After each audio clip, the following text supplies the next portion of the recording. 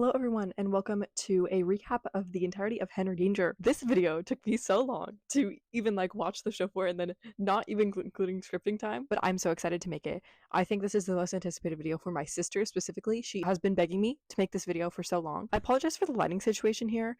The sun is working against me from this window. If you don't know, the show Henry Danger was a Nickelodeon show that includes 5 seasons and then had a spin-off show called Danger Force, which we'll get into, and then just recently came out with a separate movie. In episode 1, The Danger Begins, we are introduced to our main character, Henry Hart. He is looking for a job because he wants money because he's like a 13-year-old boy. He is looking for jobs with his friend Charlotte and his friend Jasper. Jasper is characterized as the weird, dumb one, if you will, and Charlotte is very smart. Henry finds a job listing for a store called Junk and Stuff, which is just a random store that sells junk. And he goes in for the interview and then meets this guy who is talking to a plant who eats stuff. It's like a Venus flytrap. His name is Gooch. He tells Henry to go to the back room and then go down the elevator. Henry's like, okay, that's weird. But he goes down this bug-ass elevator that goes really, really fast, and it lands him into a very industrial, gray looking space, okay? And this is where he meets Ray, which I love this photo so much. It's my sister's favorite photo because she's obsessed with Pooh Barnes because he's a literal hottie. But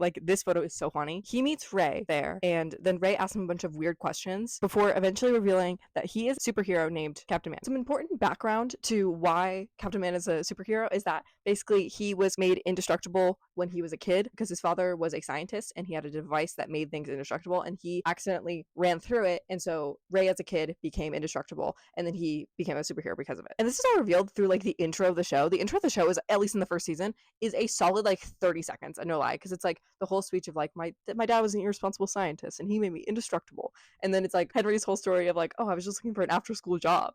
It's sad that I know the quotes. I've watched so much of the show. God. The main line, it's starting the intro for every season is, it all just kind of happened. It just kind of happened. It all just kind of happened. It all just kind of happened. It all just kind of happened.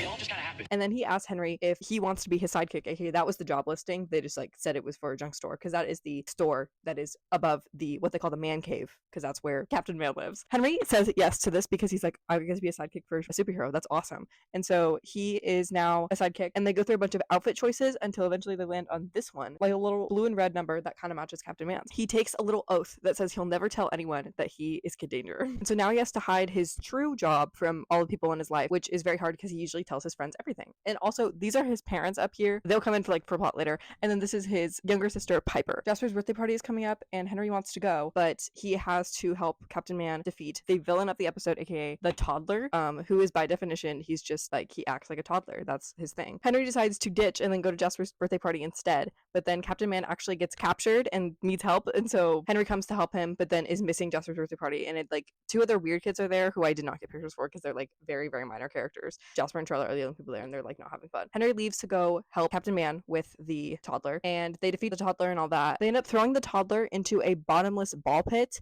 and then throwing a bomb into it as well. So he's technically not dead, but he won't be here for a while, to say the least. So Henry feels really bad about missing Jasper's birthday party, so he gets there hella late, but he brings Captain Man along with him.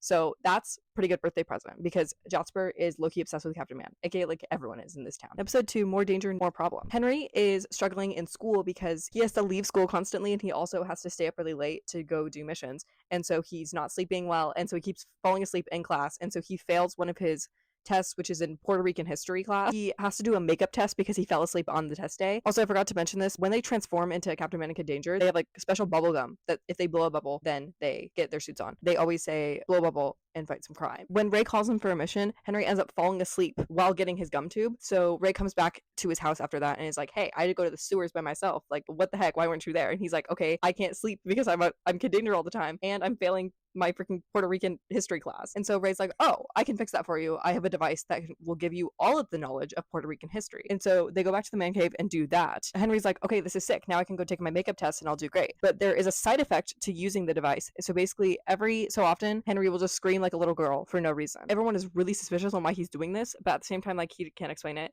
And everyone's just like, okay, maybe he's just a little weirdo. And then he gets 100% on his makeup test. In episode 3, the secret gets out. Believe it or not, the secret gets out. Captain Man and Kid Danger are trying to catch a villain called the Phone Shark. Everyone in public is kind of making fun of Captain Man for not being able to catch him because he's gotten away like 13,000 times. And then when they're making fun of them on the news, Henry gets very defensive because he's like, oh, like I'm doing a good job, but he can't obviously say that he's Kid Danger. And so Charlotte uses one single brain cell and realizes that Henry is Kid Danger. Like, it's not that hard. He's literally only covering part of his face with a mask and styling his hair differently. Charlotte tells Henry that she figured this out, and he's like, oh shit, I took an oath and said that I couldn't tell anyone, but you figured it out, so it should be fine. And so Henry tells Ray that, like, oh yeah, Charlotte figured it out, but like it's chill because she won't tell anyone. And he's like, oh, okay, well, you took an oath and you broke it, so now you're fired. And then Henry gets pissed because, you know, like, he didn't break the oath. He didn't tell her. She just figured it out. He's low-key depressed because he's like, oh, I'm not a sidekick anymore. Because of this, Charlotte feels bad because she got him fired. So she ends up finding the phone shark by just, like, making a few phone calls and figuring out which guy had really sharp teeth.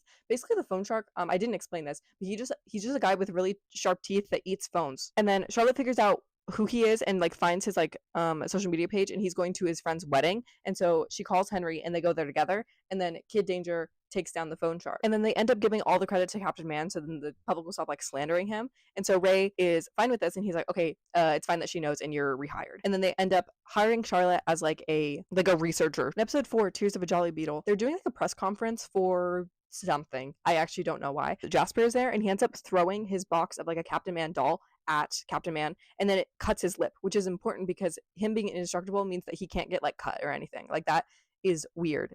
That's not normal. They're like, okay, so what took his indestructibility away? That's weird. But they go back in the film of the press conference and find out that he got sprayed with some random perfume by some random lady. And here is where we revealed 2 new villains for the episode. Down here are Dr. Manyak and his sidekick, Nurse Cohort. Honestly, she is no sidekick. She's honestly the brains in the operation because he's a little dumbass sometimes. And they realize that the mystery woman who is spraying perfume on him is Nurse Cohort. And it has, the reason that it takes away his indestructibility is there's only one thing that can take it away, and that's Tears of a Jolly Beetle, which is just a normal ass beetle, but it's like fictional, obviously. And then basically what they're doing is they're making a bunch of these beetles cry, because when they cry, it's like the tears, obviously, and they're harvesting those to take away Captain Man's indestructibility and like take him down, I guess. And then because of this, his indestructibility is completely gone, and so he is scared to go on missions now because he's like, oh, I could get hurt. And Henry's like, I can always get hurt. I'm literally like a 13-year-old boy.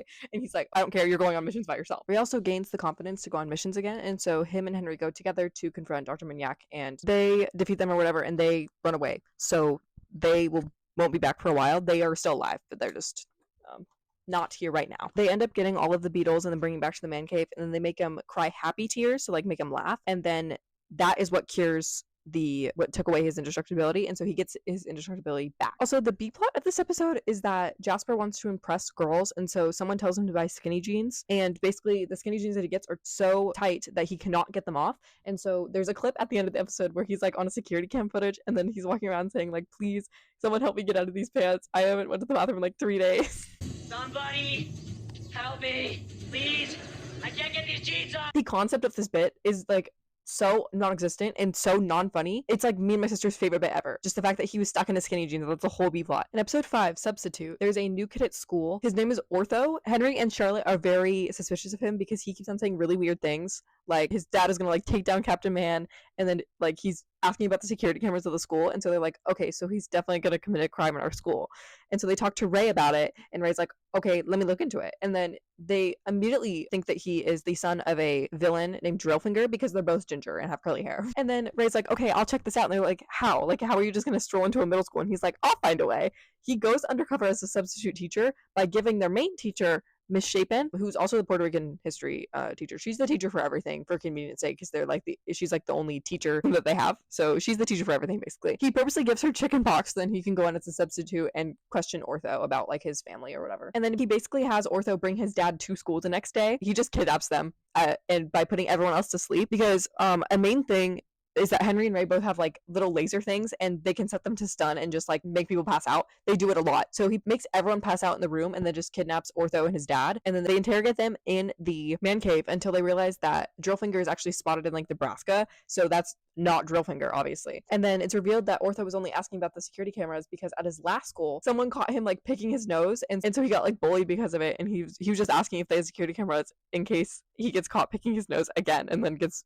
like bullied. He was saying his dad would take care of Captain Man because he owns like a retirement home, and so he's like, oh, like take care of Captain Man when he retires. And then because of this, obviously they know where the man cave is. They wipe their entire memories and drop them in an alleyway. And here we are introduced to the memory wiper. The memory wiper is used as a lot of threats later in the series. In episode 6, Jasper Danger. Jasper lies and tells a girl that he likes that he is Kid Danger, and she believes him somehow. I don't know how he like did it without any proof. I don't know. But basically it is Halloween and she's going out with him trick-or-treating, and so he dresses up as Kid Danger. Fun fact, my sister actually dressed up as Kid Danger for Halloween one year. The photo is nowhere to be found, but here is the photo rendition that she drew for me on what she thought the costume looked like. Be like, oh yeah, like it's a costume or whatever, and she just believes that it's like the real Kid Danger suit. And Henry's like, okay, I guess we'll go along with this or whatever.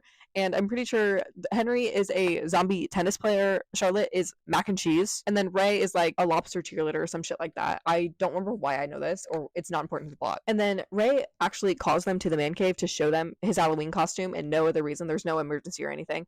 And so they leave Jasper alone, and he ends up getting kidnapped by another villain. This is Jeff, or who they call the dumbest criminal in Smallview, because he is the dumbest criminal in Smallview. So he kidnaps Jasper thinking it's the real Kid Danger and like his girlfriend. And so he calls the man cave and he's like, Captain Man, I got your sidekick here, like come get him, and you have to give me like money or something like that. I forgot what it was. And then Henry doesn't want to go to help save him because he doesn't want the girl who likes Jasper to realize that he's not the real Kid Danger. And so Captain Man just goes alone and then defeats Jeff because he's like stupid. They act like Jasper's the real Kid Danger. Jeff is just like not present for a while. In episode 7, the Space Rock, which is so Elite Force realness because there's literally an episode called the Space Rock. Subtle plug, please go watch my Lab Rats video. Henry and Charlotte walk into Junk and Stuff to see that Gooch is handling a giant space rock in the store because they just want to present it there, and then it ends up dropping into the floor and then going down all of the stories onto Ray's head. And then when it fell on top of him, it also broke, and inside of it was like a space slug, and they can't find the space slug now, and it's like roaming around the man cave. An important detail is that Henry leaves his backpack there when he leaves the man cave, and the slug is still in the man cave. And then he calls Gooch to just drop it off at his house, and then when he does that, the slug is actually inside of his backpack, and so it's now stuck roaming around Henry's house. And his mom ends up finding it like in the basement or something, and so they're all hiding from it because it's like a weird ass slug that's really scary. And then they call Captain Man, and important detail is that Captain Man, and Ray for that matter, is in love with Henry's mom, like to an obsessive degree. And also a whole thing is that Ray just is in love with moms in general. So even though Henry's mom is literally married, he is literally flirting with her this entire series, I'd like to point out. So he obviously goes over to the house to get the slug, simply because he has to get it anyway because he was the one who set it free, but also because Henry's mom is in danger. And then he ends up having to shoot the slug off of Piper's face. In episode 8, Birthday Girl Down, Henry isn't invited to a really popular girl's birthday party because at her last birthday party, he like shot her off the roof, but he is adamant that he did not do that. He's like, I did not shoot her off the roof, like that was not me. And everyone's like, oh, okay, you're just trying to like save your face. We all know that you did it. And basically it's because they had like this ball shooting thing at her party and it was on a roof. And someone thought that Henry was the one who like turned it up really high and then hit her with a bunch of balls which made her fall off. He did turn on the ball machine, but he did not turn it up really high in order for her to fall off. And then him and Ray end up doing an investigation of what actually happened that night, and they do like a really fuck ass thing where they pretend to be like German filmmakers or some shit like that and interview a bunch of people for it. And then they eventually prove that he didn't do it to like the whole birthday party, and so he's allowed to stay. But then it's also on a roof this year, I'd like to point out. They're on a trampoline. Henry goes up above the trampoline to get like a balloon that's stuck, and when he jumps down again on the trampoline, the birthday girl is there and she ends up getting flung off of the roof again. So now this time Henry actually did that. In episode 9, Too Much Game. I love this episode so much. Henry is on a basketball team for his school, and he's a point guard and he's really bad at basketball. That's important. And so his coach is like, I'm going to replace you because you suck at basketball. And then Henry's like, no, please don't do that. His basketball coach ends up getting like a 26-year-old man to fill in for him, which is crazy. The guy who fills in, the coach just told him to say that he was in middle school when obviously he is not 14. His only lines that he can say, like he just has a paper that all he can repeat is, I'm Sean and I'm 14. The ultimatum is that Henry has to beat Sean in a one-on-one game if he wants to stay on the team. And this means that he actually has to get good at basketball unless he's gonna actually like lose. And then the other side of the plot is that everything is breaking in the man cave, and so Ray is forced to call his old mechanic that he doesn't like anymore because he stole his girlfriend. Eventually Ray won't call him, but then I think someone else calls him, and so he has to come. A now series regular is Schwaz, his old mechanic. Schwaz comes back to fix everything in the man cave, but he also gives Henry a special sleeve that makes him better at basketball, but I think he like doesn't use it at the one-on-one game because he loses badly. And then they actually end up figuring out that Sean is only being forced to be on the basketball team by the basketball coach because he kidnapped his dog. Henry tells Ray this, and then Captain Man goes to get the dog back and everything. They give it back to Sean and everyone is happy, and then I don't think Henry goes back on the basketball team. I don't know, because Sean just leaves, so maybe he just gets his point guard thing back, but we never see basketball again. And also Sean is played by Russell Westbrook. Also, when they get Sean's dog back, he has like possibly the best line delivery I've ever seen in my life, and I love it. Lulu!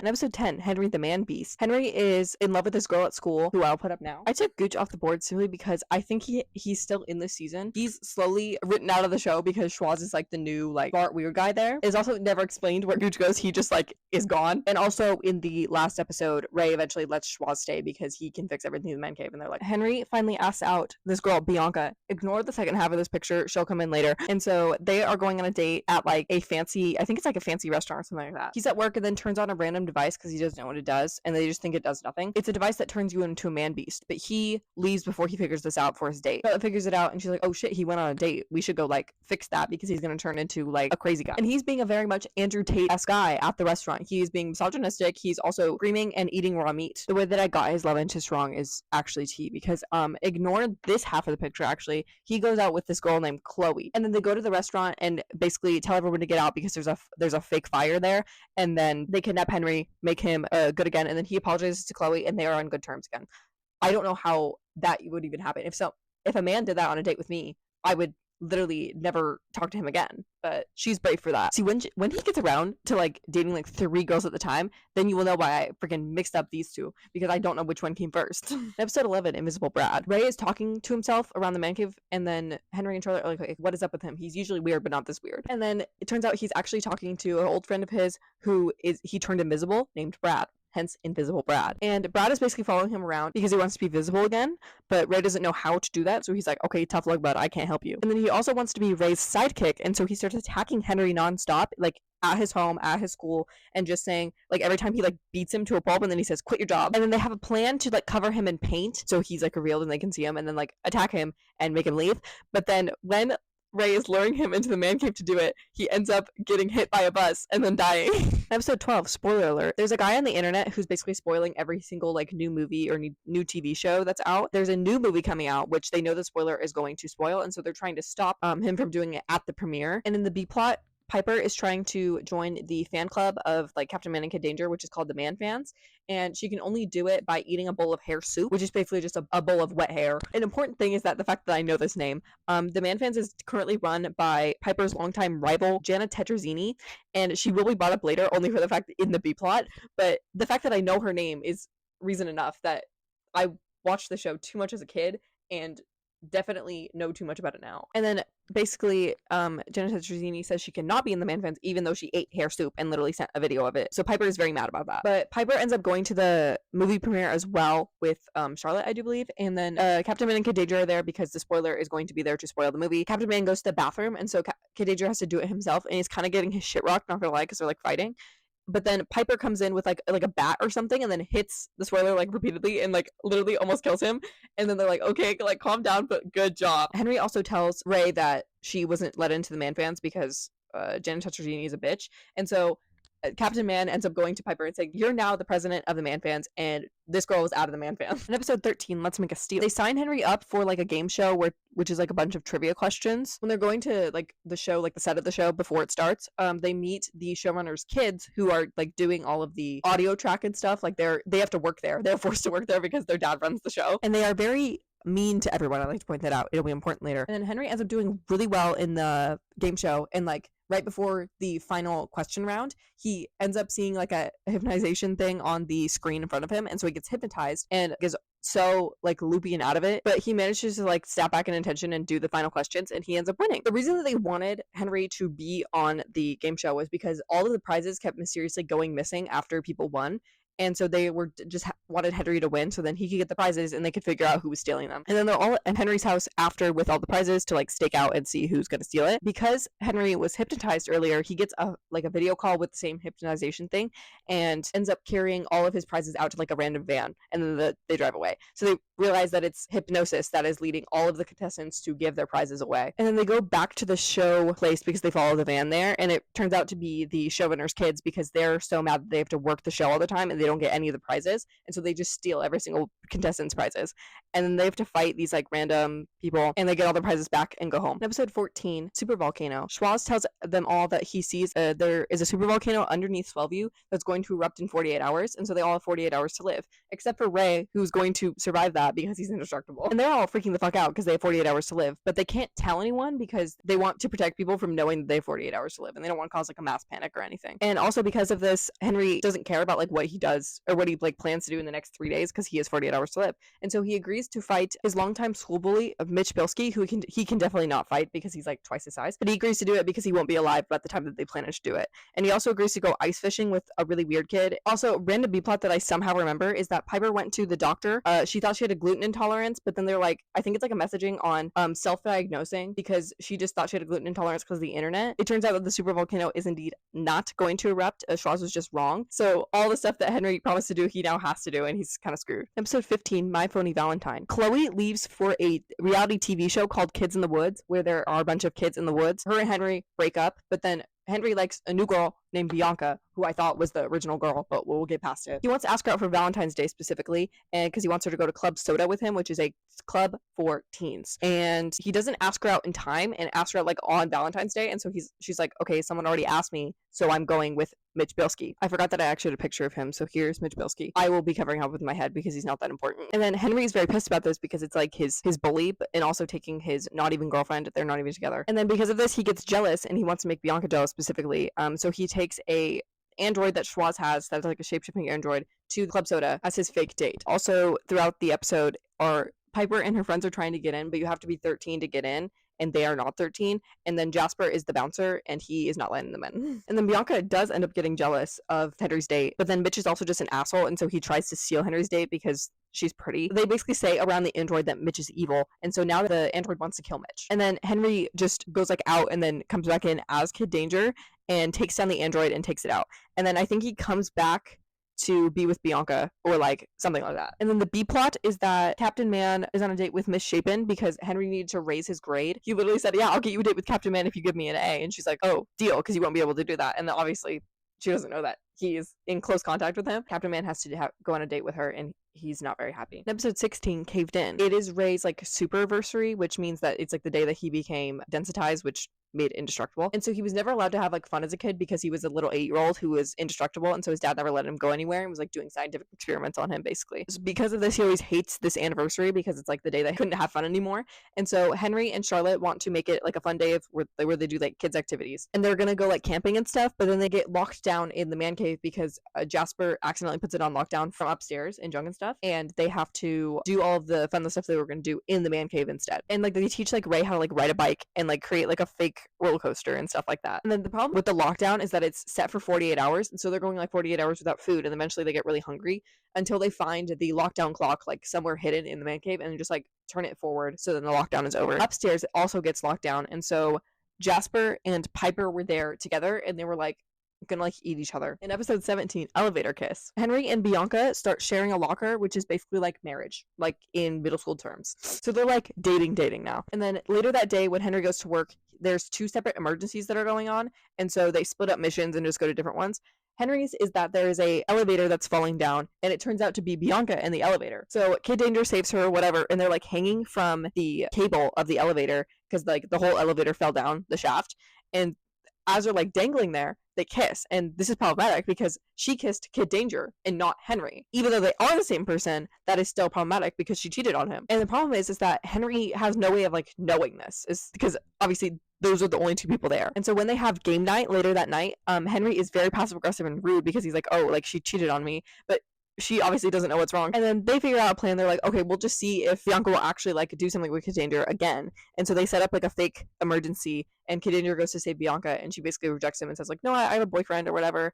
That kiss was just like heat of the moment, like it didn't mean anything. And he's like, oh, that's awesome, that's fine. And then they have game night again, and then him and Bianca are all happy-go-lucky because she didn't actually like want to cheat on him. Episode 18, Man of the House. Henry's dad is out of town, and then Henry's mom gets her purse stolen on the street. And when Henry tells Ray this, because he's like in love with her, he's like, oh, like I have to go protect your mom at your house actually, because what if the purse thief comes back? And he's like, the purse is already gone, like why would he come back? And Ray's like, no, I'm going as Captain Man to go protect your mom. And then because of this, Captain Man basically infiltrates his life, as in like being like a father figure, and Henry's like, get the fuck out of my house, like it's actually a problem. And then they end up finding the purse thief, aka Charlotte just does some like basic research and finds him selling the purse online and gets him to come back to Henry's house, and then they chase the robber down, get the purse back, and then Captain Man is forced to leave. In episode 19, Dreambusters. On a mission, Henry gets blasted with like a gun that puts him in like eternal sleep, and so he's having like a really weird dreams because of the gun. They're trying to get him out of like this dream state, but he's like can't wake up, and so they send Charlotte inside of his dream. She basically has to convince him to wake up without telling him that he's in a dream, unless it'll like freak him the fuck out and he might never wake up. She's doing this by trying to hurt him or scare him. And in his first dream, he's at the school, and then Jasper's in like a wedding dress or something. When she goes in for a second time, he's at his house. Charlotte gets there and he's like, oh, like this is really weird. My parents have suddenly become Kim and Kanye. There's a clip that me and my sister quote all the time. Like Kim and Kanye. Hi, Charlotte. I'm a genius. Kanye West is actually brought up 2 times in the show, and then all he says every time is just, I'm a genius. And then in this dream, Charlotte tries to wake him up by throwing him down the stairs, aka like hurting him, but that doesn't work. So she gets pulled out again, and then goes back in with like a scary blob or something and puts it in his fridge, and then has him open the fridge, and it scares him enough that he wakes up. Episode 20, Kid Grounded. Piper catches Henry sneaking back in his window one night when he is coming back from being Kid Danger, and they both make an agreement that they're not going to tell their parents because Henry has like another secret on Piper or something that like she like snuck out somewhere with her friends, and so they're like, okay, we're not going to tell parents because we both get in trouble. But then the next day at like breakfast, I think they both end up telling their parents like each other's secrets, and so they both get grounded. And then because Henry isn't there to be Kid Danger, Charlotte's taking over like some of his jobs. I mean, like some of it. She's not even doing like the crime fighting. He gets mad and he's like, oh, a girl can never take over my job anyway. And she's like, fuck you, that's really rude. And so she actually tries to take over as Kid Danger because she's like, okay, yeah, a girl can do it. And then Henry finally gets ungrounded and comes back to the man cave. And this is when Charlotte actually goes on a mission, and she basically gets covered in mud entirely. And she's like, okay, I never actually wanted this job, but you were being pissy, and so I just tried to steal it from you then. And he's like, okay, like, I'm sorry, I won't say that shit again. She's like, okay, I'll only forgive you if I give you a hug, because she's like covered in mud, and so he also gets covered in mud. In episode 21, Captain Jerk. Captain Man gets like hated on publicly because he crushes some kid's lemonade stand because he saw a bee on it or something, and so he was like punching this thing to the ground, and he broke all the cardboard, and so everyone's like, okay, so he's an asshole. And because of this, we're like, okay, we need to raise public opinion. And so they have a contest where you can put a code in online, and if you get the correct code, then you can get a tour of the man cave. Piper has a scheme with like child labor things where she has a bunch of little children type in codes over and over again until they get the right one, and then she is picked to go on the tour of the man cave. And then Jasper is also picked, which is problematic because Henry is Kid Danger, and so if Jasper hears Henry's voice and it's like, oh, that sounds exactly like my friend Henry, at the same time, who isn't doing that, because literally, how did Bianca not figure out that Henry was Kid Danger? They literally kissed. But whatever. They have 3 other winners, which is a guy played by Shane Top, shout out, and then a random couple that just watches TV the entire time that they're there. And then Henry ends up disguising his voice as Kid Danger since Piper and Jasper are there. And then when they're showing like the whole tour of the man cave and they're showing like their weapons and stuff, the guy played by Shane Top ends up being evil and tries to steal part of their weapons, and they just like let him go because he's like threatening them. And I assume they go out to catch him after. I don't know though. In episode 22, the bucket trap. Henry and Charlotte feel really bad about having to lie to Jasper all the time because they both know that he is Kid Danger, but they can't tell Jasper because that's against his oath, of course. But Ray's like, I don't trust that kid. The one character thing about Jasper is that he loves buckets. He collects buckets all the time, and so Ray's literally like, okay, your friend that likes buckets, yeah, I don't trust him. And then they make a bet that if they tell Jasper a secret and he can keep it for a week, then they can tell him that Henry's Kid Danger. But Ray gets to pick the secret, and the secret that he picks is that Henry and Charlotte are actually dating. And so they have to tell their best friend of like a long time that they're dating, which is not true. And also, I think Henry's still dating Bianca at this point. They don't mention it. They basically tell him that like, you can't tell anyone about this, like it's a huge secret. And then Ray's trying to pry it out of him, and it ends up bribing him with a bucket from the store, and is like, I'll give this bucket to you for free. And it's like a special bucket or something, and he's obviously collects buckets, and so he really wants it. But he doesn't tell him because he's like, no, I'm not going to tell all my friends. And then Ray basically just like tricks him by saying like, oh yeah, Henry and Charlotte already told me, like they told me in the back room. Jasper's like, oh, so you know that they're dating? And he's like, I don't, but I just figured it out. And so they don't get to tell Jasper that Henry is Kid Danger because Ray got it out of him. In episode 23 and 24, which is Henry and the Bad Girl, part 1 and 2, we have a new character introduced. This is a love interest that is introduced in this episode, so she'll come along later. Captain Man and Kid Danger are trying to find a street gang that is basically graffitiing people, and they're called the Wall Dogs, Chekhov's Wall Dogs, if you will. And then they are doing a stakeout at a mini golf place because they know the Wall Dogs are going to be there. And Ray goes to the bathroom. A continuous thing in stakeouts is that Ray always goes to the bathroom and then Henry ends up fucking something up. But Henry's left there, and then the Wall Dogs show up and he's like, hey, like, stop it. Like, I'm going to arrest you guys. And then they're like, no, I don't think so. But then this girl named Veronica comes up to Kid Danger and it's like, oh, like, are you really going to arrest us? And he's like, yeah. And then she basically just like flirts with him. And then he's like, okay, this is a pretty girl. So he immediately gets like fooled and gets handcuffed to a gumball machine, and so he can't arrest them all. And then they also do kiss, I'd like to point out. Also, Henry still has a girlfriend. It is mentioned later that he still has a girlfriend when this happened, so he basically cheated on Bianca. And then when they get back to the man cave, because obviously he was handcuffed to a freaking gumball machine, they finally get out of him that he kissed one of the wall dogs, and they ask him like, oh, did she say anything about where she's going? And he's like, no, when in reality she said, oh yeah, meet me later and we can like kiss again or whatever. And he is down bad, so he goes behind Ray's back to meet with her, and then eventually ends up joining the wall dogs because she just asked him to. This is what he's actually pretending to be doing. He's actually not going behind Ray's back, and he created a plan all along that he was gonna join the wall dogs in order to find their secret head and find their leader to like take him down or whatever. So he's pretending to be like a part of the wall dogs and like graffitiing stuff and whatever. And then he ends up spray painting Jasper's back with like a message that is where the headquarters is. And then Charlotte figures it out because she's smart. And then they send Captain Man there. When Captain Man shows up is like a very opportune time because he is about to get branded with like the wall dogs thing, which is literally like a hot, I forgot what they're called. It's like the branding thing for like cattle or whatever. And he was gonna get like stamped with that to be part of the wall dogs, and he was like, okay, I don't want to fucking do that. And so Captain Man showed up and he was like, I am so glad that you're here. And then they fight all of the wall dogs in order to take them to jail. Henry ends up letting Veronica get away because they're in love or whatever. And they end up dropping the leader, who's like named like Vandal or something, into a bucket of paint and then take him to jail. In episode 25, or the season finale, Jasper's real girlfriend. Jasper has a girlfriend who they think is fake because he's like, oh yeah, my girlfriend that lives in like a made up town or something. It sounds like a made up town. And then she basically ends up coming to visit and they're like, oh, you're real. And when she's talking to Henry for the first time, Henry ends up saying that like Jasper loves Charlotte. Yeah, whatever. Like they're like friends or whatever. His girlfriend takes this as like, oh, Jasper is in love with Charlotte. Then she tries to kill Charlotte repeatedly because Charlotte agreed to have his girlfriend stay with her because like she didn't have a place to stay in Swellview. She like literally like disconnects her ceiling fan to have it fall on top of Charlotte, but it misses.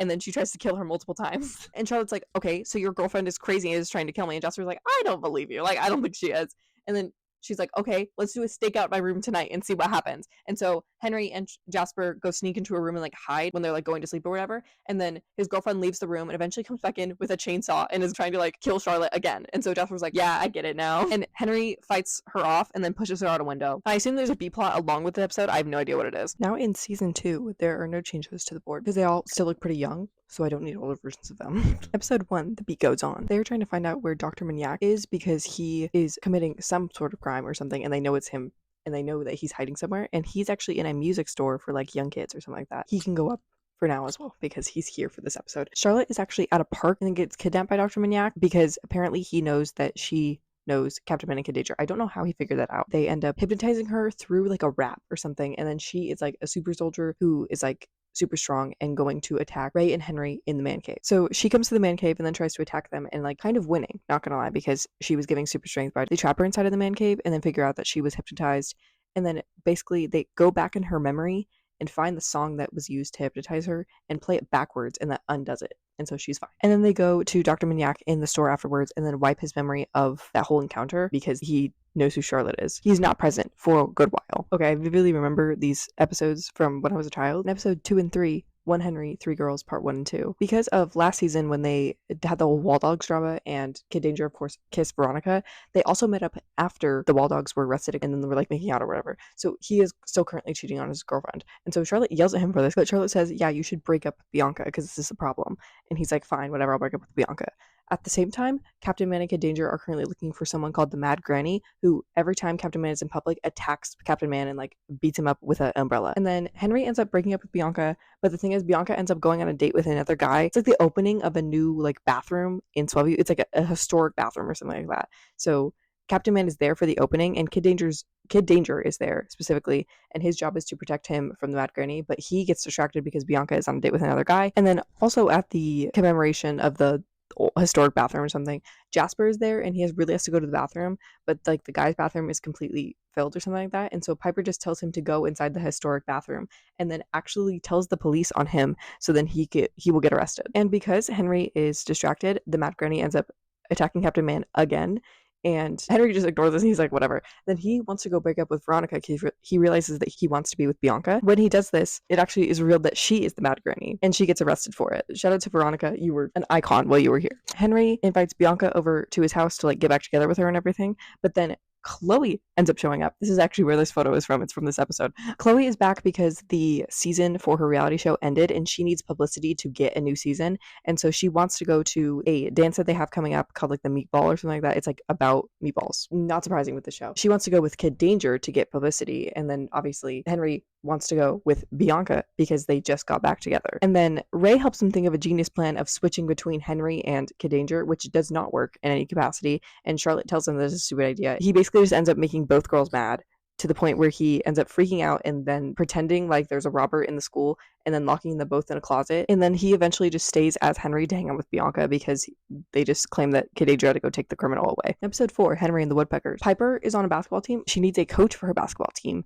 And Henry does not want to do it because, you know, he has a sidekick job that kind of takes over his whole life. But he agrees to do it only for the fact that Piper forces him to. Henry ends up being a really good coach because he yells at them, which makes them a better basketball players. And then like the basketball board tells him to like not yell at them because every player is supposed to have like an equal experience, meaning that he can't tell people that they're doing bad because that will make them have a bad experience, or tell people that they're doing good because that'll make them have a better experience. And also he can't have them be really good unless the other teams will then feel bad. And so he's like, okay, then do you want me to like even coach? Like what's going on here? And then also they basically make it to the point where the other team is at such an advantage in the games against Piper's team that they just end up losing all the time because they just lower the baskets for the other teams. And they also yell at Henry for making the parents cheer for their children because it's like against the other team, I guess. He's pissed of like having them and control it or whatever. And so he just ends up just yelling at the kids for like their like last game and they win. And the B-plot, Schwaz and Ray are having a competition on who can grow the longest beard, and they end up cutting off all their beard hair near the end of the competition and then making it into a sweater, which they give to Charlotte. In episode 5, Captain Man on vacation. Ray leaves for his cousin's wedding, and so he leaves Henry and Charlotte in charge, and then he doesn't trust him, and so he constantly keeps coming back to Swellview. Kid Danger is called to an emergency, and then Captain Man comes back for it. But I don't remember anything else about this episode. In episode 6, The Time Jerker. Henry starts off the day really badly, aka he gets woken up like before his alarm by Ray on his like watch that Ray calls him on. He gets pranked by Piper, and then that prank, which is like embarrassing for him, gets posted on the internet, so he's getting made fun of at school. And then he also gets hit in the balls at school with like a projectile thing from a catapult. The same day, Charlotte has an interview for a club that she wants to be in. It's like for smart people, but then they go to work. Henry and Ray have to go fight the Time Jerker, who I don't have a picture of, which is kind of crazy because he's like in a lot of episodes. He looks like this. He has a time machine, and then Henry falls through it when they're fighting him and is in a time loop of the same exact day that he had. And then he makes everything go in his favor because he knows what's coming. And so he knows he's going to get pranked. He stops that from happening. But when he changes this, Charlotte ends up not getting the interview and then not making it into her smart thing. And Henry told her that was like, oh, I'm in a time loop. You're going to get into that thing. And then she got really disappointed because she didn't end up getting into it. So he feels really bad. Even though he had a good day, Charlotte didn't get into her thing. And so when they go fight the Time Jerker again in the time loop, he goes through the portal purposely this time and redoes his bad day exactly how it was. So then Charlotte can get into her smart place. Episode 7, Secret Beef. Henry gets an invitation to a super fancy like steak restaurant that's like super hard to like get reservations for, that, like no one can get into. And Ray has been trying to eat there for like months now and has been begging on the news as Captain Man to have them like invite him there because he's like the town superhero. It makes sense. But he hasn't gotten an invitation and he wants to eat there so bad. And Henry gets 2 tickets specifically. And so originally he's going to take Bianca because that's his girlfriend. But then basically his whole family and his friends are like trying to get the invitation from him. And then Ray and Schwartz end up dressing up as Henry and Bianca to try and get in and take the reservation. But then Henry and Bianca show up and they're like, okay, like what the fuck is going on? But then Bianca just feels bad because she's like, I didn't even want steak. Like I don't care about this restaurant. Obviously your boss does, so just take him. And then Henry's like, okay. that's fine by me. And so Henry and Ray go to the steak place together, and then while they're there and eating their dinner, they actually end up seeing some criminals that like haven't been caught yet. And so they're like, oh, let's go change Captain Man and Danger. Let's fight those criminals. And they do that. And basically they get kicked out because Captain Man and Danger weren't there as reservations. In episode 8, Henry's Jelly, there's a current speed chase happening between a criminal and the police, and he's like on a motorcycle, but then he ends up driving into the middle school. This happens while Henry is trying to transform into Kid Danger, but then Jasper ends up stopping the motorcycle. I forgot how, but he ends up doing it. And so Jasper is seen as the hero instead of Kid Danger, and so Henry is jealous because of this, and he's like, I should get the credit even though he did nothing. This is because Jasper is being like praised on the news and everything, and then Henry wants to like make it even, and so later there's an emergency and Captain Man is captured, and so Henry goes as himself and not as Kid Danger because he wants the credit on the news as Henry Hart. And Jasper is there as well, and both him and Captain Man are trapped in cages, and when Henry shows up, he ends up like messing up really bad and then also getting trapped in a cage. And then Jasper ends up somehow getting both of them out. It's a pet store. That's why they were in cages, by the way. They end up stopping the guy who was robbing it. And then Henry gets over his jealousy and talks to Jasper about it as well. And they like make up. Episode 9, Christmas Danger. Captain Man and Kid Danger are serving food for like 2 people for Christmas, and they're supposed to be wearing hairnets because they're like serving food, but Captain Man refuses to do that because he likes his hair too much, and then he gets arrested for not wearing a hairnet. And in retaliation for this, Jasper gets really pissed that Captain Man got arrested, and so he breaks a bunch of stupid laws that Swellview has and gets arrested on Christmas. Henry and Charlotte are with him when this happens, and so they also get arrested just for being there. Henry's parents end up committing crimes to be in jail with Henry for Christmas. I don't know where Piper is this entire time. Also, there's a bit throughout the episode that Henry's dad wants to play like Christmas bells that he has, and everyone's like, no, your bells are annoying, please stop playing them. But then he ends up being put in a different jail cell in jail with these big like scary guys, and he ends up taking a spoon and doing the tune of Jingle Bells to cheer everyone up in jail because it's Christmas. In episode 10 and 11, Indestructible Henry Part 1 and 2, they find the densitizer that made Ray indestructible, but then Henry uses it because he's like, yeah, that sounds awesome, I want to be indestructible too. But the problem is that Ray says, yeah, don't use that thing because it has side effects on everyone who's used it since me.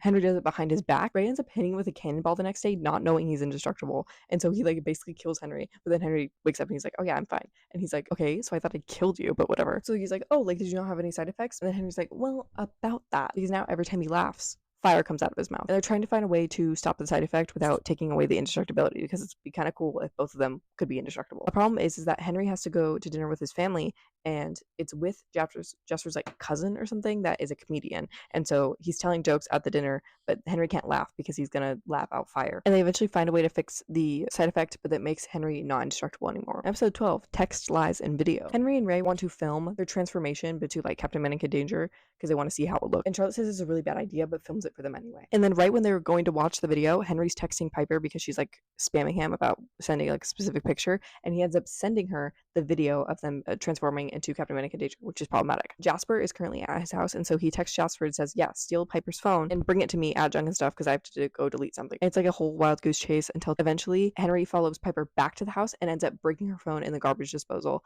But then her parents end up buying her a new one because her birthday is coming up anyway, which is a problem because she's downloading all of her stuff from the cloud, and that includes the text that he sent. This created like the best meme ever of Henry waiting for her stuff to load in on her phone and like watching her from the kitchen the entire time.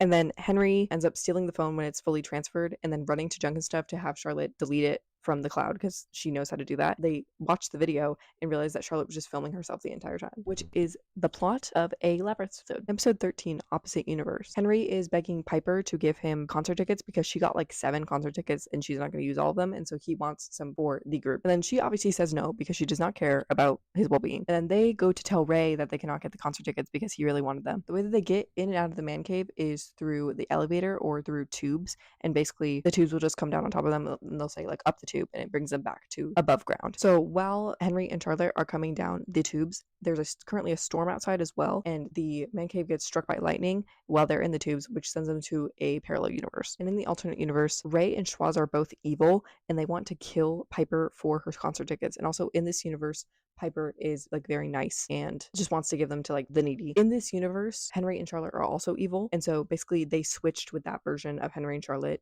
So the evil Henry and Charlotte are currently in their universe, but we don't see that, so it doesn't matter. And Henry is trying to save Piper's life, obviously, and so evil Ray realizes, yeah, that's not our Henry and Charlotte. They're definitely different.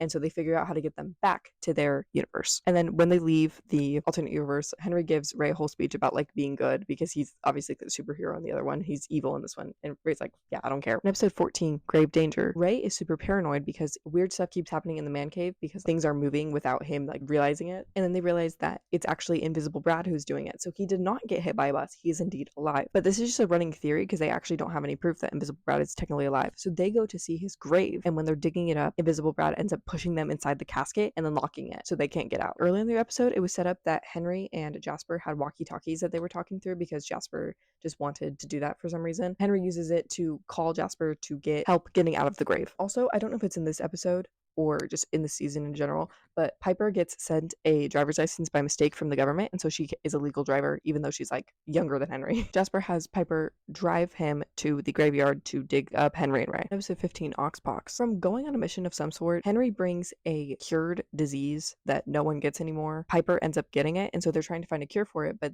the only cure is an extinct species, and so they use the Time Jerker's time machine because they just stole it from when they defeated the Time Jerker, and Ray goes through to get the bird, but then the portal breaks and he ends up being stuck in like the Arctic and he's about to like get like frostbite and die. And when they try and like directly transport him, they actually bring like a future version of Ray who's like really old. And then they end up finding a way to reopen the portal with like the last bit of power they have left, and Henry reaches through to grab Ray because he's like huddled on the ground and all cold. And then they use the bird that they get to cure Piper. Episode 16, Twin Henrys. Henry has to have dinner with his family because it's like non-negotiable, like he has to go. He also wants to watch an MMA fight with Charlotte and Ray in the man cave. Kerswaz used the shape-shifting android from the Valentine's episode to replace him at his family dinner, but then the android realizes that it like actually wants freedom and it wants like a different life than being an android. It is like canonically Charles's girlfriend as well, and so the android leaves and like turns into a bird or something. In episode 17, Danger and Thunder, aka the Thundermans crossover episode, Captain Man and Kid Danger have to go fight villains named the Three Muchachos, who are just Canadians. I think that's like the only thing that they say they are. And they find out from the Three Muchachos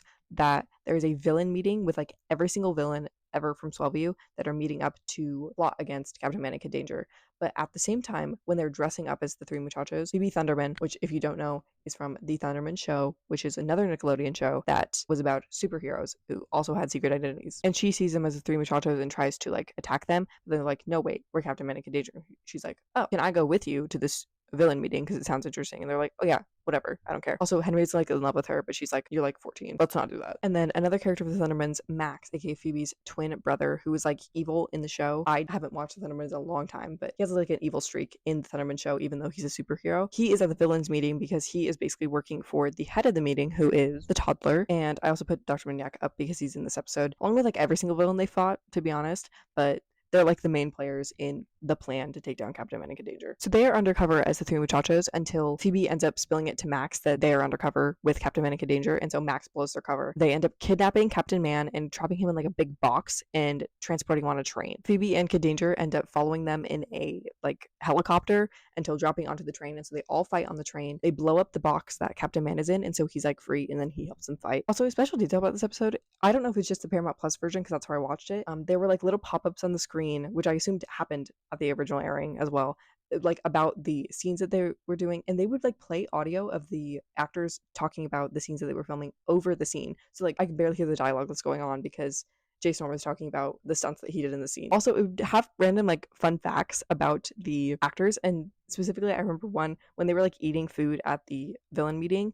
There was a one little pop-up that said like, fun fact, Cooper Barnes is a vegetarian, which I love because I'm also a vegetarian. I'm now wondering, is Cooper Barnes still a vegetarian? Because evidently he was, or they just lied. Also, the toddler and Dr. Maniac are presumed defeated because they got pushed off of a train. In episode 18, I Know Your Secret, aka the season finale, Henry receives a note in his school locker that says like, I know your secret. And so he believes that someone knows that he's Kid Danger because that's like his big secret. And after this, he goes home and is talking with Charlotte, and he's like, oh, who could know I'm Kid Danger? Like, I've never told anyone. When they go back to his house, Piper's running a self-tanning salon, and then with the chaos of so many people in his house, there's like 13 different conversations going on. Piper tells Charlotte, oh, like, did you hear that Jasper knows Henry's secret? And Charlotte's like, oh, like what secret? Piper's like, oh, that he watched a movie without him. Charlotte's like, oh crap, Jasper went upstairs to talk to Henry. Henry's gonna know that Jasper knows the secret and gonna tell him that he's Kid Danger. And so Charlotte runs up there and is like, oh yeah, like the secret is the movie. But she is too late because Henry has already blown a bubble and showed Jasper that he's Kid Danger. And then because of the shock of this news, Jasper passes out.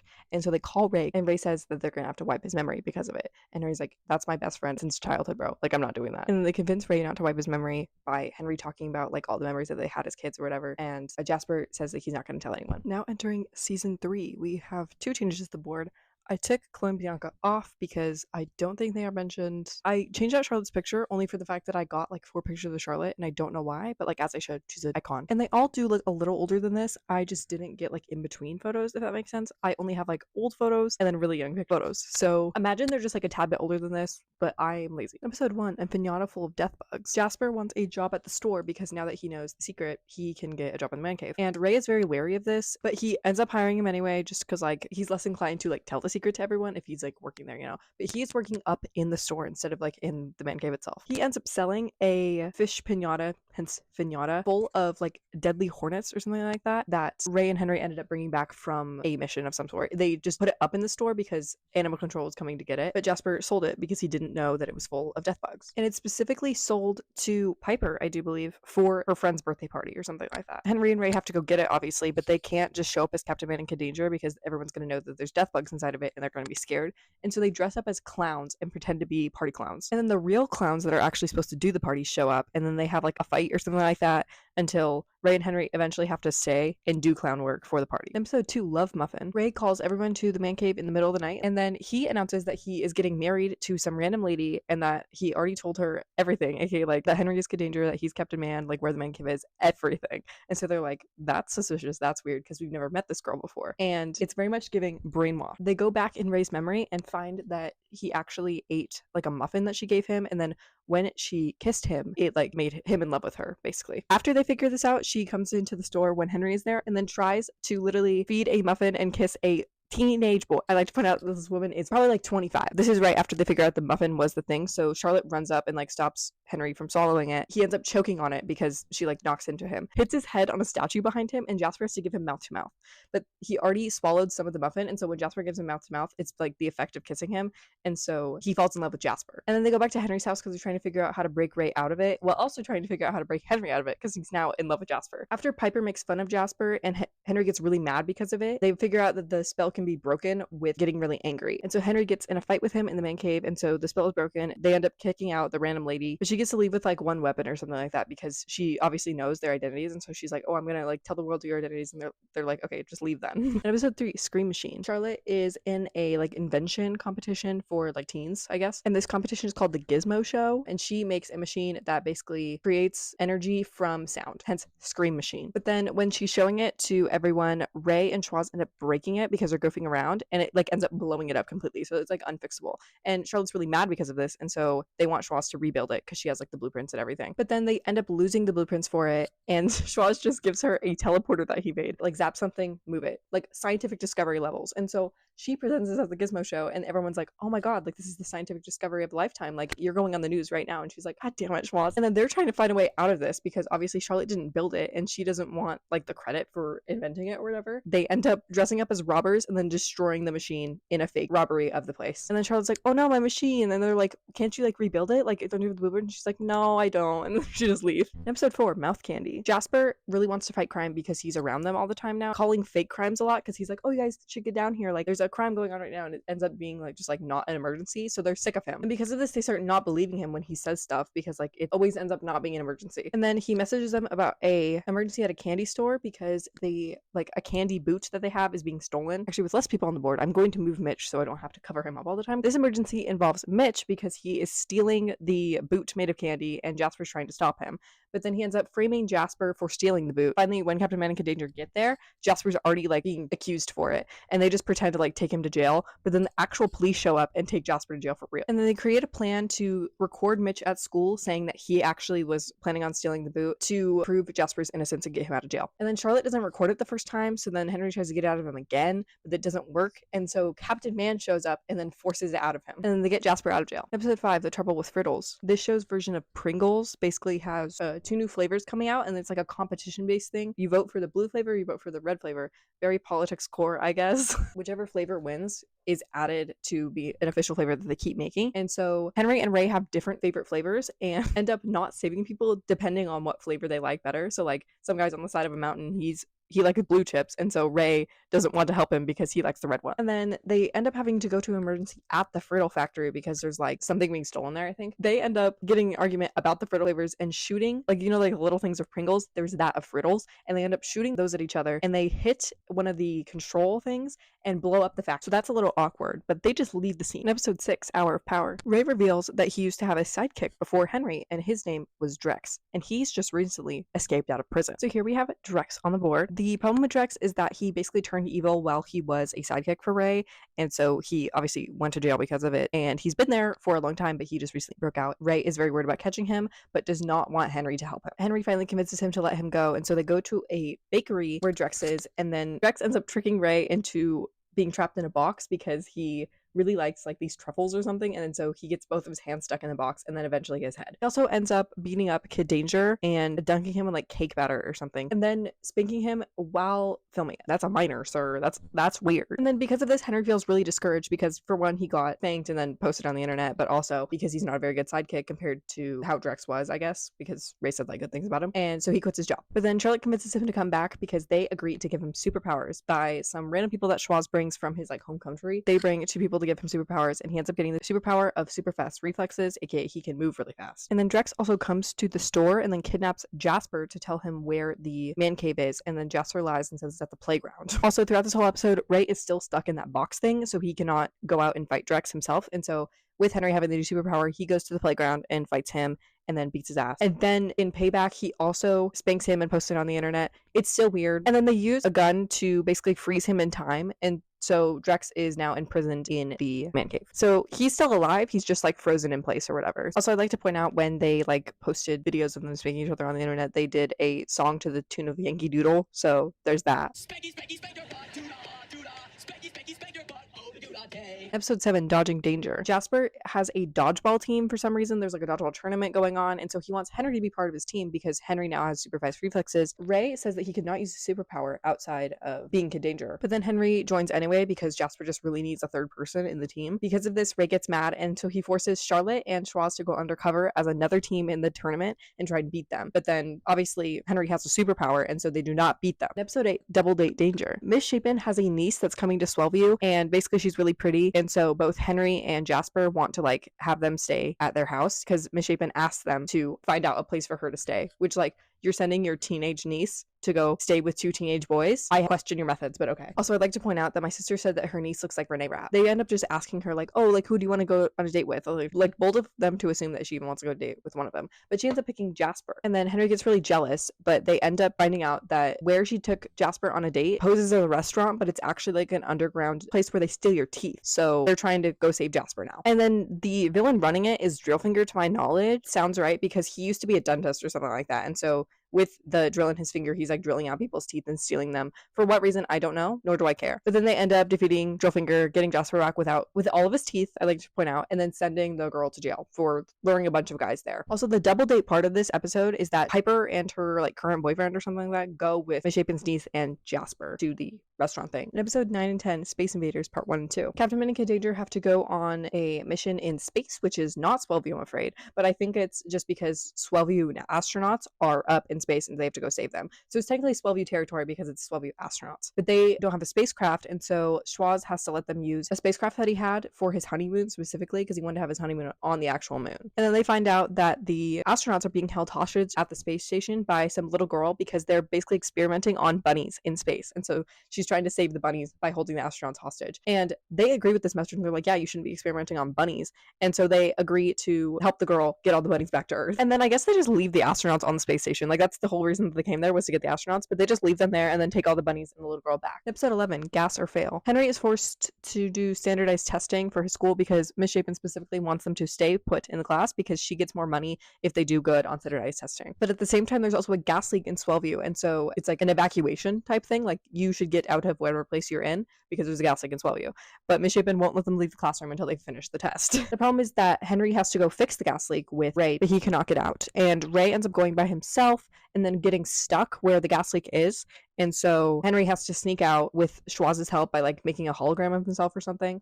And then he goes to the spot and they fix the gas leak. Henry just has to rush back and like pretend he finished his test and then turn it in. In episode 12, jam session. Piper is supposed to be going on a ski trip with her friends, but then gets uninvited because her friends hate her. This is because she has a constant temper problem, aka like she will start yelling uncontrollably at people if she is slightly annoyed. And then because of this, she's very sad because she literally like got ditched by all her friends. And so she agrees to start junior anger management classes, aka jam classes. And then when Henry tells like the whole group this at work, Ray is immediately like, oh, that's not gonna work. I bet that I can make your sister mad after these jam classes. And Henry takes that bet. He's like, oh, like I think they're really working. And then they end up taking sides of like the bet, and whoever loses has to like eat a bunch of pumpkin or something like that. And then basically Ray shows up to Henry's house as Captain Man and then kicks Piper out of the Man fans to make her mad. She goes absolutely crazy because of this, and that's so warranted because she's literally the president, and then he just randomly kicked her out for no reason. I think it's because of like a stupid reason. He was like, oh, you can't be 410 and you are 410, so you're out of the Man fan. So Ray wins the bet because of this, and then Henry and whoever agreed with him has to eat pumpkin. I'd like to point out that Jam uses like these collars for anger management, and whenever someone is getting angry, they like release like a gas, and it's like happy gas. Like I think they're generally like drugging children. In episode 13, License to Fly, Henry really wants to learn to fly the mancopter, which is a canonical thing that we never see because Nickelodeon doesn't have the budget for that. And then Ray agrees to this, but it gets really, really nervous when Henry is flying it and like doesn't trust him to do it. And in the B plot, Jasper finds a random cotton candy machine in junk and stuff, and then Piper shows up and is also making a bunch of cotton candy in the machine, and they end up dumping all of the sugar that you dump into it, and so it makes a bunch of cotton candy that covers like the whole store. And then Charlotte ends up helping them move all of it out so they can hose it down. And then while this is happening, Henry and Ray are still up in the air flying the mancopter, but then Ray ends up falling out of the helicopter somehow. I don't remember how. And then they are going to use the pile of cotton candy to like break his fall.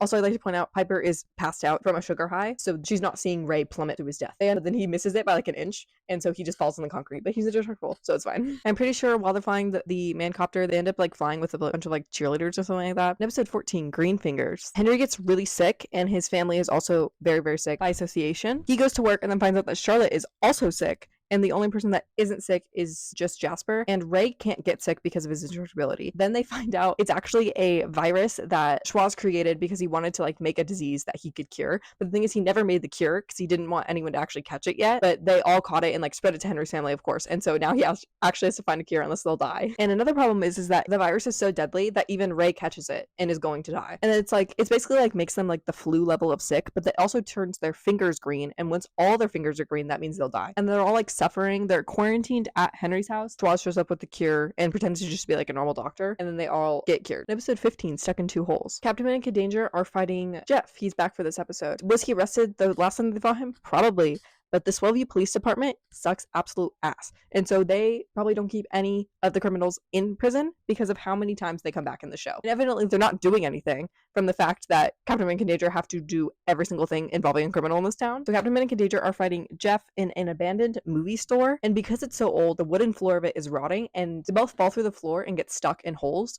And Jeff is like so excited because he's like, oh, like I brought down Captain Man and Kid Danger. They're like, dude, we brought down ourselves. Like this is not an accomplishment. And they end up zapping him to where he's like completely passed out, and so he can't help them because he's passed out on the floor. And I need to point out, Henry has his phone, but he can't reach it because both of his arms are stuck in the hole. Charlotte and Jasper want to go look for them because they've been gone for like half the day, but Schwarz doesn't want to help because he's taking a bean bath. I don't remember why I remember that. And then they end up going to get Piper for help since she can drive, and so I think they know that they're at the abandoned video store. They just don't know why they're there for so long. And then they all end up fighting Jeff by like pelting him with all of like the VHSs in the store, and then get them out of the holes. And so I assume Jeff is taken to prison again. Episode 16 and 17, Live and Dangerous, Part 1 and 2. Captain Man and Kid Danger are invited to a party by a celebrity in this universe who is Franchini, aka Frankie Grande. And then Captain Man is not aware of like the popularity that Franchini has because he's old. Henry is very excited to get invited to this party because he's like, oh, it's like Franchini, he's famous. And then when they show up to the party, they're the only people there, and like, okay, maybe we got the date wrong. But it turns out that there is an ulterior motive here because Franchini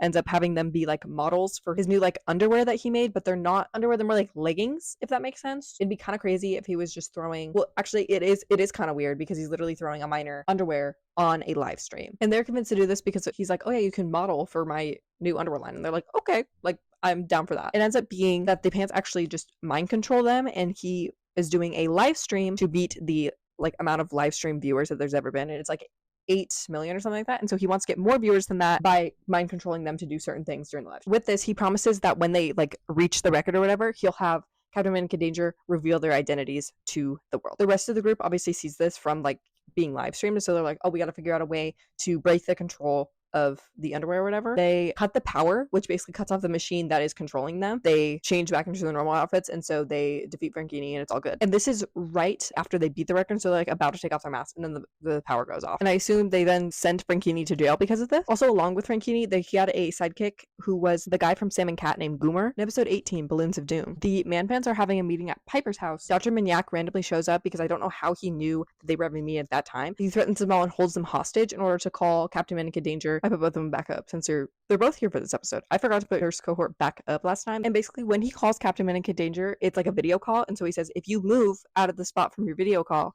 then I will send Piper up into space with his new gun that's like raises the amount of helium or something like that. And he has her in a chair with like a bunch of balloons. And so if he shoots the balloons, then the chair will go like up into space. And so they don't want that to happen. And then they end up creating a fake background that looks like the man cave, and then pulling that along with them until they're at Henry's house, and then they fight Dr. Minyak and stop him from doing that. And they end up sending him up in his own helium chair. I would say he's dead, but he's not. Episode 19, Swellview's Got Talent. Captain America Danger are sent to be judging Swellview's version of America's Got Talent. Okay, they have it for one town, which is crazy. This guy who throws like ninja stars and like has a pet ferret or something. I don't know if the pet ferret is part of his act, but he basically goes first and his act is really good, but then all the contestants that come after him end up having like seizures on stage. And so they reschedule all the acts because like a bunch of them did it. And then they want to do some investigating to figure out what is happening. And so since they're judging, they have Jasper, Schwaz, and Charlotte go undercover to see what's happening like backstage. And then Piper is competing with like a dance partner, but they end up kidnapping Piper and her dance partner so Schwaz and Charlotte can take their place and pretend to be them. And they end up having to go on as Piper and the guy, and then they end up sucking because they haven't practiced the dance. And they figure out that the guy who throws the ninja stars with the pet ferret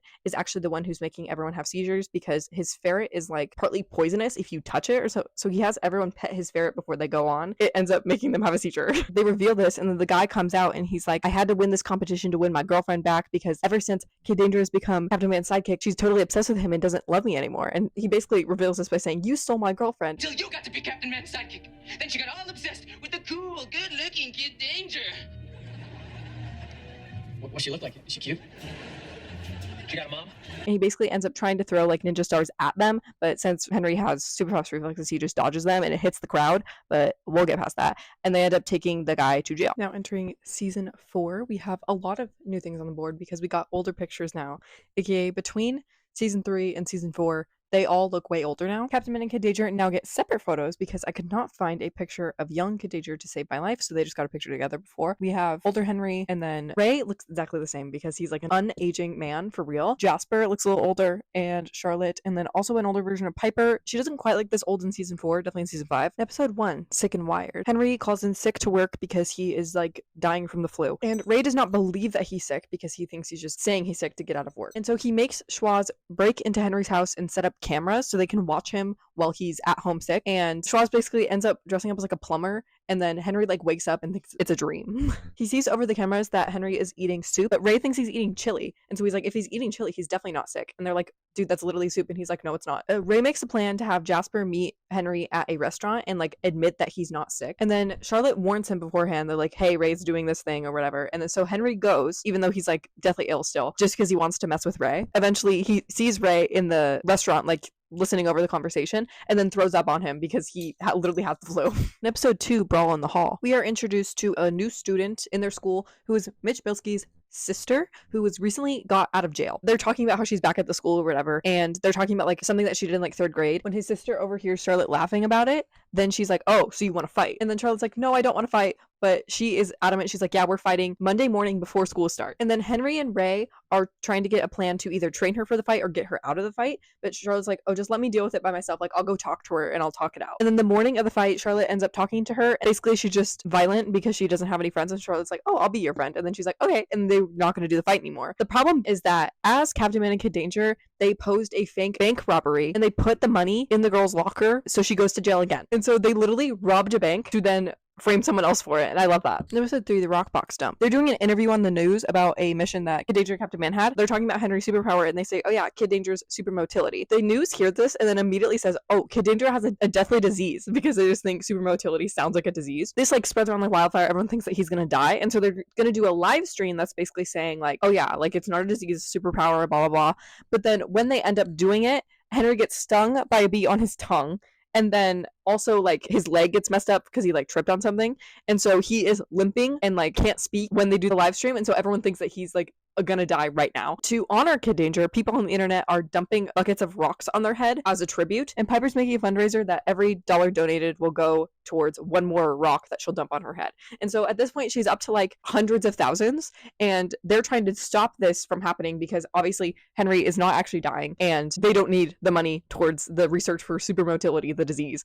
And so they're trying to stop her from basically killing herself by dumping a bunch of rocks on her head. I think they're doing it in the park, and then when they get there they basically explain that it's a superpower and everyone's like, oh. In episode 4, Danger Games. This is a crossover with the Nickelodeon show Game Shakers, which is basically about a bunch of kids who run a game making company in New York. Don't ask me what relation these two shows have, about nothing, but they were just on Nickelodeon at the same time, and so they had a crossover. This episode doesn't really make sense if you don't know what Game Shakers is. I think I'm going to make a video about the whole show later, and I really don't want to give background information, but I'll give it where it's necessary. The group of Game Shakers, aka the 4 kids that are running the game company, come to Swellview for a vacation, and at this time, Henry's parents are also leaving town, and so Piper rents out their house to the Game Shakers to stay at. Immediately, when the 2 girls from Game Shakers, Babe and Kenzie, see Henry, they fall in love with him. And then for some reason, they're all staying in Henry's room. Like, I don't know why they didn't like spread it out. They have other bedrooms in the house. That's just for plot convenience. They're all staying in Henry's room.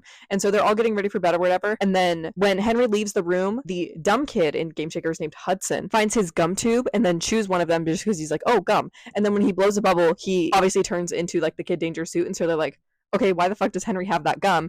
And then they realize that Henry is Kid Danger. And so Henry zaps all of them like to make them pass out, and then wheelbarrows them down to the man cave. And then Ray is going to wipe all of their memories, but then they offer to make a game about him, so then he won't, because obviously they can't make a game without their memories wiped. And so he agrees and like just lets them know the secret, which is crazy. And then the other member of the Game Shakers, Triple G, has a famous rapper as a dad named Double G. The rest of the plot of the episode is that Double G is being targeted at his charity concert by Dr. Maniac, and this charity concert is happening in New York. They all travel to New York to stop Dr. Maniac from ruining Double G's charity concert. Dr. Maniac is literally just trying to stop him raising money for charity, which is crazy because I don't know what the charity is for. I don't remember. He has this gun thing that'll basically make him unable to like sing, because that's his whole spiel, is that he sings. So they end up using the gun against Dr. Maniac instead, and so he starts talking like Chewbacca. Subtle plug, you should go watch my Star Wars video. And then they just go back to Swellview, and then the Game Shakers stay in New York. So the reason that I said that Kenzie and Babe fall in love with Henry, because it comes back in the Game Shakers show, aka in the finale, I do believe, of the entire show. The ending scene is that Babe is like deciding between like 2 of her lovers or whatever, but then Henry shows up like in New York for no reason, and that's the finale of the show, and that's like where it ended, because I'm pretty sure it got canceled. I guess Henry had like no girlfriends in the later seasons, so I guess they can just pull that. I don't really care. Also, if you're interested in seeing a Game Shakers video in the future, then subscribe, because that will definitely probably be made. In episode 5, Tune In for Danger, there's a Captain Man and Kid Danger cartoon being made, and they get like an early access copy to it, and they're watching it before it airs, and then it's basically like god awful and like so inaccurate. aka like, I think Captain Man can literally fly because he has like a propeller in his head, and Kid Danger sounds like a little girl. I'm pretty sure it's like an anti-bullying campaign, because Kid Danger gets like attacked by some bullies, and then Captain Man has to come save him. And so they are complaining to the cartoon company for this, and they're like, okay, well, it's hard to write a cartoon. And they're like, this is literally god awful. Like, there wasn't even a resolution in this goddamn thing. And so they're like, fine, then you write your own cartoon. And so they do just that. They pull an all-nighter. Ray and Henry write a cartoon all by themselves. This is because they have to get the cartoon ready in 2 days, because that's when it was originally supposed to air, and they can't push that back. And there's like a whole montage of them writing, like with like music in the background. They're all done writing it, but then they realize that they have to animate the damn thing, and so they make Schwaz do it. So, aka they make Schwaz pull another all-nighter to basically animate the whole cartoon for them. And I'm pretty sure they only make 1 episode, so I don't know like how they were going to continue doing this, but whatever. And then Henry gets to pick the name, and he picks the name Adventures of Kid Danger. They have a premiere at Henry's house because Piper is president of the Man Fan, so she's like organizing the whole thing, and like you have to pay for tickets as well. But then Captain Man and Kid Danger show up. The seat that Captain Man wants is indeed being taken up by Olympic athlete Shaun White, or as the more accurate way of knowing him, Nia Dobray's fiance. And then Captain Man ends up getting the seat, but then Shaun White sits on his lap. In episode 6, Meet Cute Crush, Piper comes to the store and then forces Henry to help her with creating a meet cute for her and her crush at like this random coffee shop. And basically, Henry has to pretend to be a robber and then steal her phone. So her crush will then fight Henry to get her phone back. And then Ray comes into the plot eventually because I think like when it doesn't work for the first time, aka like fails miserably and Henry gets attacked by a different person, they come back and then Ray's like, you should just go tell him that you like him. And then Piper's like, no, that's gross. Ray eventually forces her to and then goes to the coffee shop as well. And then when she does that, they like are in love or something. In episode 7 and 8, Back to the Danger, part 1 and 2. All the power in Swellview goes out for about like 30 seconds. And this is a problem because in the storage room of the man cave, that's where they're holding Drex in his like frozen state, and basically the thing that's keeping him in his frozen state is a powered containment thing. When the power goes off, they make the realization, they're like, oh shit, Drex can get out of his thing, and Jasper is down there at the same time. So coming back to consciousness and holding Jasper hostage right now is indeed Drex. He's back, and Drex in the storage room, after he like tied up Jasper or something, he is using the Time Jerker's time machine to go back in time. Ray and Henry just follow him without knowing where they're going, and then they realize he went back to the day that Ray became indestructible, aka like the day of like bring your kid to work day, where he was blasted by the device that his dad made. But in order to realize that it was actually this day, they actually go visit Schwoz in college first. I don't know why. I think they just see the year and they're like, oh, Schwoz was in college this year. So they go visit past Schwoz. And then he's like, oh yeah, like blah, blah, blah, blah, bring your kid to work day. And so Ray's like, oh shit, that's the day that we're in. We got to go to my father's laboratory or whatever. By the time they get there, Drex has already stopped little Ray from being blasted by the densitizer. Since the event did not happen, that makes current Ray not indestructible. So when they fight, Drex ends up breaking his arm. But convenient timing is that Schwoz ends up opening the time portal back up. And so they jump back through to go back to the present and then go back about 30 minutes so they can try and stop Drex again. And then they end up helping Mini Ray get blasted again, and so current Ray is fine and can fight again. And when they go back for the second time, Drex ends up making himself indestructible with the machine. And calling back to the episode where Henry tried to make himself indestructible, there was like a side effect for every person who tried to use it after Ray. He ends up getting this big like lizard arm for his whole like right hand. So like, oh shit, he's indestructible now. But Schwoz also makes another time portal right as that happens, and so they jump through and Drex tries to follow them. Schwoz ends up keeping him in the time portal, so he's like stuck in the space-time continuum, and then Henry sends him back like 30 million years, and so he's definitely not coming back for sure. Episode 9, budget cuts. The vice mayor of Swellview, who's basically does mayor duties just because they never mentioned the actual mayor, he basically cuts the funding for crime fighting and for like the whole man cave or whatever. And so Ray charging everyone for the food that they have, the toilet paper that they have, and like everything that works in the man cave. And then eventually when they're actually like fighting crime, he ends up charging people for saving them. And then they get sick of having to like pay for everything in the man cave, so then they convince Ray and Henry to go talk to the vice mayor and like get the budget figured out. And then he says that he cut their whole entire budget to make a speed train that will go like absolutely nowhere. His secretary ends up being like insane, and so she ends up throwing him out a window, and they save him from being thrown out of said window in return for their budget being given back. And so they have the budget back. In episode 10, Diamonds Are for Heather. The owner of a store called Stools and Jewels. It's like a museum type thing, but I think they also sell both stools and jewels. They hire Captain Man and Kid Danger to come guard a new diamond that they got in their collection, which is called the Neil Diamond. And this is because a well-known diamond thief is out of prison, and her name is Heather. And so they're scouting out the place for Heather specifically because they don't know what she looks like. And then when they find her identity, it's simply because she starts flirting with Henry. And the whole time that they're at the museum, Ray is actually selling these corn dogs that he made that he calls Captain Corn Dogs, and they're like little mini corn dogs. And everyone's like obsessed with them because they're like apparently really good. And this little plot was introduced in the beginning of the episode because he called them all in at like midnight to basically try his corn dogs. But back to the current plot, Heather basically plans to steal the diamond by having two random photographers flashbang Captain Man and Kid Danger so she could just steal it and then leave. At the same time, Piper is also there, and so she helps stop Heather. Everyone ends up being flashbanged in the end, I do believe, by the same cameras. So basically it's just like a really strong flash that makes you like completely blind. At the same time, Schwoz, Charlotte, and Jasper are helping them fight through like cameras in their masks, and then they get the diamond back and they send Heather back to prison. Episode 11, Car Trek. It's Charlotte's birthday, and so they surprise her with tickets to the Boo Man group, which is literally a play on the Blue Man group. And then they end up taking Schwoz's van, which has a disco ball in it. I don't remember why. And then they have to stop because they get an emergency call for someone holding hostages at Red Lobster. The problem is there's two Red Lobsters in Swellview, and they go to the wrong one at first and then have to go to the other one. But by the time they get there, the guy who's holding people hostage has already left and has kidnapped the mascot of Red Lobster. Also, it's not actually called Red Lobster, but I forgot what the like made up name for it is. It's basically a play on Red Lobster.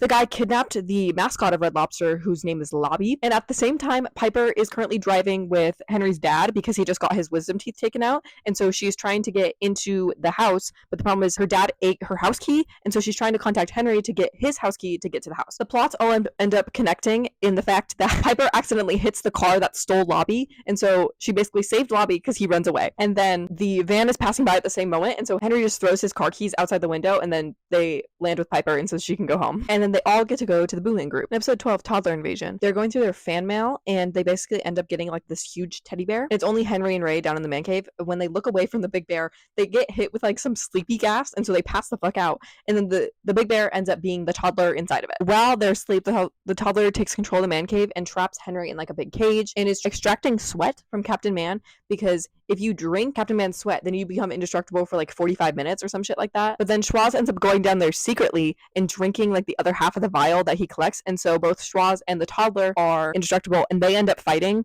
while these two are trapped. But then they're basically fighting the whole 45 minutes that they're both indestructible, but then Schwoz ends up getting the last hit when they're both not indestructible, and so the toddler is defeated or whatever. And then the whole time this is happening, Charlotte and Jasper are trying to get into the man cave because it's on lockdown, because the toddler put it on lockdown in order for people not to get in there. But I don't even know what happens in that plot. Episode 13, Captain Mankini. There's this influencer who's basically putting a bunch of people in dangerous situations for content. So Mr. Beast Core, we love that. Like his neck, he like posts a video that says like, I'm gonna throw this grandma down a ski slope, and they're trying to find his secret lair to stop him from throwing a grandma down a ski slope. And so they get an old villain out of prison. You probably could have guessed by the title, but it is Frankini. They get him out of prison to basically ask him, because him and the celebrity guy were friends, and so they're like, oh yeah, where's his secret lair? And he's like, I don't know, and honestly I don't give a fuck. And they basically want to use Frankini to talk to the guy to convince him not to throw a grandma off the ski slope, but Frankini is not willing to help them. So ends up using a device to basically switch Captain Man and Frankini's bodies, and so Frankini is inside of Captain Man's body while Ray is inside of Frankini's body, so then he can act like Frankini to talk to the guy. And an important distinction is that while they are in each other's bodies, their voices stay the same. So like Frankini's voice is coming out of Captain Man's body while Ray's voice is coming out of Frankini's body, if that makes sense. And they have a video call with the guy to figure out where his secret lair is, because Ray, acting as Frankini, basically says like, oh, like I want to go visit, I just got out of prison, let's go to your secret lair. And they go there via helicopter, and I'm pretty sure Frankini as Captain Man has to like cushion everyone's fall because they just fall out of the helicopter. And then they defeat the guy somehow, I don't remember. Basically this whole episode is just like body swap antics, aka like, oh, it's funny because Captain Man is Frankini, and that's a completely different personality. In episode 14, Saturday Night Lies, Ray's ex-girlfriend comes to Junk and Stuff. An important detail is that she's with her new husband, and Ray gets very jealous of this because he's basically like a British spy or some shit like that, so he's like cooler than Ray. Ray wants to impress her, so he wants to say that he's Captain Man, but he says it in like a way of like, I saved so many people. Henry stops him from saying that he's literally Captain Man by saying like, oh yeah, he saved all of us from the streets because he actually adopted us. And then Ray makes the dumbass decision of inviting her and her husband to dinner, and so they use Henry's house as their like family house and pretend to be a family to have dinner with them. And Ray's cover story is that he's actually an inventor, and that they just use Schwaz's inventions as his own. In this episode, Schwaz ends up making a teleportation device similar to the one for the episode where like Charlotte had to present at the Gizmo show, that one, but it's like a little bit better. When the British spy guy sees this, he's basically like, oh, a teleportation device, I'm stealing that for the British government right now. Since he wants to steal it for the British government, he's basically going to use the device itself to transport him and his wife to the British government. And they say, don't do that shit, it does not transport people, like it has not been tested that way. And he's like, no, I'll take my chances, you're just lying. And when he tries to transport both of them, they basically get transported like 5 feet away, but then they end up morphing together when they do. And so they're looking very like the end of the substance-esque. They don't know what to do with this, like, because it's still like semi-conscious, and so they're like, what the fuck do we do with this conscious blob that's basically two people put together? So they drop it off at a convent for the nuns to deal with. What's ever got to take Frankini down? In episode 15, Henry's fertile problem. Henry's dad gets a job at like the new fertile factory that's being made because of the one that they blew up before. They had to build one in Border Town. He gets a job at the Border Town one, which is problematic because that means that they would have to move to Border Town, and they don't want to do that shit, especially since Henry is literally kid danger. Basically, he hasn't 100% got the job yet. He's still to like go into the fertile factory and like do his like last minute interview. Henry and Ray go undercover to go sabotage his interview so they don't have to move. And here's also when we get introduced to the CEO of the Fertile Company, Jack Frittleman. Is he in only 2 episodes of the show, and did I get a picture of him? Yes. My methods of getting pictures are the characters that I remember from the show. Henry and Ray's plan of sabotaging Henry's dad's interview is that they are using these darts that basically make you lose all your, like, the function of your nervous system. Basically makes you, like, lose all motor function, meaning that he won't be able to, like, speak during his interview. And then they have terrible aim while shooting these darts, and so they end up shooting Jack Friedleman himself, and then somehow end up blowing up the factory a second time. And this is because Ray brings these, like, bomb mints or something like that. They are literally mints that are bombs. They're, like, left alone on a control panel, and someone, like, knocks it over, basically makes a bunch of bombs go off and blows up the entire factory. That's 2 for 2 with Friedel factories that are being blown up. And then Jack Friedleman returns later in season 5. In episode 16, Spelling Bee Hard, they're on like a video call with Dr. Maniac for no reason, so I'll play him back up. He challenges Captain Man to a spelling bee, and that's because the 12U spelling bee is coming up, and so he's like, if I beat you in the 12U spelling bee, you have to tricycle with me all the way to California. So I assume that 12U is somewhere close to California, probably like a state away, and Ray, because he's cocky as shit, takes this bet. The problem being is that Ray can't spell for shit. And what they plan to do is Henry and Jasper bring a bunch of like food items in these duffel bags to the spelling bee. Basically, Ray just has to say the letter that the food item starts with. So like if they hold up a lemon in the crowd, then he has to say L. And with this bet, Captain Man also has to win the spelling bee. If he still loses the spelling bee, then he still has to do the tricycle ride. So he has to win the entire thing. The problem is that Charlotte does a spelling bee every single year and she like wins every single year. And so it's like her thing. Ray's like, okay, we'll suck it up. I'm winning this. And there's like a halfway breaking point in the spelling bee when basically the only people that are left are Charlotte, Dr. Maniac, and Captain Man. And when they take this break, they come back and all of Henry and Jasper's like food supplies, half of it was eaten. And so they only have half the letters to deal with now. And so now they can't help Ray spell words. And so they have to make Dr. Maniac lose basically. And so they go on the internet and change the spelling of a word so he gets it wrong. And technically for the spelling bee itself, they're using like a dictionary to check. Henry just like calls from the crowd for like a recall and they're like, oh yeah, like use the internet because it's like more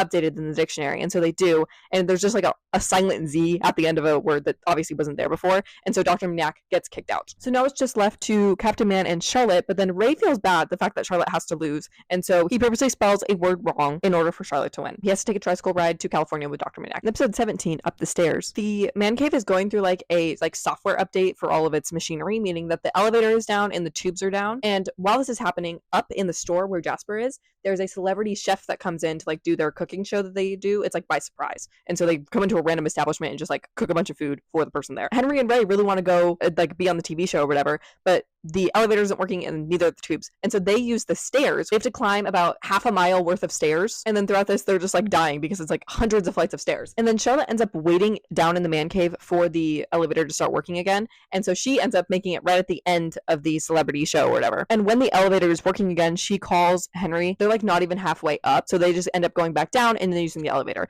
And they make it when absolutely no food is left and the show is over. Episode 18, Rubber Duck. Henry's parents are leaving town and they leave Henry in charge, and specifically to not touch Henry's dad's new like a little mini motorized car, but it was like very expensive. While they're sporting this, they're also convincing Henry to have a party because they're like, you don't have friends and you are antisocial, so please have a party. At the same time, they're like, don't leave the house a mess. Like, so they're very much giving like conflicted interests right now. Ray ends up coming over to Henry's house and then touching his dad's car and then breaking it. And they need money to fix it because it's like a $5,000 to fix the car because like they call a repair guy and he's like, yeah, this will be $5,000. I'm like, okay. They end up having a party. They're charging people for mani-pedis at the party and they get the $5,000 and then it basically is like looking like one switch and the car is fixed and that literally costs $5,000. And then his parents end up coming home early and so they have to get everyone out of the house like from the party and like the car in the exact same spot. And I don't think his parents realized that they had a party. In episode 19, Thumb Wars, aka the season finale, there's a new crime-fighting duo that's going around because they're like huge fans of Captain Man and Kid Danger, and so they're like trying to spy after them, and they're called the Thumb Buddies. And one of them is also Spencer from iCarly. And then basically they're there at the same time as Captain Man and Kid Danger when they're trying to stop this like guy who's like painted silver. I don't know his villain name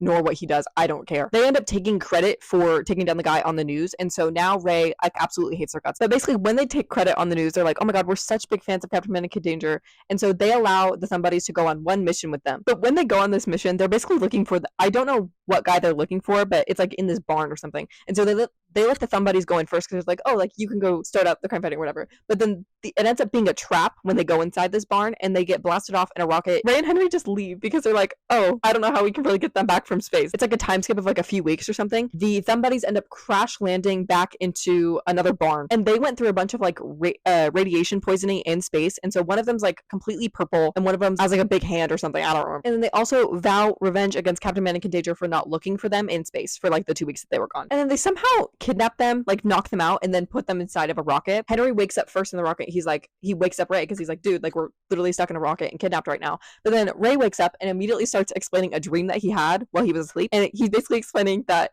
in the dream he was Annie in the Broadway show. He was singing the song that's like the sun will come out tomorrow, but the thing is he was singing the song and couldn't remember the lyric of tomorrow. And then Henry's like, dude, shut the fuck up, we're kidnapped in a rocket right now. And then basically when the Thumb Buddies are like taunting them, one of them says tomorrow, and then Ray randomly just goes, that was the lyric. That's what it was. I thought this bit was the funniest fucking thing, and I still do. I think it's hilarious. Me explaining it doesn't do it justice. I'll try and add a clip. I gotta tell you about this dream. What?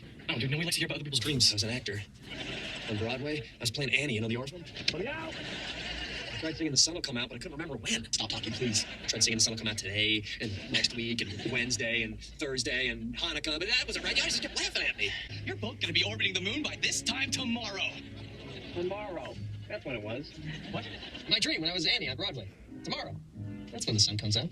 I talk about this bit so much whenever I'm reminded of the song from Annie, and my sister is so sick of me by this point, but I love that bit so much. And then the rocket ends up not working because the Thumb Buddies planned on sending Captain Man and Kid Danger into space like they were. The rocket doesn't work, and it ends up just like blasting a bunch of fumes back onto them, and so they end up stealing the Chinese food that they had and just leaving. Now here for season 5. One change to the board, I took Misshapen off because I don't even think she's mentioned in the season, to be honest. Not in my notes anyway. Also, I did get a new mic, as you might notice, that with this little puffball. I don't love how it looks.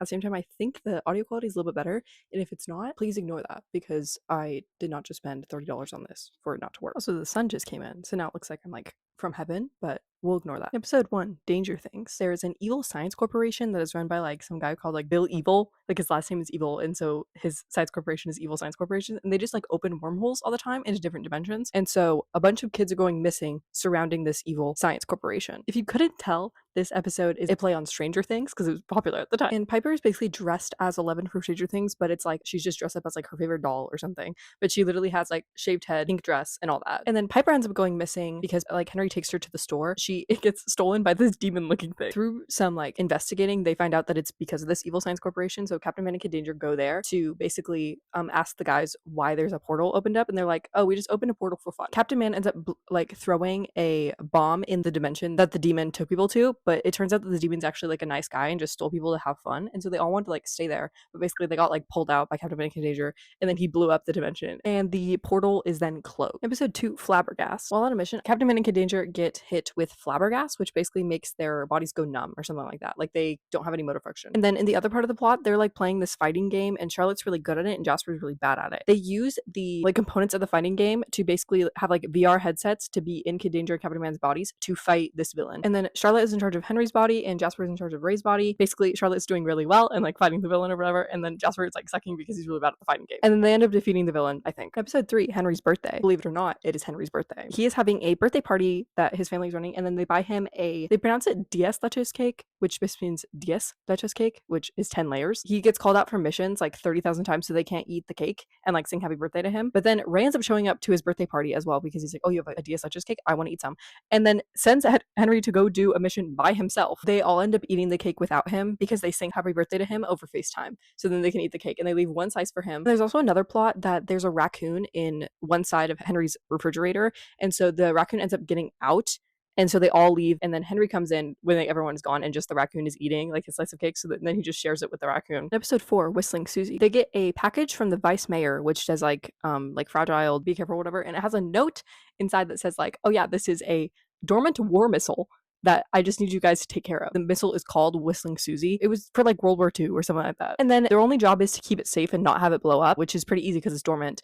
But then Ray ends up spilling like soda on it or something, and so it actually is like active again. And they try and deactivate it, but they can't. And so Ray and Henry plan to take it to the desert and then have it blow up there so that it can't like damage anything in Swellview. But when they leave to like take it in like Ray's truck or something like that, they forget the missile. And by the time they realize this, Henry's phone is dead, so he can't call like Charlotte to like talk about it or whatever. And then the truck also breaks down, so they're stranded in the middle of the desert with like no transportation. And they find a payphone on the side of the road, and so they go there. And the only number Henry knows is his house number because like his mom forced him to memorize it as a kid. And so they call his home phone, which is like one of the old like analog ones where you have to like turn the wheel. And Piper finds it in the cabinet and answers it. And she's like, "Hello, like who's calling this phone?" They say, "Oh yeah, Captain Man and Kid Danger need help. They're stranded in the desert. Can you come pick us up?" And then in the man cave, obviously the missile was left there, and so Schwoz, Charlotte, and Jasper are trying to disable it. And Schwoz ends up finding like the detonator, the actual thing that'll blow it up, and they get that out of the missile. By that time, Ray gets back, and so they have Ray eat it because it'll blow up inside him, and he's indestructible, so that'll be fine. In episode 5, The Great Cactus Con, there's a special guest of Baby Ariel. So shout out to her. And Baby Ariel's character is basically allergic to everything, including air. I think she's like famous because of this, or she just like goes to their school but online because obviously she can't go outside. Jasper has a crush on her, so he really wants to take her to Cactus Con, which as it is described, is a like convention for cactuses. I don't know why this exists at the same time. It's Swellview, so I can't really question it. I forgot her name, so now her name is just gonna be Baby Ariel. Baby Ariel's mom allows her to go to Cactus Con with the caveat that Kid Danger has to like protect her or something, and she's also in a hazmat suit. So she's allowed to go to Cactus Con, and she's going with Jasper. And then Henry also has to be there to guard like the world's most poisonous cactus or something like that, because some people might want to steal it. Some mystery guy leaves a note that says whoever gets the most poisonous cactus gets $1 million. And so now everyone's trying to steal it, and Henry has to fight all of them off. And then while this is happening, with the commotion of like people fighting around cactuses, one gets thrown at Baby Ariel, so her hazmat suit pops and she has to go to the hospital. The most poisonous cactus disappears from sight. They don't know who stole it because no one like has it in their hands. And there's just a card with like the words "Game On" or something like that, and it has like a weird logo. And this logo is also on the man cave screens, and Schwartz is in there, and he's like, "Okay, we got hacked. That's weird." Episode 6, Part 1, A New Evil. Henry is stuck at home for some reason. I don't remember why, but all I know is that he cannot go on a mission. Ray goes instead, just by himself, to save the head of Twit Flash, whose name is Rick Twitler. He is kidnapped by some random guy who just like is at a bee factory or something like that. His name is like the beekeeper. I guess he's villain. I don't really know. And when Ray goes there, it actually ends up being that this is a very Palpatine-esque kidnapping, aka not a real kidnapping. And Rick Twitler was actually behind it all, and he's evil. So he traps Captain Man and is trying to take the indestructibility out of him. And then while this is all happening and Henry's at home for some reason, Charlotte and Schwoz figure out that Rick Twitler is evil, and so they're like, okay, we need someone to go help Ray. And that's where the episode ends, I think. Episode 7, Part 2, A New Darkness. I don't know where Rick Twitler gives his whole like villain origin story. I don't know if it's in this episode or the next one. So I'm just going to put it in this episode so you know the context. Basically, he hates his own app, aka Twitter, because everyone is just always on their phones instead of like interacting with real life. And so he wants to set a virus into the internet to destroy it forever. And the reason he wants Captain Man is because he wants to extract the indestructibility out of him to put into his virus to make it sure that no one can ever stop it. And then when Kid Danger comes to rescue him, he ends up stealing Kid Danger's powers instead. And so now the virus has super fast reflexes. He can't get Captain Man's superpowers out of him. That's why he just settled for Kid Danger's. But I don't know why that would help in a virus. And when he is extracting Henry's powers, they end up partly going into a bee and wherever the virus is. Henry remembers this, and when he goes back to the cave, he's like, yeah, part of my powers went into a bee. And then Rick Twitler also knows their secret identities as well, so he sends goons to Henry's house, and so they have to go fight them off so they don't like kill his family. And basically Henry has to fight without his powers, and so he's like struggling. And I'm pretty sure at the end of this episode, I think it's in this episode, they find the bee that his powers went into and extract them out of the bee and back into Henry, so he has the superpowers back. In episode 8, Part 3, A New Hero, they are going to go fight Rick Twitler and end his like virus or whatever, and this is because Schwartz makes an antivirus that'll basically just discount the virus to begin with. The one caveat is that Henry cannot touch it with his like direct skin because it'll take his superpowers away for good. And then when they're fighting him, Rick Twitler ends up falling into his virus because it's like a big like circuit thing. He falls into it and becomes a virus humanoid that just walks around and says, I am virus. I spread and destroy. I am virus. I spread and destroy. This is generally like my favorite quote ever from the whole series. I think it's hilarious. And then the way that the virus spreads onto other people, they can create other virus humanoids, is by sneezing on them. That's so gross. That is so yucky. Henry's trying to climb up onto the roof of where they are to stop one of the virus humanoids from going to a satellite to basically spread the virus through the satellite. And while he's climbing up the ladder, one of them sneezes on him, and so he takes off his glove. And because he took off his glove, he then has to touch the antivirus because it like breaks on the roof, and so he has to touch it with his bare hands and then stick it to the virus to stop it. And so he loses his superpowers because of it. And then at the end, everyone who was a virus humanoid gets changed back into like their normal human selves, but Rick Twitler changes back and loses his entire memory. So he's not mentioned. And I assume he just goes to jail with no memory. And then this is kind of unrelated, but a constant plot throughout like these 3 episodes, like part 1 through 3, is that the internet is out. And so Piper is doing a puzzle with her family, and then random people in Swellview keep coming to their house and joining the puzzle because since the internet's out, there's like a mass crime wave going on, aka people just like stealing stuff from other people's house, but then they just all unite at the Hart's household to do a puzzle together. And then once the internet comes back on, they just all go like on their phones, and then Piper kicks everyone out. Episode 9, Broken Armed and Dangerous. They are on a mission, and then Henry ends up getting his arm broken by some karate guy because obviously he's fighting without his powers now, and so he's kind of less physically inclined to be fighting. And this is a problem because the news knows that Kid Danger broke his arm, meaning that they can just look for a boy his age who also has a broken arm, so then they can know who Kid Danger is. And they end up giving like a fake arm or something. They're setting up a fake scenario to break Henry's arm again at school, so then everyone can see that he broke his arm there instead of like the night before. And it ends up backfiring, and his fake arm ends up being ripped off, and so everyone knows that he broke his arm the night before, and they're like, oh my god, you're Kid Danger. And there's like a debate thing to see if he's actually Kid Danger at school. And then for this debate thing, an important B plot is that throughout this, there's jokes made about some random guy who's just shitting in different playgrounds. And so he's called the playground pooper. And during this debate, Jasper ends up saying, yeah, Henry isn't Kid Danger, he's the playground pooper. And they're like, that does not explain the broken arm. And he's just like, oh yeah, I did it while I slipped on poop. And they're like, ew, gross, you're the playground pooper? That's so disgusting. So that just like distracts them from the fact that he could be Kid Danger. Episode 10, Night in Danger. This is the crossover for another Nickelodeon show called Night Squad, which is about like a princess becoming a knight or something like that. I honestly don't remember the plot. It's in like some mythical land. Just keep that in mind. And they're all knights. Basically, they're in the store, and then some random guy in like medieval getup runs by and is like looking for a castle or something like that. And his name is Riker. He's the evil guy from Night Squad, but they don't know that because obviously it's like a different dimension. And they sent him to Burger Castle, which is like Burger King, and he basically terrorizes the people at Burger Castle and gives like a whole sob story about how like he had his kingdom taken away from him. And so Henry and Ray think that he's a good guy, and so they're like, okay, just come back to the man cave with us and we'll give you some weapons to get back your kingdom. Schwaz ends up like looking on like an interdimensional radio or something and opening a portal to wherever the mythical land is. I think it's like Astoria. And they bring the two main characters of the Night Squad through a portal. So they help, for one, convince them that Riker is actually an evil guy and also fight him off. And then they end up bringing him back to Astoria. So this is a really weird crossover, but like they were airing at the same time. So I guess it had to happen. Episode 11, Grand Theft Auto. Piper brings home her class parrot, which is like their class pet or whatever. And his name is Otto. And since he is a parrot, he repeats what he hears.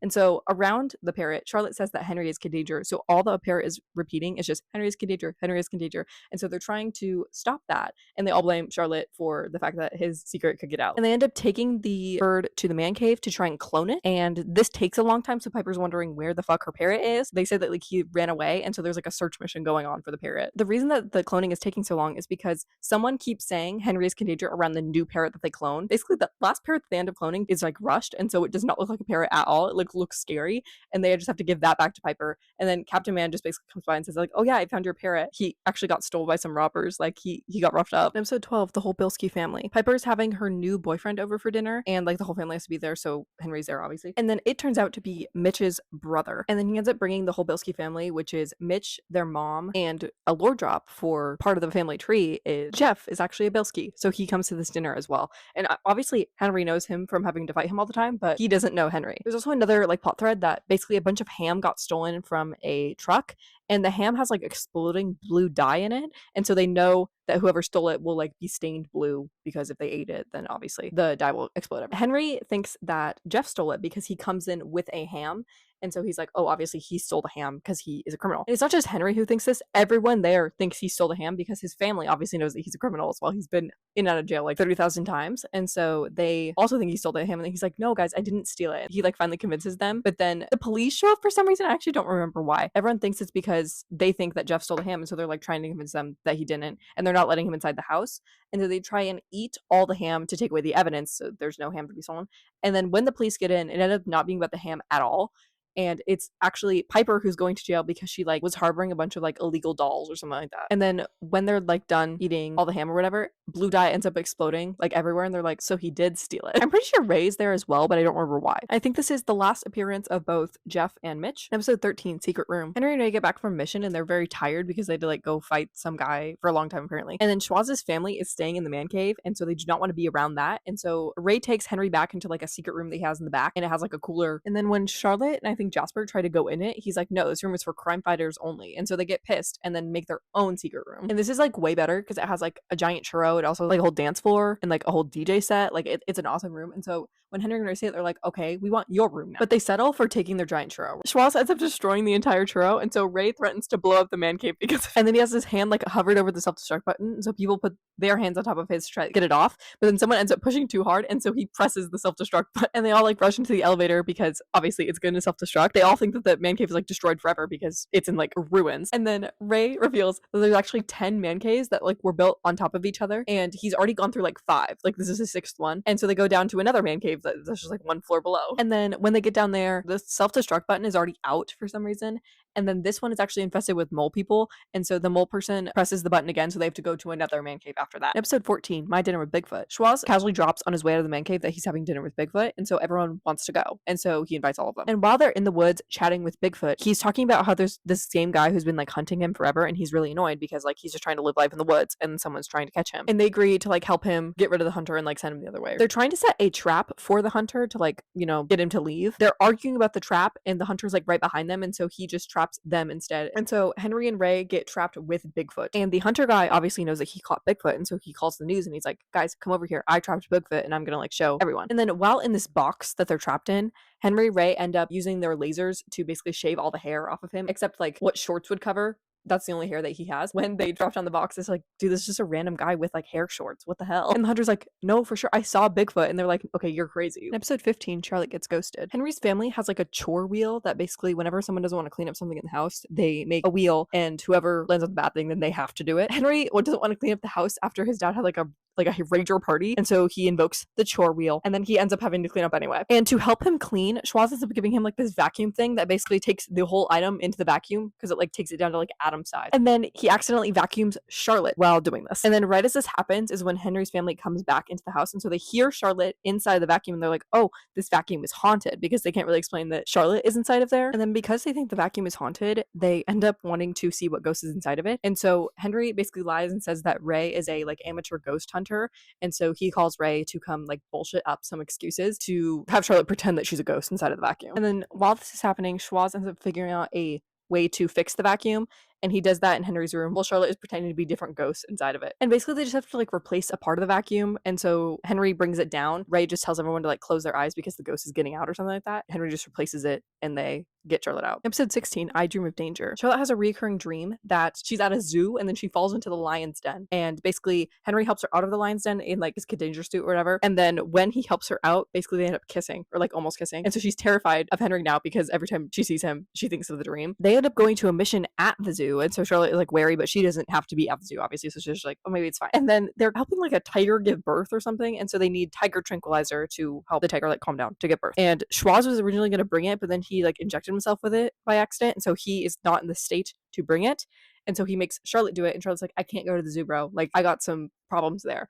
But she ends up doing it anyway. While she's trying to just like give the tranquilizer then leave, she ends up falling into the lion's den. Henry's trying to get her out of it, and she's like, no, like, I can't let you save me. Someone else has to do it. And Ray cannot do it because he is like literally, quote, elbows deep in a tiger's birth right now. And then Charlotte basically explains that she can't let Henry save him because she doesn't want him to kiss her. Henry's like, no, I wouldn't do that shit. And so they talk it all out or whatever. At the end of the episode, everything's like normal, whatever. And then Henry has a dream where he kisses Charlotte. And so he's like weird about it. Episode 17, holy moly. Ray has a painting made for the man cave that basically cost him like thousands of dollars, and it's like all of their faces on like the baby angels' bodies or something like that. I don't remember what the painting was about. And then when he tries to hang it on a wall, he like hammers into a wall to get a nail, and then he ends up breaking a hole into the wall that's like the size of like a whole tunnel. Through this is like tunnels that go throughout the entirety of Swellview. They walk to like a restaurant like Nacho Ball, they go to like an amusement park, but then they're going back to the man cave and they see that the tunnels are already inhabited by mole people. And then basically the mole people are like, we don't want y'all in our tunnels, but then they're like, okay, what if we pay a tax for being here? And they're like, okay. And they offer that they pay them a nickel or like a dime or something. I don't remember. So it's like a really, really low amount. But then Ray's like,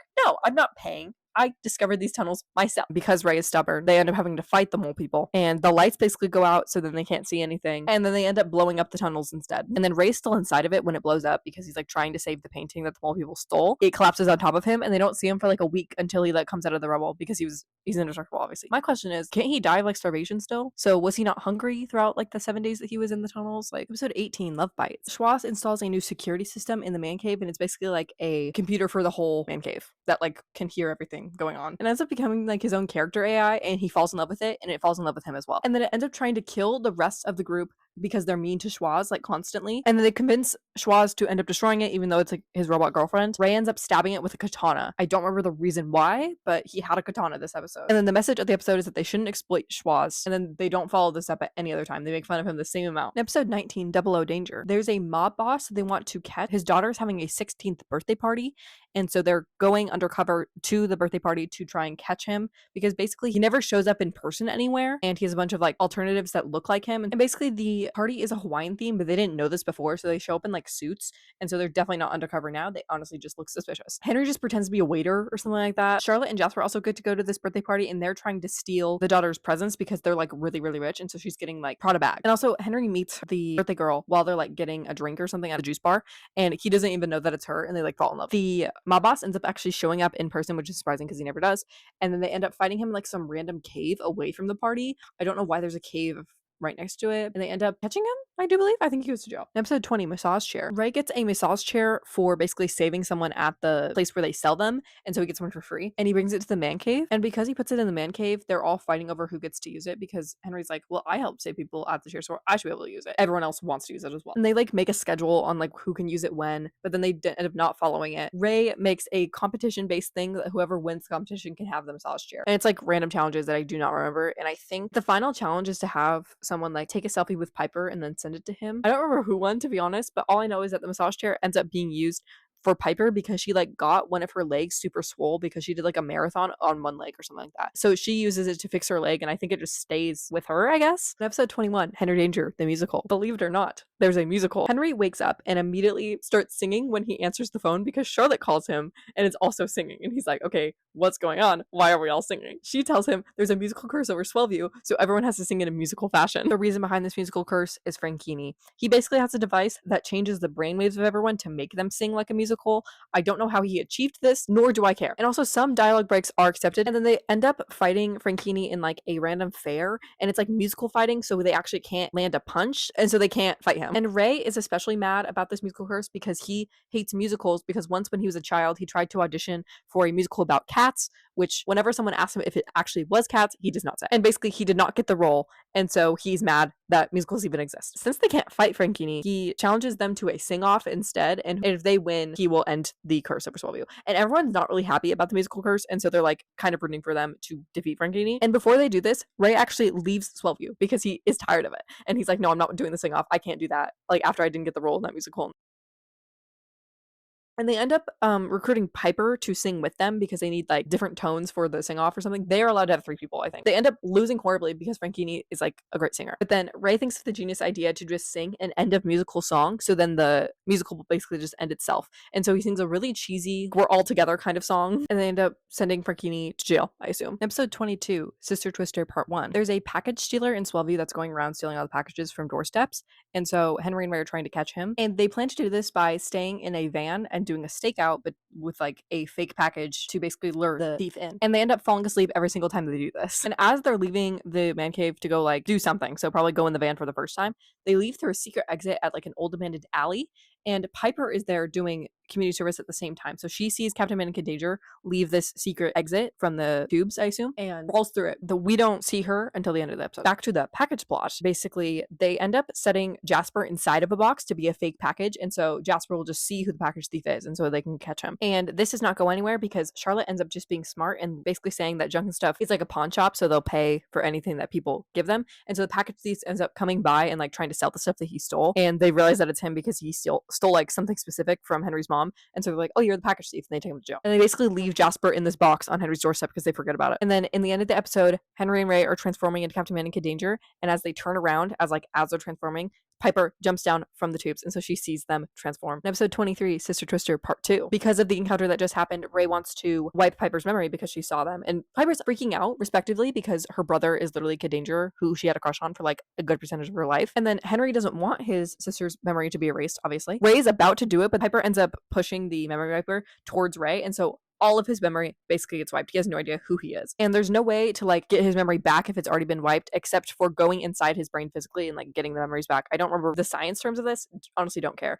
But Schwarz basically has a little machine that can shrink down to go inside his brain, magic school bus style. And so Henry is going to go alone, but then Piper ends up sneaking inside of the device. And so they go in there together. And then they end up getting Ray's memories back, and they convince him not to erase Piper's memory in the fact that she saved his memory. In episode 24, A Tale of Two Pipers, some random lady comes into the man cave who they realize is Piper from the future. And she basically is like very dystopian core, and then says that she's running away from a robot who's trying to kill her. And she specifically followed the robot back to the past because the robot's coming back here to kill younger Piper so that older Piper never existed, if that makes sense. And this is because there's like a robot rebellion in the future with basically a bunch of robots that look like little children, but they're actually like killer robots. Piper is trying to stop them. She's like head of the rebellion against the robots. They're trying to kill her because of that. And they end up getting the robot stuck in like a time loop because basically it can travel through space and time like at its will. And so if it's about to get like punched or something, it can just go back in time to when it wasn't doing that. They end up putting it in a time loop.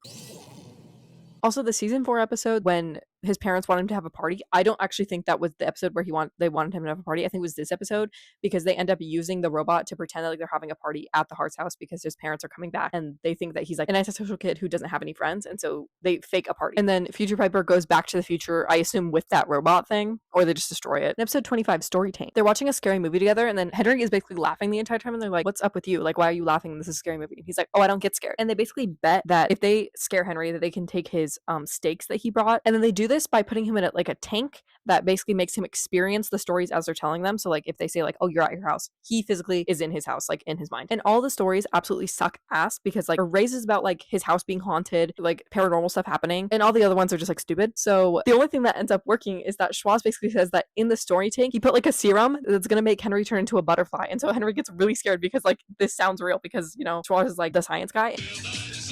His fear levels end up going up high enough that he's like actually scared, and so they get his stakes.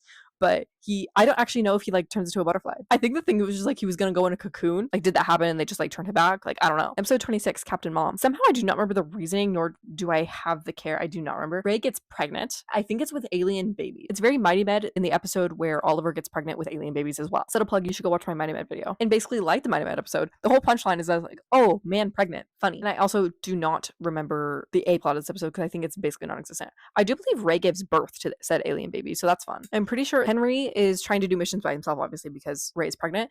And so Piper ends up coming along with him because she wants to like help with missions, and he's like, no, please stop doing that. But they end up capturing 2 criminals that are like stealing grease or something like that. I don't remember. Episode 27, Visible Brad. A criminal steals like the Declaration of Independence of Swellview specifically. I don't know why they have their own Declaration of Independence or who they were becoming independent of. And they trace it back to the fact that it's a magician. So they go to this magician's club where he's supposed to be, and they're not allowed in the club unless they do a magic trick, and they can't think of one because like obviously they're not magicians. And they're trying to think of a way of getting into the club when Invisible Brad comes back, and so they're like, oh, you're invisible, you can move stuff for us, so that it looks like we're like moving stuff with our mind. And so he ends up going to the magician's club with them and like doing a magic trick for them so they can get in and arrest the guy who stole the Declaration of Independence. Invisible Brad does this in return for them making him visible again. And so they do that at the end of the episode because they figure it out. He ends up being like a crazy looking mountain man because he hasn't like seen his appearance in like 30 years. And so he goes to like cry because he looks ugly. Episode 28, Envy Grand Wall. There is a wall in Swellview, basically in like the park, that is for this show's version of Instagram. And so if you have like 10,000 followers and you can take a picture in front of the wall, Captain Man and Kid Danger are in charge of guarding it. And so they can't let anyone in that's like has under 10,000 followers or whatever. And then Piper does not have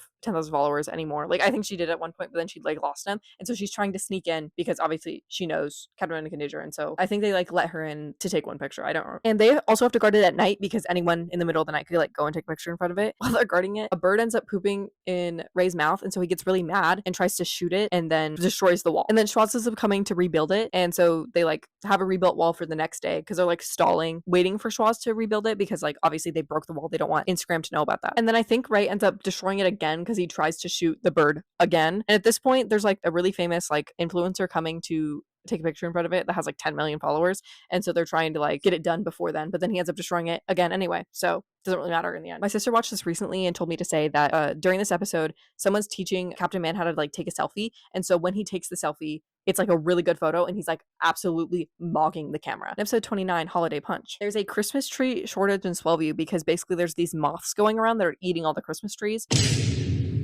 Kid Danger's doing a press conference that says like, we will try our best to like support you through this Christmas season without a tree, and you don't need a tree to have Christmas. And then Ray comes in with the last Christmas tree in Swellview. He's like, look at me, like I just got the last tree. Henry's like, dude, we're live right now, literally shut the fuck up. And so because of this, the public is like #1 enemies of Captain Man and Kid Danger right now. So they go to Neighborville to go find more Christmas trees to bring them back to Swellview to get the public on their side again. And then when they get all the Christmas trees and they're sending them back in like a truck, their truck ends up being attacked by people who want to steal the trees. And then the moths that are eating Christmas trees also come into play, I do believe. And I think in the end, they do get Christmas trees to Swellview, but I actually don't remember. In episode 30, Mr. Nice Guy. There's a random criminal going around Swellview that are basically attacking people for being mean and not having manners. And he has you could say a dream-esque mask, but you could also say a marshmallow-esque mask. And then they realize that this guy's only attacking people if they break a specific set of rules from a TV show for kids that basically like teaches them manners and all that. And they go to the set of the TV show to go and find the guy who's doing it. And it ends up being the quote unquote like nice guy that is running the show and like has his list of rules. And so he's like, no, people shouldn't be breaking them. They should be nice to people. And then they end up fighting him on air, and then they take him to jail, I assume. Episode 31, Theranos Boot. Ray buys a movie prop that is called the Theranos Boot, and he tells everyone not to touch it because he's like leaving for a little bit. And obviously everyone touches it immediately after he leaves. And it's basically the Infinity Gauntlet, but in boot form. I don't know if it has Infinity Stones. Basically the same thing. They're all like putting it on or whatever and like playing with it. And this is like a montage of them all like doing different stuff with it. While this montage is going on, the song Boot Scootin' Boogie by Brooks and Dunn is playing, which is crazy. I used to listen to that song when I was a kid because I was forced to listen to country music, which is like, it's crazy that that was in Henry Danger. That doesn't click in my head. I hope that they saw that it was in Henry Danger. Basically, the moral of the story is that while they're playing with it, they end up breaking it because, you know, they're all dumbasses. They're trying to get a new boot by the time that Ray comes back, but obviously it's like one of a kind because it's a movie prop. And so they end up going through different dimensions to go steal a Theranos boot from another dimension. And then they end up stealing one from like, I think it's a dimension where they're all like inherently furries because they all look like cats. So there's that.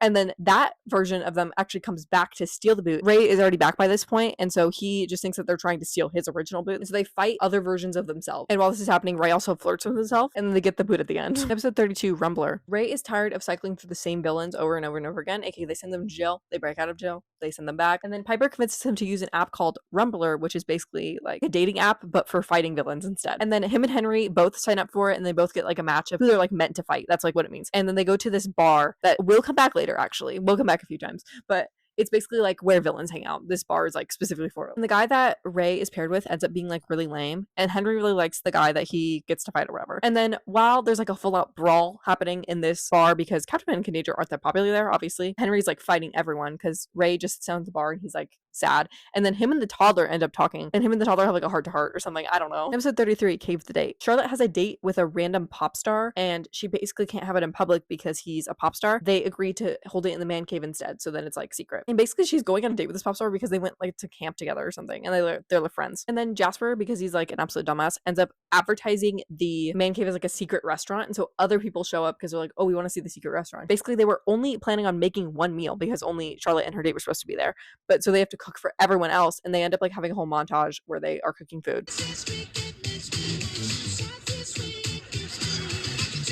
And also in the B plot, Henry's parents go to the secret restaurant, but they also buy a hawk at the same time, and so the hawk is at home, but it ends up following them to the secret restaurant because it hates Henry's dad and attacks him there and everyone else. In episode 34, Escape Room. Captain Man and Kid Danger are forced to do an escape room for like the opening of a company or something like that. They were basically forced to do it, and it ends up being a trap, and they can't contact anyone because basically when they went into the escape room, they had to get their phones taken away, and so no one knows that they're trapped inside of the room. And the person who trapped them in the escape room is Jack Frodelman. This is because they blew up his first factory, and he has an inkling that they blew up his second factory, which he's right. There's no way of actually knowing that because that was Henry and Ray undercover, not actually Captain Man and Kid Danger. And in this escape room, they are also trapped with two random kids named Mika and Miles, who are twins, and Mika is very smart, and Miles is just very like go with the flow. They're important only because they'll be in the spin-off series, so put a pin in that for later. Basically, Jack is planning to blow up the room if they don't make it out in like the time that they have to escape it, but then they end up escaping it anyway, and he's like, no, actually I'm just gonna blow it up anyway, I don't care. They end up tricking him to get out of the protected box that he's in and going in themselves, and so when it blows up, it only blows up with Jack Frodelman in it. I think this is his last appearance, so some could claim that he died. In episode 35, Game of Phones, the whole group is coming back from eating barbecue one night, and it's like late, and they're walking into the store, and they see a random girl chained to the like door of the store, and she said that she won't leave until she speaks to Captain Man and and Danger, and they're like, why do you think Captain Man and Danger are at this store specifically? And she's like, oh, I tracked their like movement here from the time that they spend to go to missions. And this girl's name is Choppa. She is also important because she will be in Danger Force. She explains that they need to help her because she got her phone stolen, and so they agree to help her only to make her leave, basically. And they find out that the person who stole her phone is working with the toddler because he like is in a huge group of like the toddler, Dr. Maniac, and all that. And they're all cooking up something together. I don't think the phone thief is actually connected to them in any way, but he's just kind of like there at the wrong time, basically. And before they can get her phone back, they end up having to fight all of the other villains there, and because they have like some evil plan of some sort. I don't know what it is. And then they like send them back to jail, I assume. Choppa never gets her cell phone back, but she just like leaves. Episode 36, the beginning of the end. Charlotte reminds Henry that they're actually graduating this year. Henry cannot graduate because he has missed school for basically the last year, being Danger and all that. And basically there's no way that he can even graduate on time at this point. Like, he would have to go another year. And so he's really sad because, you know, all of his friends are leaving for college and he can't. And Ray is also thinking that he'll just stay in Swellview forever to like be his sidekick, and Ray actually wants to leave Swellview because like he wants to go do things with his life. And so him and Ray have an argument about it, and then Henry ends up quitting his job because of it. This convo is so that one Twilight scene where Bella quotes her mom and then is like, I don't want to be stuck in Forks. And then some neighboring town ends up hiring Henry as like his own superhero instead of just as a sidekick, because basically he was mad that Ray just wanted to keep him as a sidekick for like many, many years. And he's like, bro, I'm like literally 18. Like, we don't need to be doing that. He gets an offer from another town and he becomes a superhero for them, I think. And then also while this is happening, Charlotte, Jasper, and Piper are all going to like a senior tradition thing where they all camp out in the woods. Piper's there because she actually is graduating early, and because she is going to like Florida State or something like that. But with Henry's plot, Henry ends up coming back because I think like his job didn't work out or something. But they're on good terms again. And I think Ray accepted the fact that he wants to leave. Ray also offered to buy him a school to give him a diploma. This will come back later. And in the very end of the episode, there is a cave painting inside of one of the caves that they were like camping in. It's of Captain Man and Danger, which is weird because why would that be in a cave? I guess we'll see next episode. In episode 37, Captain Drex. As the name entails, Drex is back. Although he got sent back, you know, like 100 million years, he found a way to preserve himself inside of like a glacier and then let climate change thaw himself out. So there's that. He's back now. And basically he has been sitting in this glacier wanting revenge on Captain Man for this entire time. And so he is very vengeful. And he befriended some cavemen back in the like the earliest starts of civilization, hence where the caveman drawing came from. And Drex explains that his plan is to wipe all of Swellview's memories of Captain Man and become the new Captain Man. And then in this episode, they also get like a device from the Time Jerker that basically can send anything back in time. He uses this to send Ray back in time like 100 million years to basically do the same treatment that he got. And they're trying to figure out how to get him back because Drex breaks the device that he used. Also, this is a very disconnected plot. Basically, I think in this episode, they're in charge of watching the vice mayor's new stepson, who's named Bose. He's only important because he will come back in Danger Force. Actually, ignore what I said in the last episode about like them being on good terms. I think Henry and Ray are still feuding about the whole him wanting to leave Sylvie thing, because I think in this episode, cavemen go to attack Henry's house, and then Henry basically has to save his parents, and then he reveals that he is Danger to his parents, and so they figure it out. And he goes back to the man cave and tells Ray that his parents basically found out, and he's like, oh, you broke your oath again. And then Henry's like, I quit my job, bro. Got no oath to keep up. Episode 38, The Fate of Danger Part 1. They get contacted by Mika and Miles because Mika has basically been trying to contact them for like the months after the escape room because she wants to help with like crime fighting and stuff like that. And so they get Mika and Miles and also Chop by helping them find Ray, because Ray had like an old stump that he like loved punching whenever he wanted to get his anger out. They go to this stump because they think that maybe he crawled inside of it to then upkeep his body for 100 million years so he would make it to the present. And he did do just that. And while this is happening, Schwaz is making a device that will basically get rid of Drex's indestructibility so they can defeat him. Schwaz finishes this gun, and so they take it, and all of the kids also, to the airport because Drex is there trying to get a blimp. Use the memory wiper on all of Swellview because if he's up above, then he can like cover the whole entire city. Also, Bose is with Drex specifically because he's just like dumb, and so he is in support of Drex because he's just following someone. And this is when all of the kids basically get together because the Danger Force crew is Mika, Miles, Choppa, and Bose. And so they're all together at this point. In episode 39, The Fate of Danger Part 2, aka the series finale. All of the Danger Force kids end up holding part of the gun that Schwaz made. And when they're holding it and when they shoot it, basically it ends up rebounding a bunch of energy back onto them, which will come back later. And then also holding a tube is Henry. And so he also gets electrocuted with some power. And then they're trying to shoot Drex while he's fighting Ray. So they end up shooting Ray instead. So he is no longer indestructible, which is problematic because they go directly on top of a blimp with Drex after this. And they end up fighting Drex and throwing him off of the blimp eventually. The problem is that a few holes were cut into the blimp, meaning it's like going crazy, and it's also heading straight into the Swellview Baby Hospital. So someone has to stay on the blimp to basically steer it away. But the only way to steer it away is into Mount Swellview, meaning that someone has to basically die on that blimp because Ray isn't indestructible anymore, meaning that if he crashes into that mountain, he will not survive. And Henry ends up making him believe that he's going to jump off of the blimp with a parachute. He ends up sending Ray off with a parachute instead. So Henry steers himself into Mount Swellview and dies. And then it has a jump cut to Kid Danger's funeral where Captain Man is speaking and he's like breaking down crying. And then he basically rushes out of the funeral, transforms back into Ray, and then we see Henry, who's actually alive. Kid Danger is just canonically dead to the public because they needed a cover story on how basically he saved the whole town. And so now Henry is free to leave Swellview because Kid Danger is technically dead. And this is because through the electrocution of that big gun with all of the kids and then Henry got a force field, which is very convenient because he would not have lived without it. And the other kids all got different superpowers, which they discovered in this episode. And Henry is going to leave Swellview specifically to go fight crime in Dystopia, which is like a futuristic looking city. And it's basically the crime is like really bad there. And so he's going to fight crime there with Charlotte and Jasper because Charlotte wants to, I guess. And then Jasper basically in this episode learns to fight through an audiobook while being asleep and also speaking Spanish, like all simultaneously. And what Ray is going to do when he's gone is, of course, be Captain Man, but also teach the new kids that got superpowers how to use superpowers and be superheroes. And he uses the school that he bought for Henry in that one episode to do this. And then they call themselves Danger Force. And then the final scene of the original Henry Danger show is Henry, Charlotte, and Jasper fighting crime in Dystopia. And I think Charlotte's like a cyborg or something like that. Like she has like a robot element, which is fun, I guess. And after the show ended, they had the spin-off show of Danger Force about the 4 kids with superpowers. So we'll get at that. Well, most would think that the video would be done and over by now. No, we still have 3 more seasons of a spin-off show to talk about. This is going to be a little different than the rest of it because I've watched Henry Danger since I was like a kid. So I did it more from memory by that point. I've never seen Danger Force except for the making of this video. So it's more I watched a whole season, then wrote down all the plot.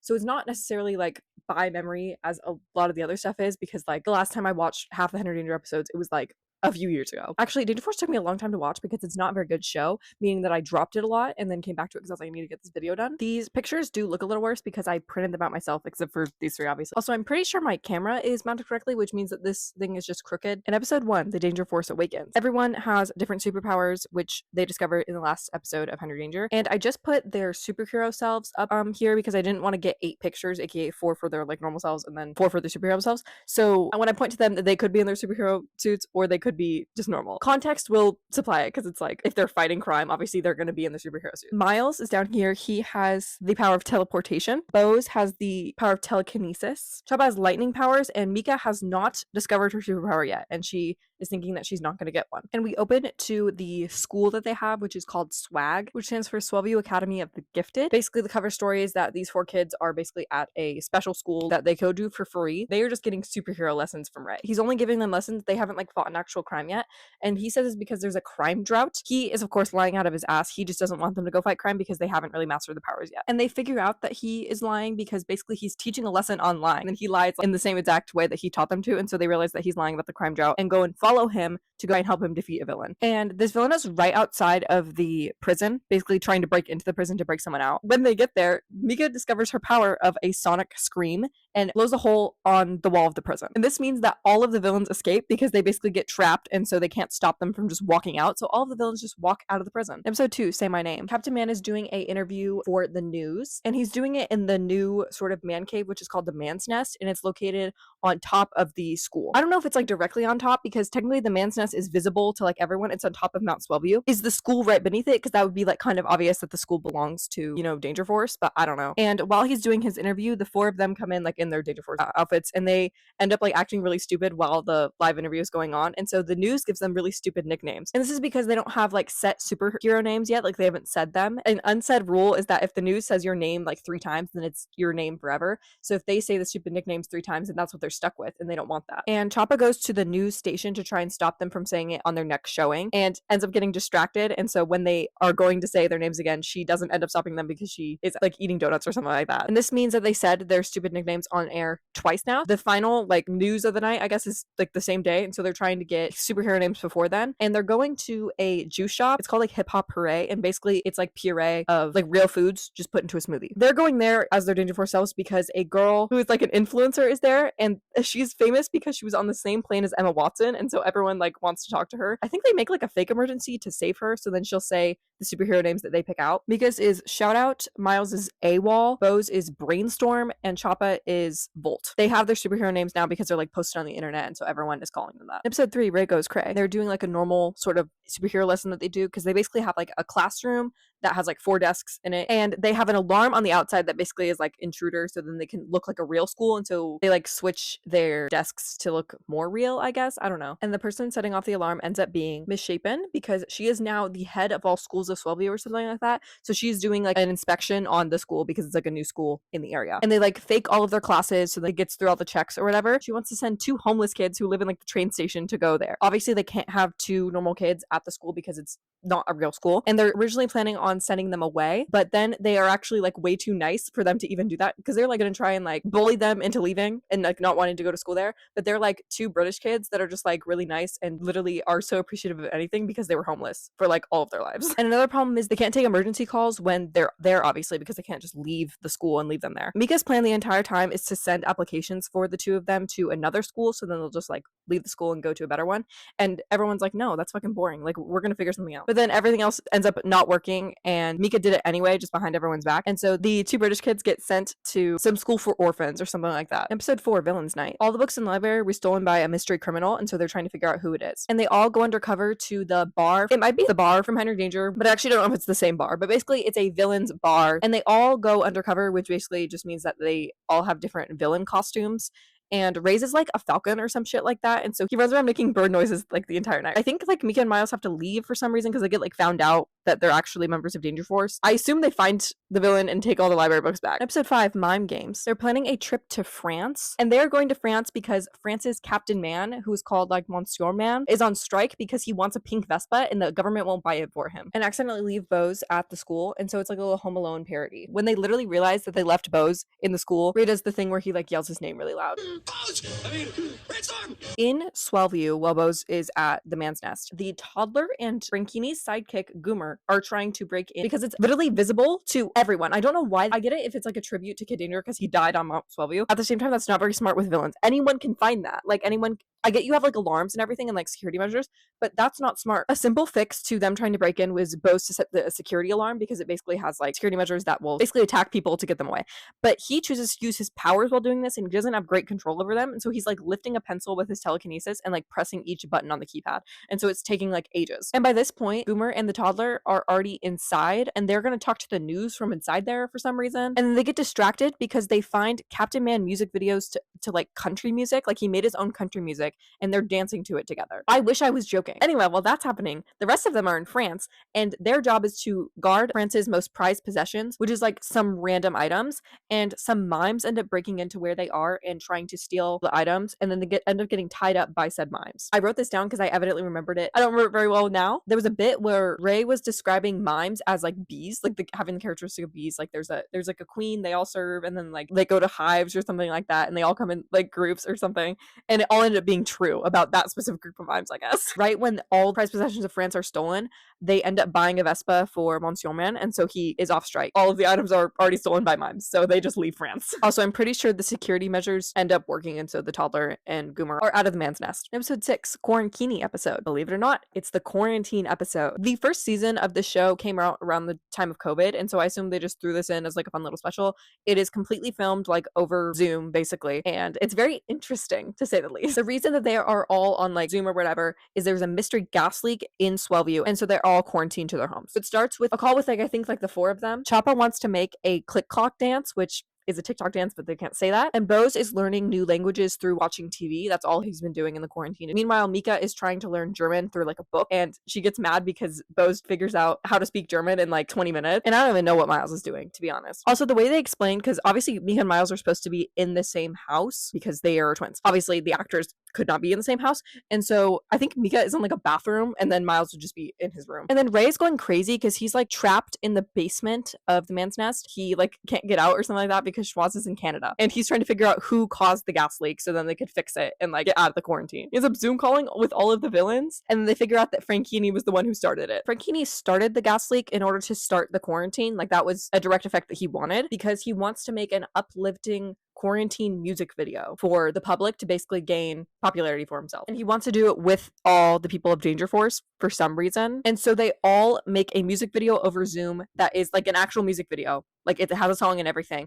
And it's about like getting through tough times together. And I think at the end, they all do Choppa's TikTok dance together. Episode 7, Choppa's crush. Choppa is being unusually nice because she's usually very violent and mean, but she's like very passive to like everything. And this ends up being a problem because they are trapped by a villain, I think in like a fast food place of some sort. Choppa won't even attack them because she's just like staring dreamy-eyed into the air. And they find out it's because she has a crush on some guy at Hip Hop Puree. So they go there to go spy on him. When Mika goes to investigate the guy, she ends up falling in love with him as well because I guess he's just like the prettiest man that anyone has ever seen. Because when the guys go and check on them, they both fall in love with him as well. And then they all end up fighting over him, and like I don't know how this episode gets resolved. I think he like has a girlfriend or something like that, and so they all end up not liking him in the end or something. In episode 8, Return of the Kid, Henry comes back to Swellview and he's rocking a new look, aka his buzz cut era. I didn't get a picture of him only for the fact that he has like 13 different haircuts when he comes back in the show. Basically, Henry comes back to see Ray and they're like hanging out together. The kids are mad at Ray because basically he's blowing off missions to go hang out with Henry. He's making them do every single mission by themselves, which means that they are exhausted and like don't want to do them anymore. Because of this, they make Henry and Ray go on a mission together because Ray's like, oh yeah, I'll go on one as long as Henry comes with me. And Henry is very against this. He doesn't want to leave the man's nest at all, but he does begrudgingly. This is when Henry reveals that he actually is in Swellview because he ran away from Dystopia from a villain that like sucks people's souls out or something like that, giving very Dementor-esque. And this is because he's on the hunt for Henry's soul because he's like a bounty hunter or some shit like that. He couldn't track Henry if he was in the man's nest, but he can track Henry now that they're doing this mission together. And so the guy, I think his name is Blackout or something like that, comes and attacks both Ray and Henry, and they're like almost dead until all of Danger Force shows up and saves them. I don't think they end up defeating Blackout. I think they just like put him in prison. He comes back in the movie, so obviously he's not dead. In episode 9, Meek in the Middle, they have a board in the man's nest that basically is like a snitch board, and it's like horse. So if you get all the letters of snitch, then you have to wear like these ugly shoes or something like that. And Mika is the only one that's even close to getting all 6 letters, and then she's 1 letter away. So that's just because she's a goody 2-shoes, and so she snitches on everyone. And at the same time, Schwaz's mom comes to visit because Ray doesn't let him have vacation days, and so his mom like forcefully came to the man's nest basically to hang out with her son. All of the kids feel bad that Schwaz never has vacation days, so he can't go see his mom, and his mom is like sick apparently, so they let her stay in the downstairs, so the school part of the building. Mika is the last one in the room at one point, and she sees Schwaz's mom get up out of her bed even though she's supposed to be like bedbound because she's so sick, and so she realizes that she's faking the sickness in order to stay in the man's nest to basically steal Schwaz from Ray. And Mika really wants to tell people because basically Schwaz's mom is basically using all of them to like get her good things, and so like they're spending their own money getting her stuff, but she doesn't want to wear the ugly snitch shoes, and doing that would be snitching. And they're all spending money on her simply because she says that she's like gonna die soon, and so they're like, you know what, let's just make her comfortable and all that. And basically she gets so fed up that she just ends up snitching anyway, and they're all appreciative of the fact that they now know that Schwaz's mom was faking, but they do make her wear the snitch shoes in the end. And they're not even like that ugly of shoes. They're just like normal white sneakers, but it's like the fact that they're just white sneakers that they're boring. That's why she doesn't want to wear them. Episode 10, The Thousand Pranks War Part 1. There was a prank war like a long time ago between Swellview and Rivalton, and basically this prank war was started up again because someone pranked the mayor of Rivalton when he was trying to give a speech. And Mika is scarily good at, for one, like sensing pranks and also doing pranks, and so they use her in the prank war against Rivalton. And then Ray ends up getting pranked inside the man's nest, and so he believes that it was someone who is there all the time, and so he blames Mika because she is the best at pranks, and he is so mad by this prank that he kicks her out of Danger Force. And also this prank had something to do with his hair product, which made him go completely bald, meaning he wore a Kid Danger wig for like half of this episode. Like seeing this man blonde something is wrong. It's so bad. Because Mika literally gets Kate out of danger force, she gets mega pissed, respectively so, and joins the Rivalton side of the prank war. Ray is especially convinced that Mika was the one who did it, not only because she's great at pranks, but also because she was technically born in Rivalton. I literally just stopped talking and did not explain this. Basically, Mika and Miles are twins, but they were born in a car, and Miles was born on the Swellview border, while Mika was born technically on the Rivalton border. That's why she was born in Rivalton, because they were born like a few minutes apart or whatever. In episode 11, The Thousand Pranks War Part 2, Bose goes to visit Mika inside of like, I guess like the Rivalton base for the pranks or whatever, and I think it's literally in Hip Hop Puree, but we're gonna get past that. And they're watching a show together because they do it like every week or something, and this is when Bose and Mika shipping happens. I, for one, am for it, because he's the really dumb one and she's the really smart one. This shit is not subtle. They mention them being a couple so much throughout the show. Back again, sorry. I did some TikTok research while editing this video, and Dana Heath, who plays Mika, was on an Instagram live and basically said that the show writers wanted to do a slow burn for Mika and Bose, and then the show didn't go on long enough for them to actually like do it. It was confirmed technically. And basically the Rivalton people catch Mika with Bose, and so they make her prank him in order to like show her loyalty basically,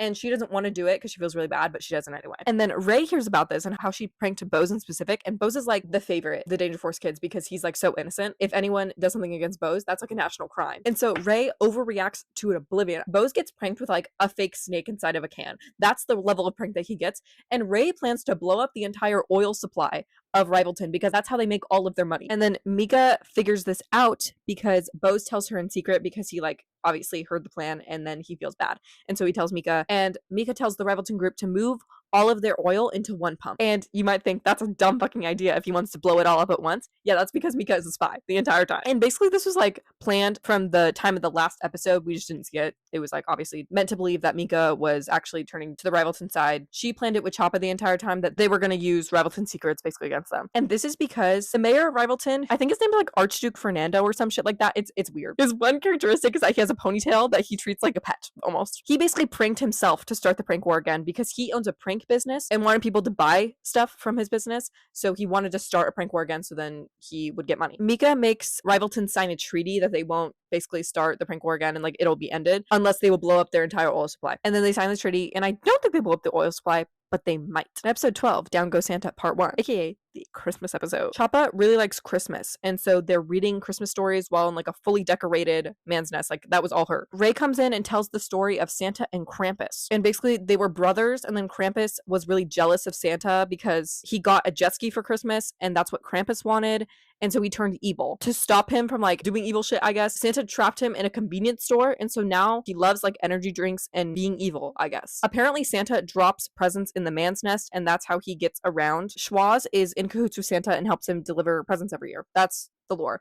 But Choppa sees something flying in the man's nest and that the defenses are down, so she missiles down Santa. And this means that Santa's magic is temporarily like not working, and so Krampus escapes from his convenience store, and also Santa loses all of his memory. And then Krampus goes to terrorize all of the people of the city and like take away their magic of Christmas, so then they become like him. Episode 13, Down Goes Santa Part 2. Also sometime in the last episode, Schwaz has to fix Santa's sleigh after, you know, Choppa shot it down, while the rest of them are going to find Krampus because he like ran off after he Krampusified Bose. So he hates Christmas, loves energy drinks, and hates the world, I guess. I don't know. Schwaz is trying to get him back in the Christmas spirit to help him fix Santa's sleigh. And it works by singing a song, I do believe, or some shit like that. And they're making the rest of the town normal by giving them gifts because it reminds them of Christmas magic. And then they go to fight Krampus in his convenience store because he basically kidnapped, because he ended up stealing Santa himself, Santa's sleigh, and Santa's present. And they save Santa by making Krampus normal again by giving him a jet ski because that's all he wanted in life. And they end up having to deliver everyone's presents in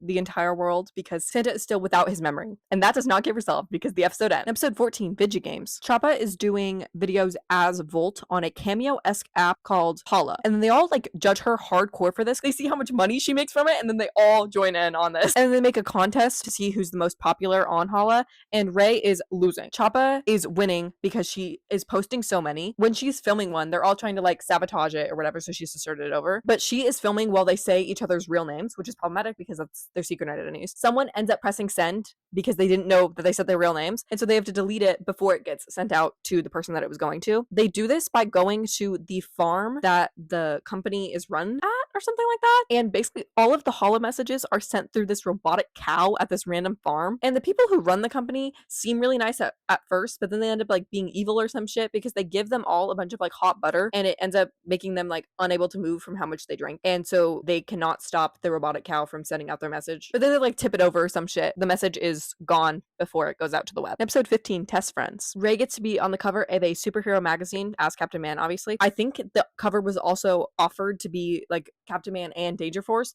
but Ray doesn't trust the rest of them to not steal his cover, so that he doesn't want them to be on it. And then he puts them through a series of tests to see if he can actually trust them to not like steal what he has or some shit like that, and like if they're like true friends. My man, you are literally like pushing 35 and you're friends with a bunch of like middle schoolers. Okay. When they find out he's putting them through a series of tests, they get really mad. And so when Ray calls them, they think it's another test, but he actually has his foot stuck in like an anthill or some shit. And he's like stuck, as in he could not move his foot entirely. And so he's stuck in a cave for I think like a week's time. And the real sign that he's actually stuck in this cave is because he misses his magazine shoot. And so they just think he's like playing into the bit really hard. And so he's just like staying in there to further test them. And then when he misses his magazine shoot, they're like, oh shit, he's actually stuck. Like that's for sure. But then he ends up getting himself out. I don't remember how. I can't break his foot because he's indestructible. And so I think he like somehow crawls his way out of the hole or whatever, and then he makes it back to the man's nest and then says he's sorry for testing them all. And also they get the magazine cover instead of him, so that's fun. Episode 16, Little Dynamite. This little kid here is basically obsessed with Captain Man, and I'm pretty sure he was actually in the episode where Henry quits his job and then gets hired by another town, but don't quote me on that. His name is Little Dynamite. He is a quote-unquote superhero, at least he thinks he is. He is so obsessed with Captain Man to the point where he calls like 13 times a day and just really wants to help him fight crime. And one day when they're supposed to have movie night with Ray, they end up going to a concert instead, and Ray gets really mad at them for this and hires Little Dynamite to be his new like quote-unquote sidekick and also his assistant. And this is a direct attack against Bose because Bose was his old assistant and he really liked his job, and so Little Dynamite takes over and he gets really mad. Also, this was the point where my printer started to run out of ink. He's a little streaky, but it's okay. And honestly, the four of them aren't really mad at Little Dynamite, only for the fact that they know that Ray is using him to try and make them jealous, but it's not really working, just because he's like a sweet little kid that they don't like can't even be mad at him. More the fact they're just mad at Ray because he's making dumbass decisions, putting this kid in danger. The four of them ended up going on a mission, and Little Dynamite comes along, and it's like at this place that's about to blow up, and they really needed Ray on the mission specifically because someone has to go into the place that's going to blow up and like disable something, and it would work because he's indestructible. Instead, Little Dynamite sacrifices himself and then goes inside there to stop it, and the place blows up when he goes in there, and so he's like on the brink of death, and so they bring him back to the man's nest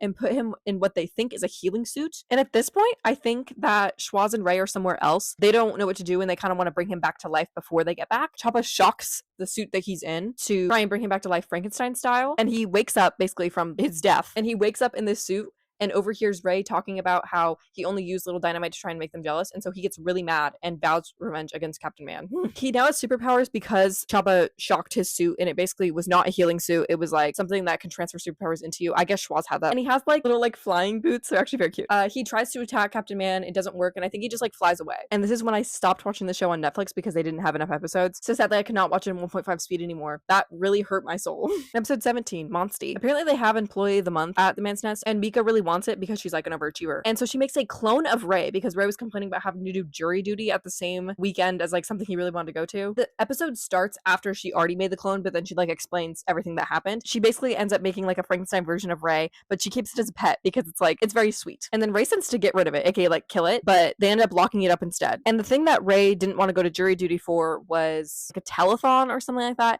It's basically like an interview with all the Danger Force kids as well. And a celebrity named Danny Chest is announcing it. That's why he really wanted to do it, because I guess he loves Danny Chest. And fun fact, Danny Chest was actually the host of 12 You've Got Talent. And the telethon is for a charity for kids who don't get Halloween candy, and so it's like raising money. And in order to get more money, Danny Chest actually ends up turning evil and trapped all of them in like their chairs and is going to like reveal their identities in order for people to donate. Very Frankini live and dangerous core. And then since Monstie is locked up instead of killed, Mika ends up calling for him with her sonic scream, so he hears her and then he comes to save them. And then they send him to live with like cavemen or something like that. Also in this episode, when she's trying to make clones, she ends up making a tiny version of Ray, which they name Tiny Ray because he like ends up running off and he lives there for a long time. Episode 18, Twin It to Win It. Mika and Miles have like a running thing where they make bets, and Mika always wins, I think. And they specifically make a bet in this episode on which one can find their dad's missing saddle first, because he really likes saddles for some reason. And Mika thinks that this is possible through like working very hard to find it. Miles is very go with the flow, like things will come to him if he wills them to, basically. He's all about manifestation, and I support that endeavor. And then at the same time of this bet, Ray basically makes them a competition of who can catch the most those villains. And I don't know why he does this. Probably just because he doesn't want to do the work himself. And then Miles, through a bunch of luck, ends up winning the criminals bet because he just like waits around and a bunch of criminals just like walk in, and so he just arrests them all. But then Mika is very sad about this because she was like working really hard to go catch a bunch of criminals,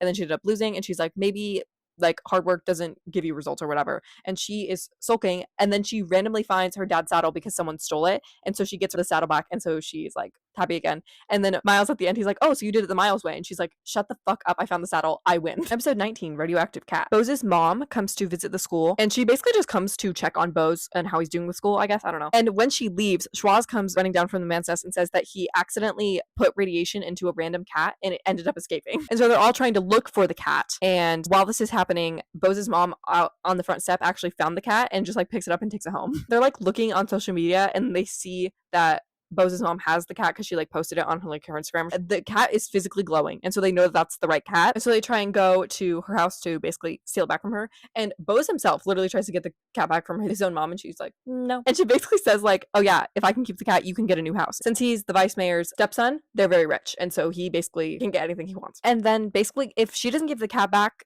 she will die from radiation poisoning, but they end up finding an antidote in time, and so they get both her and the cat. And then I don't know if she keeps the cat in the end, to be honest. Episode 20, Miles has visions. Miles keeps randomly predicting the future, and when he like predicts it like very accurately down to like who's gonna walk in the room at like a certain time or whatever, Ray thinks that they're in a time loop from the time jerker, and so he goes to go find the time jerker and basically stop him from putting them in a time loop. But now the time jerker is basically just a normal guy who owns a tech store because he gave up villainy, and they think that one of the tech devices in his store is something that's making the time loop, so they smash his entire store up, and this man is completely innocent. And then even after they smash his entire store up, Miles is still predicting the future, so they're like, oh, we're still stuck in the time loop. And at this point, Schwaz has a device that like checks the space-time continuum. He basically tells them, yeah, there's no time loop, this device would tell me if there was. And so they find out that Miles is actually having prophetic visions. And then obviously they smashed up the time jerker's entire store for no reason now, and so they go to apologize to him and offer to reopen his store with like all expenses paid of all the stuff that he had in the store, and give him publicity by reopening it like as Danger Force and all that. And then everything goes well until some random villains show up and are trying to make the time jerker evil again, and they attack like Captain Man and Danger Force or whatever, and they fight inside of the store, and so they end up smashing all the stuff up again. And then the time jerker turns back to evil, but they're all kind of chill with that because they low-key deserved it. But now Miles can now see the future. They do not use this superpower enough. It is very cool, and I feel like they could do a lot with it, but whatever. And basically the reason that he can see into the future is because he teleports, meaning he can travel through space, meaning his mind can travel through time. Episode 21, Captain Man strikes out. They are trying to stop these villains from stealing stuff at a museum or something like that. The four of them fight him off, and then Ray isn't paying attention because he's like on his phone or some shit. And so he just strolls in there and he's like, oh, look at this ugly piece of art, let me destroy it. And basically he does $4 million in damage because they're like priceless artifacts. The government says, okay, if you pay this $4 million, then like we'll brush it under the rug, whatever, like it's fine. But he refuses to pay it because he's like, no, I don't have to pay it because I'm Captain Man. And because of this, he goes on strike. And then he ends up paying like $9 million on a commercial that basically promotes crime, and so the government will want him back. But this just means that the four of them now have to fight a bunch of crime because he's promoting it on this commercial. And since he spent like $9 million, obviously he has the money to pay them back. He's just petty. And then they call in French Captain Man, aka Monsieur Man, to fill in for him because that's what he did for the strike, and it's like a treaty or something. Monsieur Man and Danger Force are doing really well, like fighting crime or whatever, until they get trapped at like a lava lamp store or something, and they're about to be dropped in real lava, and Captain Man comes to save them. And he ends up breaking his strike, but I think it's because he's jealous of Monsieur Man because like everyone likes him better. I assume he pays the $4 million. If not, the government just takes him back anyway. In episode 22, Manly Men. Captain Man and Danger Force are hired to be models for like this specific guy's fashion line or something like that. And Captain Man was banned from the Swellview fashion show for an accident a few years back where he basically fell off the runway with like the head of the fashion industry or some shit like that, and then some random model. Huge light ended up falling on them, and so it like injured them or something like that. This line is like very masculine looking clothing, so it's like flannels, jeans, stuff like that. He ends up being an imposter. Actually, it's not the real designer, and they figure this out because there's these random two twins that are like interviewing people for the news. Basically, one of the twins is transgender, so he knew that the buttons that the guy was doing were not for like man clothing or something like that because he has worn both clothing. Interesting representation, but like representation, I guess. And the real designer's name is Chuck Manley. manly, hence the manly-esque clothing, I guess. I don't know. And they find the real Chuck Manley in a closet and plan on outing the imposter on the runway. Also, the fake Chuck Manley is planning on framing Captain Man for attacking the head lady again because she's there by putting like a very reflective light on like his vest or something like that, and that will hit one of the stage lights and like blind her or some shit like that. The real Chuck Manley comes running out onto the runway, and so the whole crowd realizes that the other guy's a fake, and it's revealed that he's the model that Captain Man pulled down from the runway like in the 80s or whatever, and he was fired after that. And then he's like, oh yeah, like because of you I was fired. And then the head lady is like, no, you were fired because you were a shit model, not gonna lie. And so he just like walks out. I think he gets arrested probably, but they almost like the lady almost gets blinded and like the whole scheme or whatever. But then I think Miles ends up saving her because he like teleports her away from getting hit. Episode 23, Swag is haunted. They realize the school is haunted by some random lady from the 1920s, and she will not leave until she finishes her list of unfinished business. Basically, she's really annoying, and so they're trying to finish all of her lists as quickly as they can. And Miles is scared shitless of ghosts, and so he dips out and goes back home. And his dad is cooking a giant carrot on the grill that will turn into meat or something like that. It's a thing in Swellview. It's a thing that happens. Miles is left turning the giant carrot because his dad just dips. And the ghost basically ends up tacking on so much stuff on her unfinished business list. So they're like, okay, what the fuck? Like, why are you actually doing this? And she's like, okay, I only did all this stuff because my real unfinished business is to eat the meat from a giant carrot. And the reason that she is thinking all this other stuff is because she can't eat as a ghost, like it won't go in her body. And so they basically force her to possess Miles's body. And so he eats part of the carrot that his dad cooked. Then she moves on to the afterlife. So, and Miles is really mad at them at the end for having a ghost inhabit him because he's terrified of ghosts. So, episode 24, Family Lies. Misshapen comes to the school to say that if they don't have a family night for the school, then that she's going to shut the school down. And Ray is very mad about doing this, but he eventually does because he just doesn't want to deal with the drama of it all. And so they are planning a family night. Choppa is very worried about this because apparently she does not have parents. And so she talks to Schwartz about it, and they hire a actor to come be her dad. And the actor that they hire is Henry's dad because he claims that he went to Juilliard, but it's like Juilliard.com. And Choppa claims that she doesn't have parents because she actually lives alone in an amusement park because after her phone got stolen, she just ran away from home and never came back. And she wants to have a fake dad, basically. She doesn't want to say that she's an orphan because she's embarrassed about it or something like that. And then while Parents' Night is happening, there's a villain named Cave Kid who's basically like a mini caveman who just really likes radishes or something like that. And so Schwartz is stuck with them in the man's nest, but then they end up escaping. And so during family night, I think like Miles has to leave because he has to go find Cave Kid. And basically Choppa's real parents end up showing up because they like find out that there's family night because Choppa does live with her parents. She's just lied and said that she didn't because she's embarrassed of them. And this is because they're like very un-Choppa-like. They're very like loving and they're very like happy-go-lucky people. Unlike her. And basically they have to take a picture in order to prove that they had like a family night. And so once they're all there, they are going to take their photo. Cave Kid comes in and like turns off all the lights and then hits them like in the shins or some shit. But Misshapen sees the photo and finds it good enough. And then at the end they're having like a heart-to-heart. Choppa says sorry for like lying to them about her parents or whatever, and they're like, it's fine, like we're all embarrassed of our parents. Episode 25, Earth to Bose. Schwartz has a device that is supposed to like be able to like talk to aliens from Earth. So Ray screams into it and basically threatens to fight all the aliens that are passing over or something like that. Some random alien girl comes out into the man's nest a little while later and her name is like Glurp or something. And then she ends up beating Ray's ass because they're like unusually strong. And then she sees Bose for the first time and falls in love with him. And they end up going like on a few dates or something. And every time she like hugs him, it makes him age rapidly. And the only one that's concerned for the fact that he is literally like looking 70 years old right now is Mika.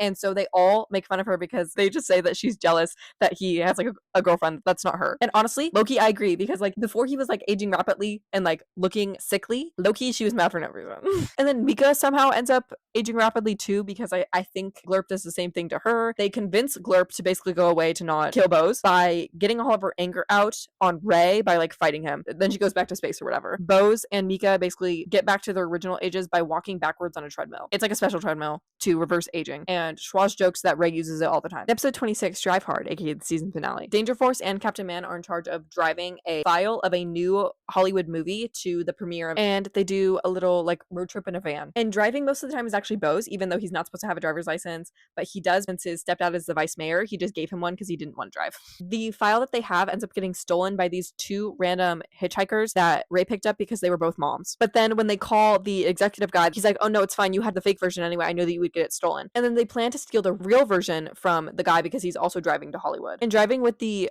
movie executive is actually Little Dynamite, and so they fight him again because he was hired to protect the real movie. And then basically they are fighting in between their vans because they're like driving right next to each other. I think they end up with the real version, but I actually don't know. I think they go to the premiere in Hollywood anyway. We're back for season 2. and I'm hoping to film both season 2 and 3 today. So I think I'm gonna lose my mental sanity by the end of this, but we'll get past that. Episode 1, An Imposter Among Us. They get sent a random like VR headset and game, and then attached to it is just a note that says "Play me," and everyone kind of shrugs it off and doesn't care about it. But Mika takes this as a challenge and wants to beat the game. And when she finally beats the game, it's like the middle of the night because she was like working for like weeks on end because it was like a really hard last level, and she gets possessed when she ends up beating it. And then they all realize that she's acting weird because she's possessed, and they find out that she's actually possessed by Rick Twitler. See, at this point you might be asking, how could she be possessed by Rick Twitler if he got his memories wiped in the virus episode? He pulled a glitch trap from FNAF and put his consciousness into a VR headset. I don't know who carried out this plan specifically to like send the VR set. He probably possessed someone else to then drop the VR headset off and then just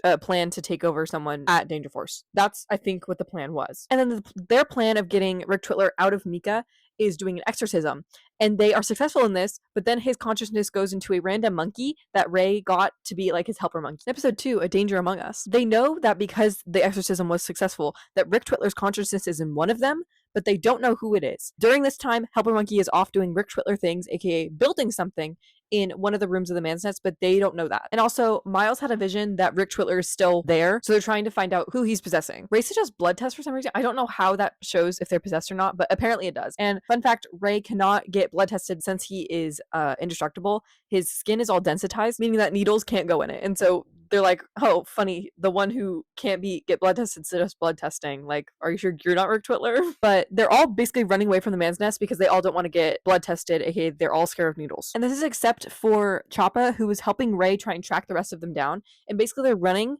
through like the 900 rooms of the man's nest or something like that. There's like just like an endless hallway that continues. And while they're going through these rooms, they find clones of themselves. Choppa goes with Ray to find them. She's like, oh, why do you have these? And he's like, just in case. So they just have something on the back burner in case they just die.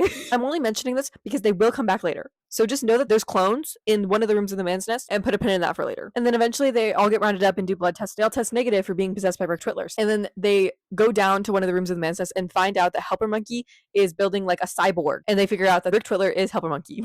And then before they can stop him, Helper Monkey ends up transferring Rick Twitler's consciousness into a cyborg. And so now Rick Twitler is just a robot, but that looks like Rick Twitler. And we don't see Helper Monkey again, so I assume that he died in the transfer process. And this transfer was happening in like the jail part of the man's nest, and so Rick Twitler also sets Drex free because he was trapped down there. Episode 3, A Cyborg Among Us. Ray uses trash rockets instead of like a normal dump. I guess he hates the environment. I don't know why he does that. Rick Twitler uses his trash rockets to basically launch the man's nest into space. And since Miles can teleport, him and Bose plan to teleport down through the different trash rockets back down to the surface to get help. And the rest of them plan to basically steer the man's nest into a big satellite that Rick Twitler is using to destroy the internet. Again, because my man cannot think of another plan. They do this by using Mika's Sonic Scream to basically steer it, and then using Drex as a battering ram into the satellite. As in putting him on the outside of the man's nest, and so when the man's nest makes contact with the satellite, the man's nest won't blow up because Drex is there as like a cushion because he's indestructible. And then when they hit the satellite, they bounce back and are hurtling back towards Swellview, which is problematic. But then Bose uses his telekinesis to slow it down and get it back onto Mount Swellview. They think all is good until Drex stumbles in, and Drex is infected by the virus, like the one that Rick Twitler made to destroy the internet. He just had that on the satellite, and so when he touched it, he basically became one of those virus humanoids. I am virus. I spread and destroy. And then he infects Mika and Choppa. I think other people too, but they get out of it. Just know that Mika and Choppa get stolen as well. And this all goes down in the room where they film news, because that's where Bose was when they got back down to the surface. I don't know why. Episode 4, A Henry Among Us. They all wake up and then realize that Mika and Choppa are gone, and so is Drex and Rick Twitler. And so they're like, okay, so Rick Twitler definitely stole the two of them. Since this happened in the newsroom, they have like cameras filming everything. So they look back on the news footage and see that Rick Twitler did indeed take them, and then he also told Drex to meet him somewhere, but they don't know where that is. And Rick Twitler is taking Mika and Choppa hostage because he wants to basically brainwash them to help him control the internet and actually not destroy it. So he's changed his plan. Now he just wants to basically be in control of the internet. Since he's a cyborg, he can kind of control that from his brain. So then there's like no bad things on it, basically. And Drex meets him like on top of a tower. That's where he's operating off of, and tells him to go to the rubbles of the man cave and find some crystals that are there or something like that. And on the other side, Ray calls Henry for help because everyone was just saying, oh yeah, just call Henry. Like, this is a big situation. He's like, no, we can do it by ourselves. But then finally he cracks and calls Henry. They figure out Rick's plan because Mika calls from like being kidnapped and just has the audio playing, obviously. And so they just like pick up the call and then hear the audio of him explaining his whole evil plan or whatever. Henry thinks that it's a trap because like Rick Ruler definitely knew that she was on a phone call, but they go anyway. It ends up being a trap, and so they all get kidnapped, I do believe. And then they end up defeating Cyborg Rick Rittler somehow. I do not remember how. But Drex ends up escaping, and so Henry says that he'll go look for him because there's not much going on in Dystopia, and so that's his mission. We don't hear about that ever again. So episode 5, Krampapalooza. This is in no way relevant to the plot, but during this point in the season, I did write this down because I remembered it. Bose is very much serving Prince-haired Harry Styles. Danger Force is stuck in a contract with a really bad energy drink that's like mixed with milk or something like that. It tastes really bad. They're stuck in the contract because they're supposed to be selling it. They're not even good at selling it because it's so bad. And so they need money to get out of it because they need to like pay back the brand in order to get out of the contract. And so they decide to make money through making the Man's Nest a hotel for a musical festival that's going on in Swellview. That's something along the lines of Lollapalooza. And then because of storms in Swellview, they're basically going to cancel the music festival, but then they just choose to host the music festival in the Man's Nest in order to still make the money. And then Krampus from the Christmas episode comes and he's like the normal guy still. And then he ends up finding one of the gross energy drinks, and basically energy drinks make him evil, apparently, like back to the evil Krampus. And so he drinks one of them because I think someone in the dungeon told him to. And then he's going around the whole like festival and making people evil. And so he's like ruining the festival. And they plan a boxing match between him and Captain Man. And it's based on a bet because if Captain Man wins, then Krampus will get kicked out of the festival. And then he does end up winning, so Krampus gets kicked out, and then they're gonna start the music festival because it's like been delayed because of all this. And then they realize that they made enough money from like the hotel and the like music festival extra fees, and so they're like, oh no, it's canceled actually. In episode 6, Mika's musical, Mika and Miles' dad wants them to have more extracurriculars because they go to like a school for the gifted and they don't have enough, and he threatens to homeschool them if they don't have any more extracurriculars. And so Mika plans to put on a play for swag, and then they are all like agreeing to be in it for the fact that Mika and Miles will literally get homeschooled if it doesn't go well. And Chopper really wants it to be a musical, but so every time she like tries to make it a song, because like, no, it's just play.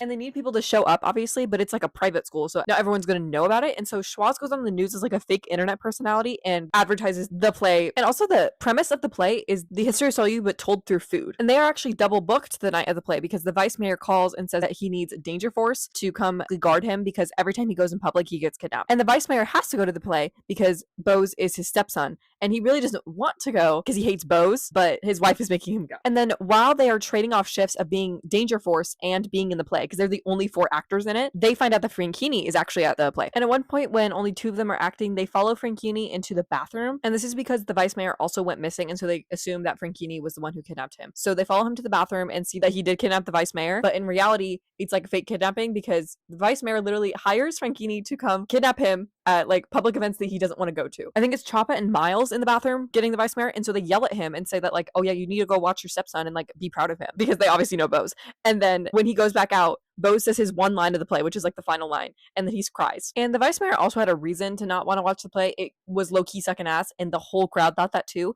So Franchini decides to help them out and do a musical number at the end. And so Choppa gets her wish of it being a musical, and they do a musical number about food and the history of Solview. Somehow those two tie together. And then everyone says that the play was really good because the musical number, I guess, just won over everyone. Episode 7, Dude, Where's My Man Buggy? So, Labrats, Dude, Where's My Helicopter Core? Someone needs to pry Labrats away from me. That's 3 references in this video alone. The 4 of them really want to use Ray's man buggy, which is basically like a car, because they want to drive to Club Soda, which is the same club that Henry wanted to ask Bianca to in like the Valentine's Day episode. And the way that they are trying to get him to say yes to using the man buggy is by cleaning it. And then he actually ends up getting pissed at them because they clean off a like specific stain that apparently looked like him. And so it was like, he was like, no, you could never use this actually. And then they take it anyway and think they are giving the keys to the valet at Club Soda, but they actually give the keys to Jeff simply because he's wearing a like green sweater and they think that's just the valet. And then Jeff obviously steals the man buggy because he has the keys. He goes to pick up the toddler and they are going around the man buggy half dressed as Captain Man because they split one of his gumballs, and so like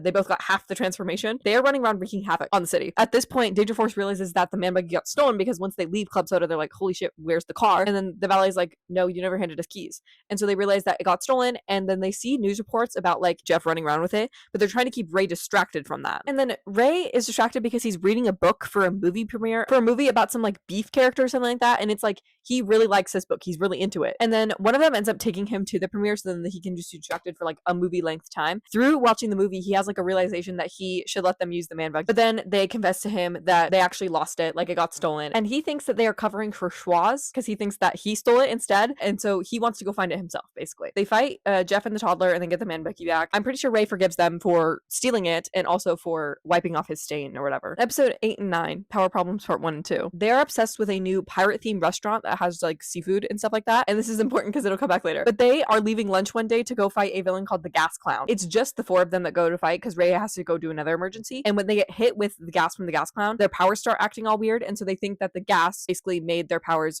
go all haywire. And eventually they also lose their powers entirely. They cannot use them at all. And so Schwarz is trying to help them figure out what in the gas could be the problem. And they keep this a secret from Ray because Ray basically said that if they ever lose their powers, then he's just gonna like shut down swag forever and then they're just not gonna be superheroes anymore. And they don't want that to happen. So they're trying to figure out how to get their powers back. They track down the Gas Clown again and then try and fight him to get a sample of the gas, but then ended up just getting their asses beat because they don't have powers anymore. And from this fight, Ray figures out that they don't have powers anymore. And so he says that they are forbidden from fighting crime. And then we see as the audience that the reason that their powers are actually gone is because the chefs at the pirate themed restaurant are putting something in their food that is taking away their powers. And they know that this certain food takes away their powers because Schwarz has like a podcast that he does in his like native language. And apparently someone working at the pirate restaurant speaks that native language, and so he heard it on the podcast and then told the owner, and the owner is evil, so he wants to take away Danger Force's powers. And they figure this out because Schwarz is like, what have you been doing differently as of recently? They're like eating from that pirate place, and he's like, oh, like it could be something in the food. And then they like test it and it has the food in it, and they're like, how would they know that this food would take away our powers? And Schwarz is like, ooh, that's my bad, I said that on my podcast. And they're like, why the fuck would you say that on a podcast, bro? Mika and Bose end up going to the pirate place to confront the owner about being evil, but then they end up getting kidnapped by the owner's daughter, and they are trapped on a boat in a cage.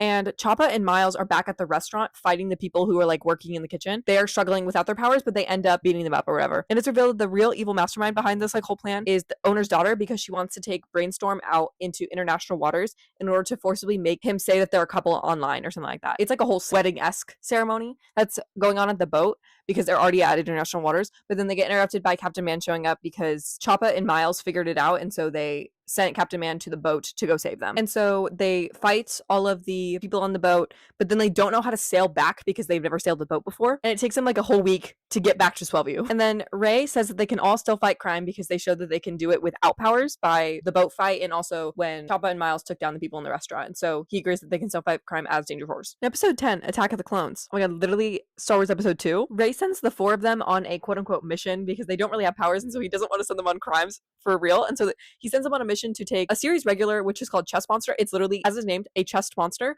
to his family reunion. And then they don't trust Ray to stay by himself without making trouble because he's basically an irresponsible child in a man's body. But they say, just call if you need anything because we'll be close by. And then he's like, I won't need a call. But then he can't handle like simple household chores. And so he gets the clones that he has in the back of the man's nest to help him with all his chores. And he also has a clone of Henry's mom. And so they sing together on a piano. And eventually the clones realize that they're just being used for Ray's own enjoyment. And so they turn evil and want to go like terrorize Swellview, I guess. They lock Ray in a room, and then Schwarz comes and finds him right before the four of them get back from the reunion. Ray asks for them to help get the clones back, and they lock them back in the room where they were before. And then in the end of the episode, Ray is singing with the clone of Henry's mom again. Also, they make the realization that their clones have superpowers because they were cloned when they had still superpowers, and so they extract the superpowers from their clones and put them back into themselves. So now they have superpowers again. Episode 11, Bottle Snatchers. Danger Force is at Club Soda one night because they were basically asked to be there to guard the golden soda or something like that. That's a prized possession in there. And they stop Mitch Bilski from stealing it, and so they are put on the Wall of Legends in Club Soda. And then they're bragging about this when they get back to the man's nest, and then Ray basically says, okay, but if you weren't Danger Force, would you be on that wall? And they're like, oh yeah, for sure, like we're so cool. And so he's like, if you're so sure about that, go to Club Soda tonight as your own selves and then get on the Wall of Legends. And when they go, they are absolutely failing because no one likes them. The section that Choppa was hanging out with as Volt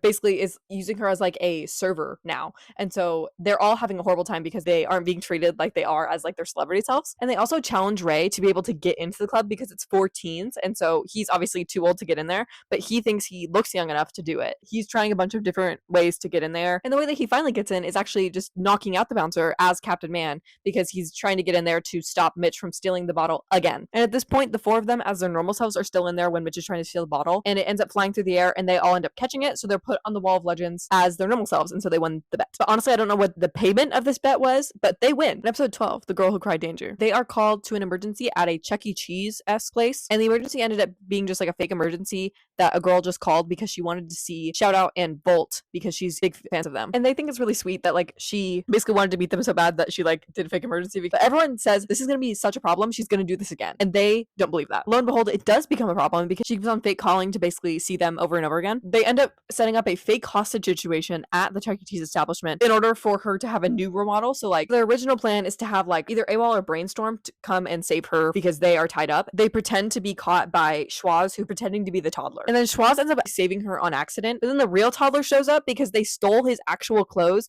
for the whole thing with Schwoz. And so he comes looking for his clothes. They have like a fight, and then the girl is no longer clingy to any of them. In episode 13, Bilski's Billions, Mitch commits his 100th crime before he graduates high school, which is like more illegal than just doing them separately, I guess. If he gets tried for his 100th crime, then he can get like 20 years in prison. If he graduates high school in like a week, then he won't do that. But obviously that's not going to happen because he's like a super senior, meaning that he's like 24 and still senior. And then Mika feels really bad for him, and so she wants to basically enroll him in swag so that he will graduate and not go to jail for like 20 years. And Ray only allows this because if he does not go to jail for 20 years, he will inherit the billions of dollars that are in the Bilski family. And he's hoping that if he's the teacher who will basically allow him to graduate high school, then he'll give him part of his money. And at the same time, Jeff is trying to get Mitch to commit another crime because he wants the money instead of Mitch. And he ends up graduating right before the deadline, so then his record is wiped, and so he will not go to jail. Jeff tries to frame him for another crime, but he is found not guilty because they realize that it's Jeff, and so he gets he's no longer a criminal. In episode 14, Jack the Clipper, some random guy on top of a building makes a Danger Force symbol. It's like the Batman symbol, so they follow it and try and figure out who it is. He basically works at the police department. He's really obsessed with Captain Man and wants to be like best friends with him,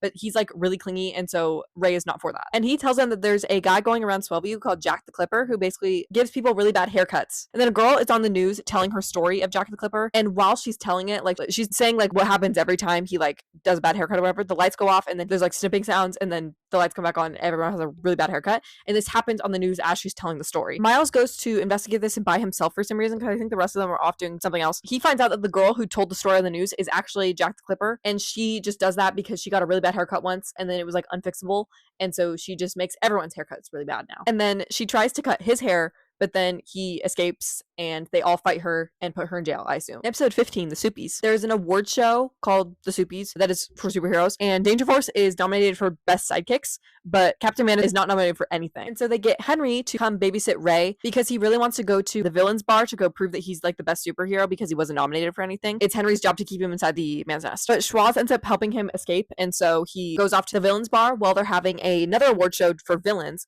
and they end up giving an award to Captain Man because they know that he's going to show up. And so when he gets there, they all like attack him. And at this point, Henry realizes that he's gone. And so he goes to the Soupies to go get Danger Force's help getting Ray back. And they're all like tied up in chairs at the villains bar, but then they all end up breaking out and fighting the villains and then making it back to the Soupies for their award. And they end up not winning to like these two toad guys or something like that. In episode 16, Alien Zoo, they all go to the zoo except for Miles because Miles thinks that they are evil. And so he wants to teach them a lesson about how zoos are bad. And so he traps them in a zoo for like an entire night. And then while they're like stuck in this encasement, they get abducted by aliens to be put in an alien zoo. And Miles realizes this because I think he looks at security cameras or something like that. And so he contacts Glurp, aka Bose's alien girlfriend from season 1. And she helps them find the alien zoo because it's basically run by her ex-boyfriend. And they have to get the rest of them out of the alien zoo because there's some alien billionaires that are based off like Mark Zuckerberg and Elon Musk that are going to eat them. And then right before they're about to get eaten, Miles comes in and teleports them out of the zoo. And then the billionaires end up wanting to eat the owners of the alien zoo. Episode 17, let's go to the movies. The director from when they had to transport that Hollywood movie comes to the man's nest because basically him and Mika were talking about a different movie that they could make. And so he wants to come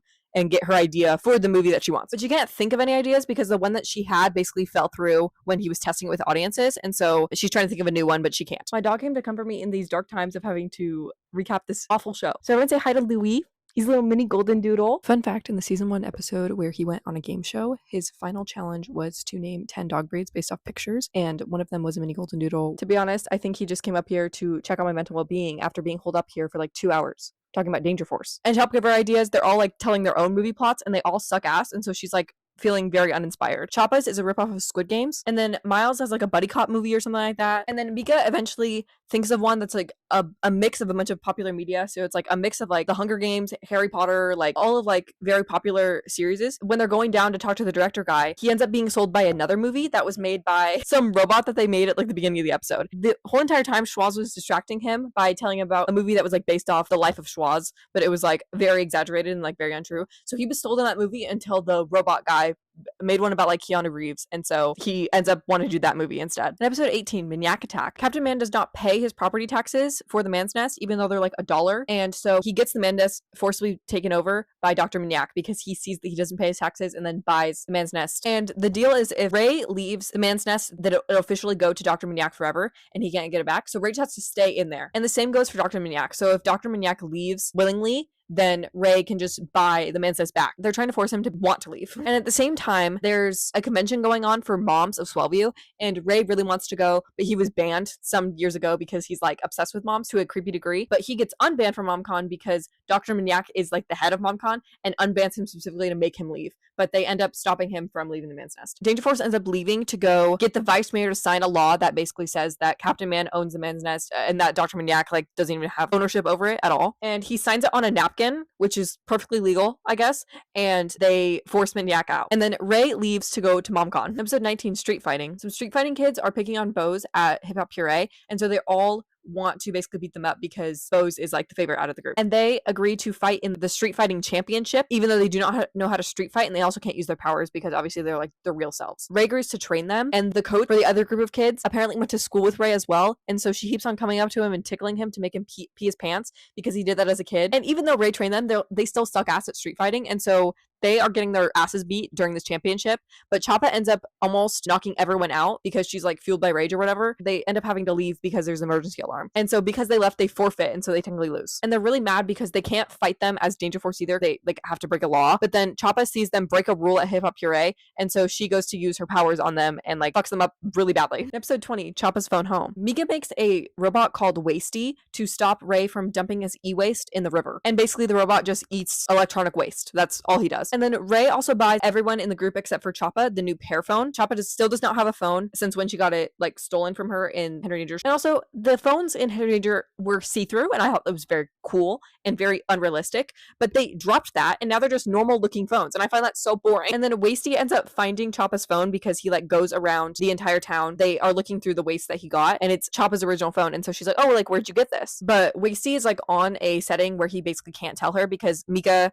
is the only one that can like control him or something like that. But Choppa goes to hang out with her phone a little bit, as in they have like a picnic and stuff. And then she ends up threatening Mika to have Wasty tell her where her phone was. And Wasty reveals that it was actually in Ray's bedroom. And she's like, why the fuck would it be in there? Bose reveals that he was actually the one who stole her phone. In Choppa's introduction episode in Henry Danger, it said that like she just got her phone stolen. Like it seems like that anyway, but they end up backtracking that now. The story was that she was a kid and she got her phone stolen in like a Chuck E. Cheese establishment. And that was actually Bose as a kid because he wanted the phone to like FaceTime a puppy or something like that. And then his mom ended up pulling him out of the place before he could give the phone back. So he accidentally stole her phone. Bose told Ray that he was the one who stole it. And so Ray was keeping it for him so they could give it back to Choppa when they thought she was ready for it. And this is basically because she has like really bad anger issues, especially in the topic of her phone getting stolen. And so she like threatens to kill whoever stole her phone a lot. And so they didn't want to give it to her so then she wouldn't kill Bose, you know? Choppa forgives Bose because he was like just like an innocent kid and didn't really mean to steal it, but then fries Ray with her powers because she's mad at him. Episode 21, Uncle Hambone. Choppa has a little sister and she has to stay home with her little sister because her imaginary friend died, whose name was Uncle Hambone. And then at the same time this is happening, they want Choppa at the man's nest because there was a citywide blackout and they want to use her powers to basically turn the generators back on. And they want her to do this because Miles made an ice sculpture for an ice sculpture contest. They really want to beat out Archduke Fernando, who is the mayor of Rivalton. And his ice sculpture eventually melts because it takes so long for Choppa's little sister to get over the death of Uncle Hambone. And they're all trying to help her get ways of closure. And they end up using the clone that Mika accidentally made that was like the tiny version of Ray to pretend to be Uncle Hambone to tell Choppa's little sister that death is a good thing and like she shouldn't worry about him. And then when they finally get back to the man's nest, obviously his ice sculpture's melted, but there's a little bit of ice left, and so he makes a mini ice sculpture of what Uncle Hambone was supposed to look like, and he ends up winning the competition. Episode 22, New School Who Dis. Schwoz ends up accidentally infecting the classroom part of swag with deadly bugs. So they have to go to the public middle school that Henry went to. And they don't have the same exact hallway that they had in Henry Jr., which is so sad because they obviously didn't keep the sets. The only rooms that we see is a gym and a cafeteria, which I think are the same room, and then a classroom, I do believe. And then while they're like eating lunch school one day, they see that someone is dressed up as a badger, which is the mascot, and is beating random people up. And so they're trying to figure out who it is. And to do this, they all join different clubs to try and like scout out who could be the person in the badger suit. And then Ray joins a group of moms by pretending that all 4 of them are his adoptive children so that he can talk to them and basically hit on them. And then when they end up being like almost the head people in the clubs, they all get attacked by the badger person as well. And so they figure out that the person in the badger suit is attacking people who are trying to take the top spot in like 4 specific clubs. And they're all like super badly injured from the attack, but Mika has a fencing tournament because she's in the fencing club. She fights anyway, only for the fact to lure the badger person out. And it's revealed that it's actually the moms in the mom group that Ray was in because their children are the top in those clubs, and so they're attacking anyone who could come close to being the top. And even after they revealed, all of the moms are still willing to fight these children, and so they fight back as Danger Force, I do believe. Like they leave and then they change and then they fight. And then the 4 of them actually end up staying at the middle school because the place got infested again with like a different breed of insects. Episode 23, Class Action Heroes. They end up really liking the middle school rather than classes they were having in swag before, but they don't want to tell Ray this because he gets really offended if they don't like what he does. But Ray keeps pulling them out of school like in the middle of the day because he thinks that they don't like the public school. At the next day of school, they're having like an assembly, which they really want to go to, and so they swap themselves out with the clones. So the clones are stuck with Ray. And also, these are not the evil clones to my knowledge. These are new clones that are nice. The reason that the 4 of them were supposed to stay with Ray was because he was fighting a villain. And so the clones obviously are no help to him. And so he realizes that they're the clones instead of the real kids. And so he goes to the middle school. He brings the criminal to the middle school. And so they turn into Danger Force and help him defeat them. They admit to Ray that they actually like public school better. And he says that's fine. Episode 24, Wedding of the Trentery. The main news guy who basically does the news all the time, whose name is Trent, is getting married to his internet girlfriend, Tracy 426. But he does not have the money for the venue. So they offer to have the wedding in the man's nest. And Ray does not want this to happen because it's like obviously his man's nest and he wanted to have his own wedding there. He only agrees because Trent reveals that he has a log of one of the news interviews that Captain Man did where he farted, and so he doesn't want them to get out, and so he agrees to have the wedding there. When they're getting ready for the wedding, Trent is talking about how he's never seen Tracy 426's face, and he ends up just sending her money for stuff, and so they think he's being catfished. And at this point, they're so convinced he's being catfished, they're convinced that no one's going to show up to his wedding, and they don't want him to be embarrassed on national television because the wedding is being broadcasted on the news, and so they don't want him to be embarrassed, and so they use the clone of Henry's mom to basically marry him. But then the real Tracy 426 actually ends up showing up because she was a real person the entire time, but she was actually a spy, and so that's why she didn't show her face. And then her and the clone of Henry's mom ended up fighting over him because the clone ended up falling in love with him or something like that. And then Danger Force reveals that they did this all because they thought it was a catfish. The real Tracy 426 wins against the clone, and so they get married. In episode 25, Unmasked, aka the season finale, they are getting back a stolen basketball from some criminals. The police wants to test the fingerprints on it for the criminals that originally stole it, but the problem is that their fingerprints are on it, which means that the police would find out their true identities. And it's now in the police's evidence room, so they break into the police station when they're having like a party. Captain Man is there to distract them while the rest of them go into the evidence room and grab it. And then in the evidence room, they also find something called science juice, which will come back later in the episode. And they get the ball by chasing a guy who was trying to steal it again up into the roof of the police station. And 2 people who were specifically doing this was Mika and Miles. Mika accidentally sonic screams at a pipe, which makes her mask fly off. Their aunt, who is a police officer, happens to be at the roof at the same time, and so she sees that Mika is Shoutout. She ends up just walking up to a wall and tearing off his mask, and so she realizes that's Miles. And they end up kidnapping her and locking them in Mika's room to not tell anyone their secret identities. The memory wiper was broken in the finale of Henry Danger, so they want Schwartz to build a new one, but he is actually at a rip-off Jimmy Buffett concert, so he is unable to, but they get clone Schwaz to try and make one, but he doesn't have like the full knowledge of Schwaz, and so he's kind of struggling. Also, they're hiding the fact that they kidnapped their aunt from Mika's mom when she's like barging in there and asking what they're doing in Mika's room. They have Miles teleport the aunt to the man's nest instead. The excuses they come up with in Mika's room is that Mika and Bose were kissing. Actually, I lied when I said that they teleport the aunt to the man's nest. They actually teleport them to Choppa's house, and so Choppa's mom sees that they have someone tied up, and so they kidnap her as well. And at this point, they're going back to the evidence room to find science juice because the clone of Schwaz needs it to make a memory wiper. Bose's mom is in there for some reason, and they don't even need to kidnap her, but they do it anyway because they get nervous that she's in there. And they transport all the people that they kidnapped into the man's nest. Clone Schwaz actually fucks up making a memory wiper because he doesn't know how, and so he accidentally makes a truth ray. And at some point they kidnap Mika and Miles' mom as well. I don't know how she got there. And then the gag that they had on Mika's aunt breaks, and so she ends up revealing all their identities to their mothers. And because of this, they make them quit Danger Force. I just doom scrolled on Instagram Reels for a solid 2 hours. powers, so I think I have enough mental stability to do season 3 without wanting to like crash out. In episodes 1 and 2, The Force Returns Part 1 and 2. There's a little time skip from seasons 2 to 3 because they are not allowed in Danger Force. They end up doing other things because they're not allowed to use their powers.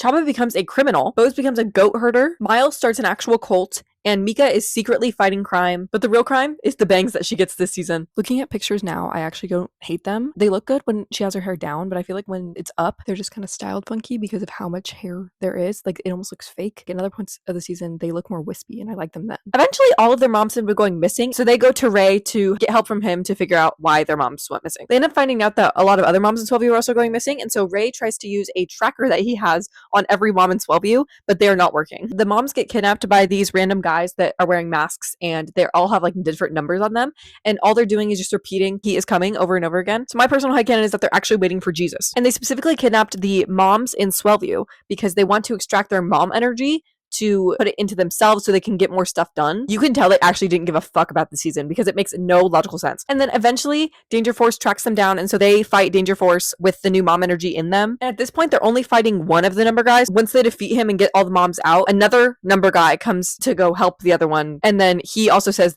he is coming. He is coming. Truly, he is coming.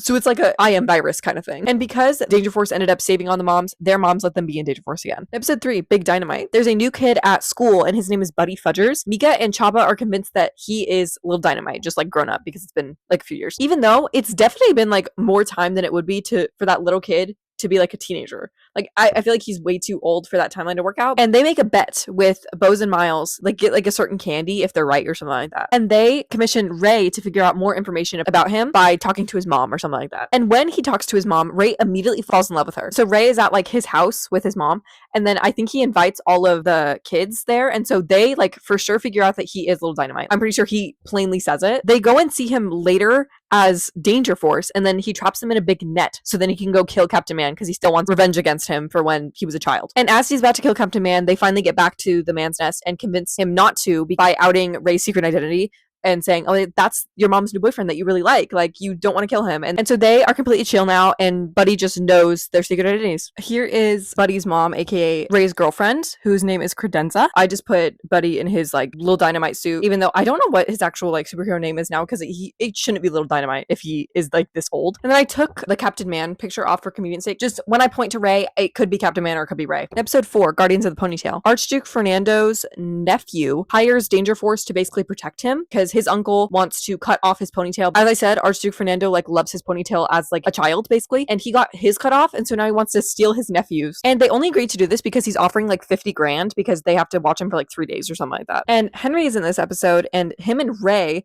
get hired to try and kidnap his nephew by Archduke Fernando, and they also do it because it's for 50 grand, and they both have girlfriends now, and so they both want to buy them presents. Specifically, they want to buy them $10,000 purses. That's a bit throughout the episode for I don't remember why. And they're trying to find a way to kidnap his nephew, but obviously Danger Force is protecting him, so it's kind of hard. And so they get Schwaz to help them. They basically use a like cloak thing that makes them look like bows to bring the nephew outside and then kidnap him. They take him to Hip Hop Hero because that's where Archduke Fernando wanted them to bring him, but Danger Force follows them there, and they're arguing because they both want the money. And then Buddy comes in like dressed up like Little Dynamite, and he's dancing to Running Up the Hill by Kate Bush, and then he cuts off the nephew's ponytail, hands it to Archduke Fernando, and then takes money. So no one got money except for him. And honestly, that's so diva. Episode 5, Miles sells his soul. Believe it or not, Miles sells his soul. This is because Mika loses a riff-off at her school with her like rival. Obviously, every middle school just has riff-offs. She loses because she can't whistle note without using her sonic scream. She can whistle note, it's just she would reveal her powers if she were to. And then Miles wants to make her feel better because she's like very sad about it. When he goes down to like the basement of the man's house or something like that,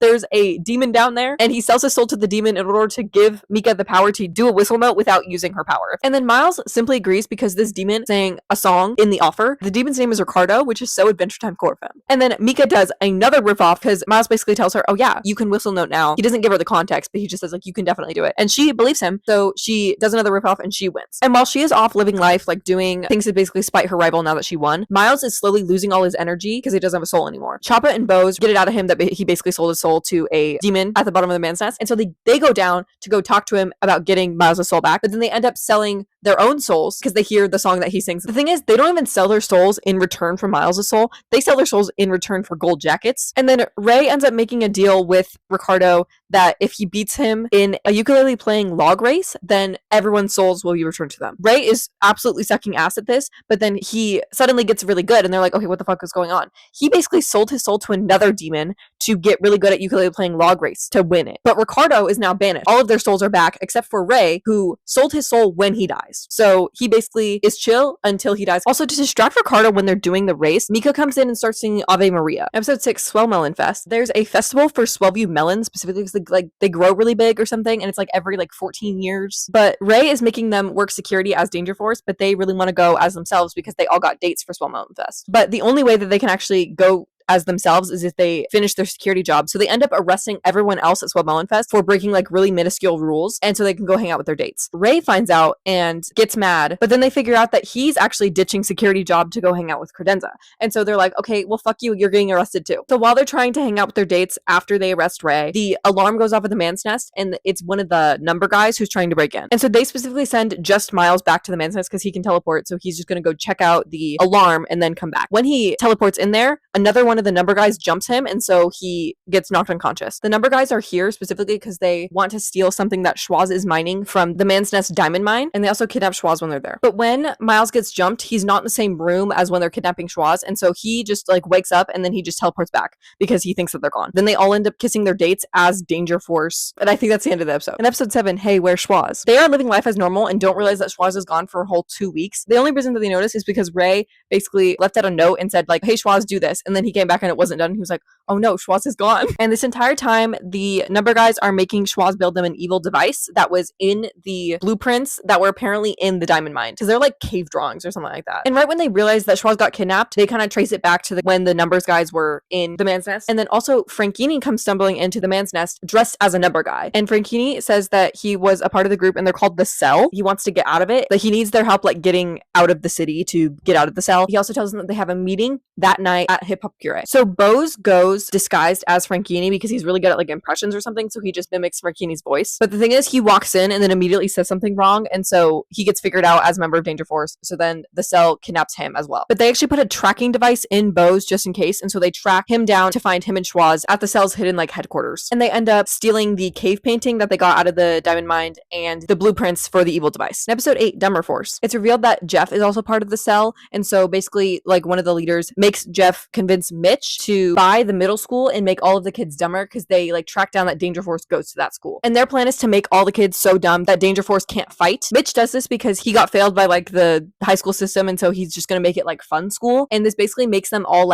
cavemen level intelligence. They can barely speak. But before all of the kids become dumb, he also has Bose graduate because he's the dumbest kid in the class. And so since Bose is the only smart one out of the group, him and Ray use some boxing gloves that Schwaz gave them that basically makes the intelligence level go back to where it was. And so they do it to the whole school, and then Mitch ended up just leaving. I assume just giving the school back to whoever owned it before. This whole time, Schwaz is actually building the blueprints of the evil device that he was supposed to be building for the Cell. He actually only has half the blueprints or something like that, and so he makes a pancake maker. Episode 9, Don't Go In There. Schwaz is back mining in the diamond mine because the whole reason that he was in there to begin with is because Ray wanted a heart-shaped diamond for Credenza. And Choppa and Bose are forced to help him mine for this diamond, and they are kicking a random foundation beam for the entire man's nest, and every time they kick it, there's an earthquake going on. And the earthquakes reveal a new cave drawing inside of the diamond mine, which is part of the Cell as well, and it's the second half of the blueprints of the evil device. So Schwaz takes them and is going to build the rest of it. The four of them find a random red door that's new to the man's nest, it's never been there before, and so they really want to go in there, but Ray says they can never go in there, and if they do, then they'll get shocked. And so to get back at Ray, they make this red present, and they basically tell Ray, you can't open it.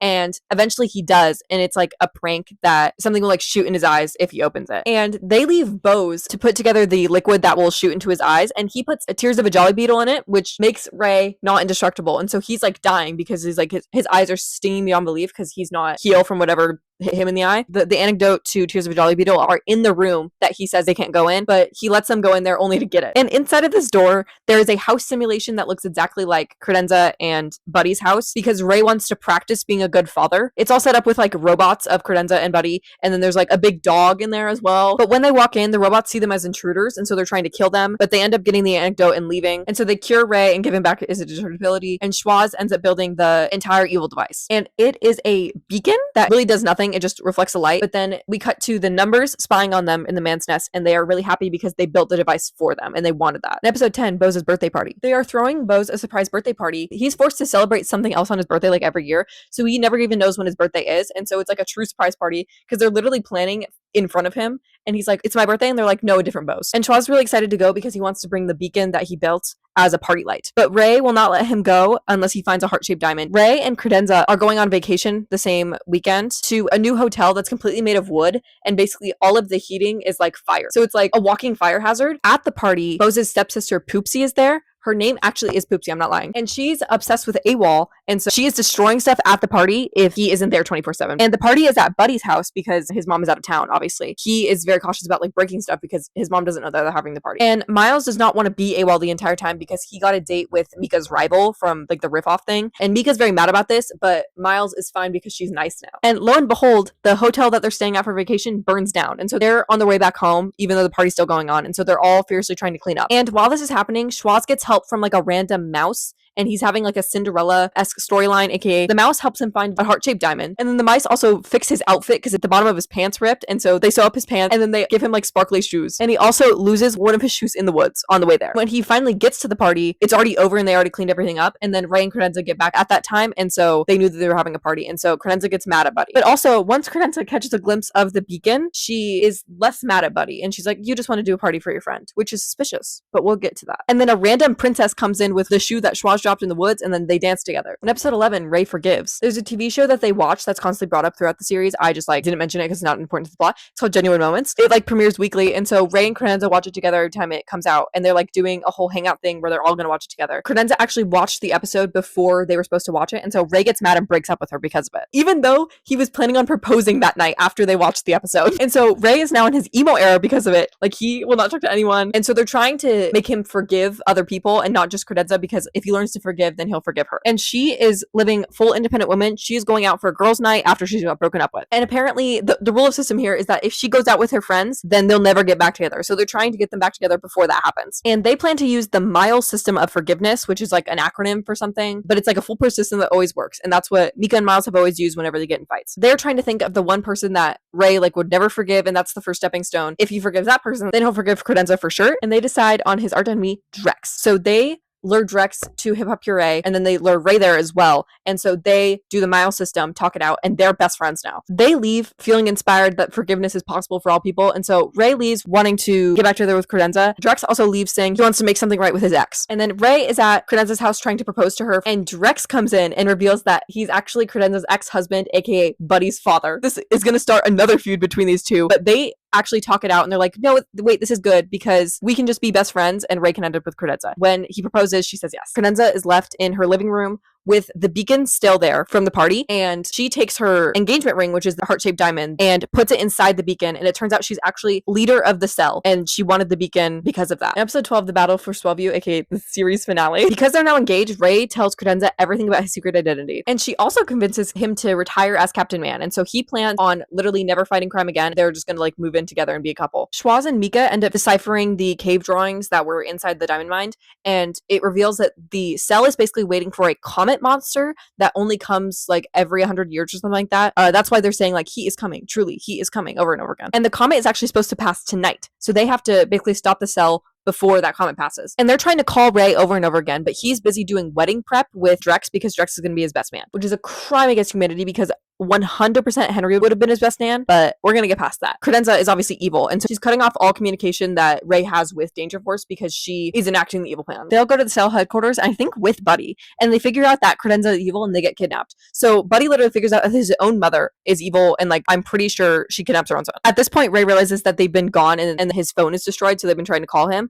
And so him and Drex go to the cell headquarters to save them, And when Ray figures out that credenza is evil, he doesn't actually give a shit. And he's like, oh, we can still get married. And credenza's plan is to take control of the comet monster when it comes down, but that actually doesn't end up working because it only can take control of a child. So it takes control of Buddy instead. And basically what the monster does once it's inhabiting a body is it disintegrates people. And as it disintegrates more people, it grows. Buddy disintegrates Drex and then a few other people. And he ends up being like a giant, kind of something like Monsters vs. Aliens, the main girlie. But before it grows really big, it actually ends up decapitating Ray. This is because the blade that it has can cut through his densitized skin, but it can't actually kill him. And so they put his head on ice and he lives. And eventually they end up putting him in like an incubation tank. Is basically his head is rolling around in this incubation thing and he can still talk. And then they have no idea how to defeat like a comet monster that's so, like supernatural. They have no shot in doing that. And so they end up taking the cave drawing that was like the prophecy of it coming down and like destroying a hero and changing it so that they would defeat it. And they're basically just waiting out the comet monster to come to them because they don't really want to go aggravate the thing. And their moms end up coming up to the man's nest and trying to get them to leave, but they end up convincing their moms to give them their mom energy instead. And what happens when they take their mom energy is that their hair turns gray.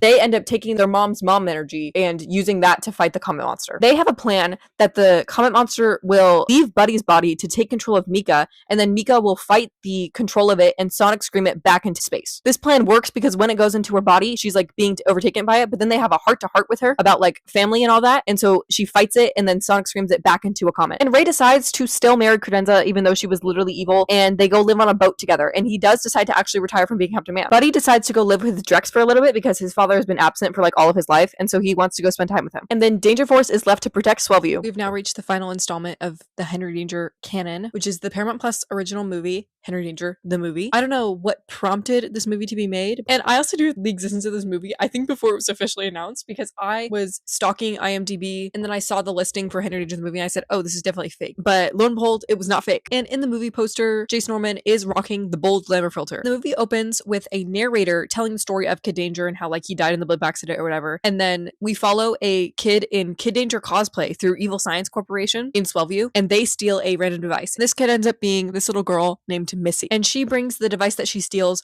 back to her house and is programming it on her computer, but we don't know what it is yet. And we cut to dystopia, where Henry and Jasper are the crime-fighting duo. Sorry this picture is so dark. And also, this is from the movie posters, like the announcements, because I could not find any good pictures of Jasper from this movie. And Henry is very much the famous one out of the two of them. They're technically a crime-fighting duo, but he gets all of the fame and the recognition for all the fights that they do. They also fight unmasked. Technically, Jasper has a mask because when he fights crime, obviously he falls asleep. And so he has like a mask that automatically goes over his eyes and makes him fall asleep. Night night. And Henry has no mask at all. I feel like that's really dangerous because like if villains are out to get you, they know exactly what you look like, but whatever. Henry is off doing a sponsorship with some like watch company or something like that, while Jasper is trying to flirt with this detective lady. Doesn't really matter to the plot. And Schwoz and Piper come to visit Dystopia to go see Henry, and they bump into Jasper, and then they're like, oh, where's Henry? And he's like, oh, like he's off to do a sponsorship or whatever. And he's low-key salty about it. And you might be wondering, hey, where's Charlotte? Wasn't she fighting crime in Dystopia with them? Yeah, she went to Harvard instead. They just wrote her out. And with this whole sponsorship deal of like the company called like BizWatch or something, Henry's getting very wrapped up by the fame of it all and is starting to treat Jasper like less than simply because he's more famous than him. And while this is happening, they have to fight a villain named Blackout who was in Danger Force. But Danger Force doesn't really matter in the context of this movie. We'll get to that. And Henry, of course, has his force field ability. He ends up using it to be able to like jump really high and also to like throw Blackout into a building, and then he gets all basically recognition for taking him down, and Jasper gets nothing even though he fought him for like half the fight. And as Henry is about to leave the street after this, him and Jasper get into a fight about how Henry is basically becoming like too wrapped up in his fame and all that. He wants to move out of the like apartment that they have together because he's like, I deserve my own house, like we don't need to be a duo all the time. And Jasper's just basically mad that he's not even his friend anymore. And Henry ends up following where he threw Blackout into like this penthouse thing, and as he's walking through there, Blackout pushes him out a window, so as he's falling out of the 50-story building, he gets transported into Missy's bedroom. He is rocking a fuck-ass version of the Kid Danger suit and guy liner. And he's obviously freaked the fuck out because he's in a random bedroom. He was just falling out of a 50-story building, and now he's in Kid Danger cosplay. And he's like, okay, what the hell is going on? Missy is freaking out because she basically planned to teleport Kid Danger because she thought that he died, obviously, in that blimp accident. And so she was trying to bring him back to life. And then he reveals that he never actually died. It was just a cover-up to get rid of the Kid Danger name so he could move out of Swellview. And Missy also figured out his secret identity. so she knows like all of his friends and everything. He is very freaked out about this. And the reason that she brought Kid Danger back to life was because she lives in a town called Newtown, which is full of like really bad crime. And so she wants Kid Danger to help her make her town safe. Henry does not want to do that shit. He is not for that agenda. So he wants to go back to dystopia. And also the reason that she was able to teleport him there was because the device that she stole from the Evil Science Corporation was a multiverse machine almost. So it's like you can pull from different universes, I think, but they're in the same universe to my knowledge. Like dystopia and this new town is in the same thing. Henry agrees to stay to fight one villain that is in the park next to her house or something like that. And he ends up getting his ass beat because his force field tower isn't working. But eventually Missy helps him knock the guy out. And then when they try and press the button to transport him back to dystopia, they end up being transported to a different version of Newtown that's like all dark and dreary. And Piper is there, but she is rocking a new look. We are introduced to the absolute diva of Vampire Piper. She looks so damn good. Henry is very confused by this. He's like, why the fuck is my sister here? And why is she a vampire? And this is when Missy realizes that when she programmed the device on her computer, she accidentally transferred the information from her fan fictions that she wrote about Kid Danger. And I love this plot. Unironically, I know it's dumb as fuck. Like, this is so stupid. It's based off fanfiction, but that's why it's fun. When they're trying to get out of this universe with Vampire Piper, she ends up stealing a crystal that is inside of the device. So they are stuck cycling through Missy's different stories and unable to get out of them. But before they figure this out for sure, they are transferred to another one of her stories, which is about if Henry was a sidekick to Jasper instead. This story is based in a nightclub, and this nightclub is run by Franchini, of all people. And so he's doing a musical number at the club, and Normal Piper is there as well. In this universe, Jasper is basically a superhero that can fly, and he is called like the Mustache Man because he has a big mustache. And Henry is mad because his sidekick thing is that he's in like a really embarrassing little boy costume, if you will. They have to fight the same guy that they were fighting in the beginning when he got transported into Missy's house. And then they are planning to find the Schwaz in this universe because he will be smart enough to fix the machine to get them back to normal. He is actually a dishwasher at the nightclub, but he looks at the machine anyway because he's actually is smart in every universe. And so he's like, you're stuck in this story mode, but I don't know why. I'd have to look at it longer. And while he's looking at the machine, he's trying to tell them that they're missing like the crystal in it. But before he can, Franchini comes in and is saying like, everyone should be out there for my other musical number. They end up accidentally pressing the button. And so Franchini, Henry, and Missy get sent back to the universe with Vampire Piper. They're trying to evade her, obviously, because she's a vampire. And I think when Missy is talking to Franchini, they end up making a gay joke, and I actually thought it was funny. I wrote another about an awful place called the Gray Zone. You hate it. Honey, I was born. No, she said the gray zone. Oh. And then Vampire Piper's plan is to make everyone vampires in this universe. So she makes Franchini a vampire. He is now sadly rocking a new look. Like, he's just not slaying on the same level that she is. They actually did him so dirty. When this happens, Missy and Henry click that button as fast as they can to get to another universe. And this one is a story that Missy wrote about like an apocalypse setting. And so that it's about like maple syrup or something like that. And Jasper is also there, and he is saving Henry's life the entire time.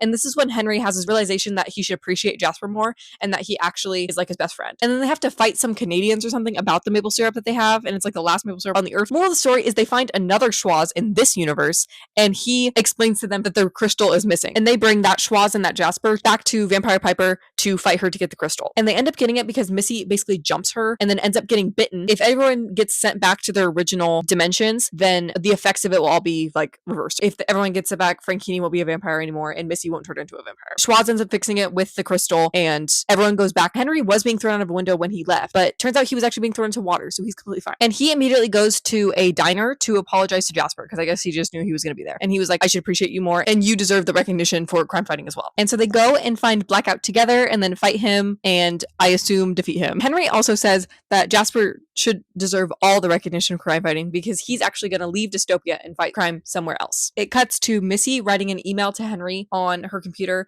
but then her computer gets stolen because crime is crazy in her town. But Henry comes up and gives her computer back, and he says that he came back to Newtown to fight crime with her as his sidekick. Also, when he leaves this park, he flies. I guess he just uses his force field to basically do anything, because how the fuck would you be able to fly with that? I don't know. I'm pretty sure Schwaz is there as well because he like sets up a headquarters for Henry to have in Newtown. And then at the very end, they are going on a mission together, and they end up seeing Captain Man fighting some drones, and he looks so goddamn good. And he says that he needs their help. And then it's a cliffhanger. This does not make any fucking sense with the ending of Danger Force because he retired. So unless they're pulling some shit where like his wife died. So this doesn't really make sense in the canon of Danger Force. I'm thinking that maybe Danger Force doesn't exist in the universe of this movie, because I actually forgot to mention, but in the end of Danger Force, Swaz also ends up running away with the princess that he met at Rose's birthday party. That doesn't make sense why he would be here. So I think just Danger Force didn't exist in the minds of these movie makers. If you're still here, thank you so much for watching this video. It has been like my passion project as of recently, so the thought of it even being done is crazy to me. I know that this video is going to be so long, so thank you for sticking around this amount of time. Henry Danger literally like shaped my childhood in such a way because my sister was absolutely obsessed with the show, and I'm hoping that since this video is done, I'll be out of the Henry Danger brain rot that I've been in for way too long. And if you enjoyed this video, I have a lot of other ones in this series. That is my Lab Rats one, as I've mentioned like 3 times in this video already, my Mighty Med one, and my Star Wars one, so go check those out. I'm planning some more videos in the future about different Nickelodeon shows and also some different movie recaps, so subscribe if you're interested in seeing those, and thanks for watching.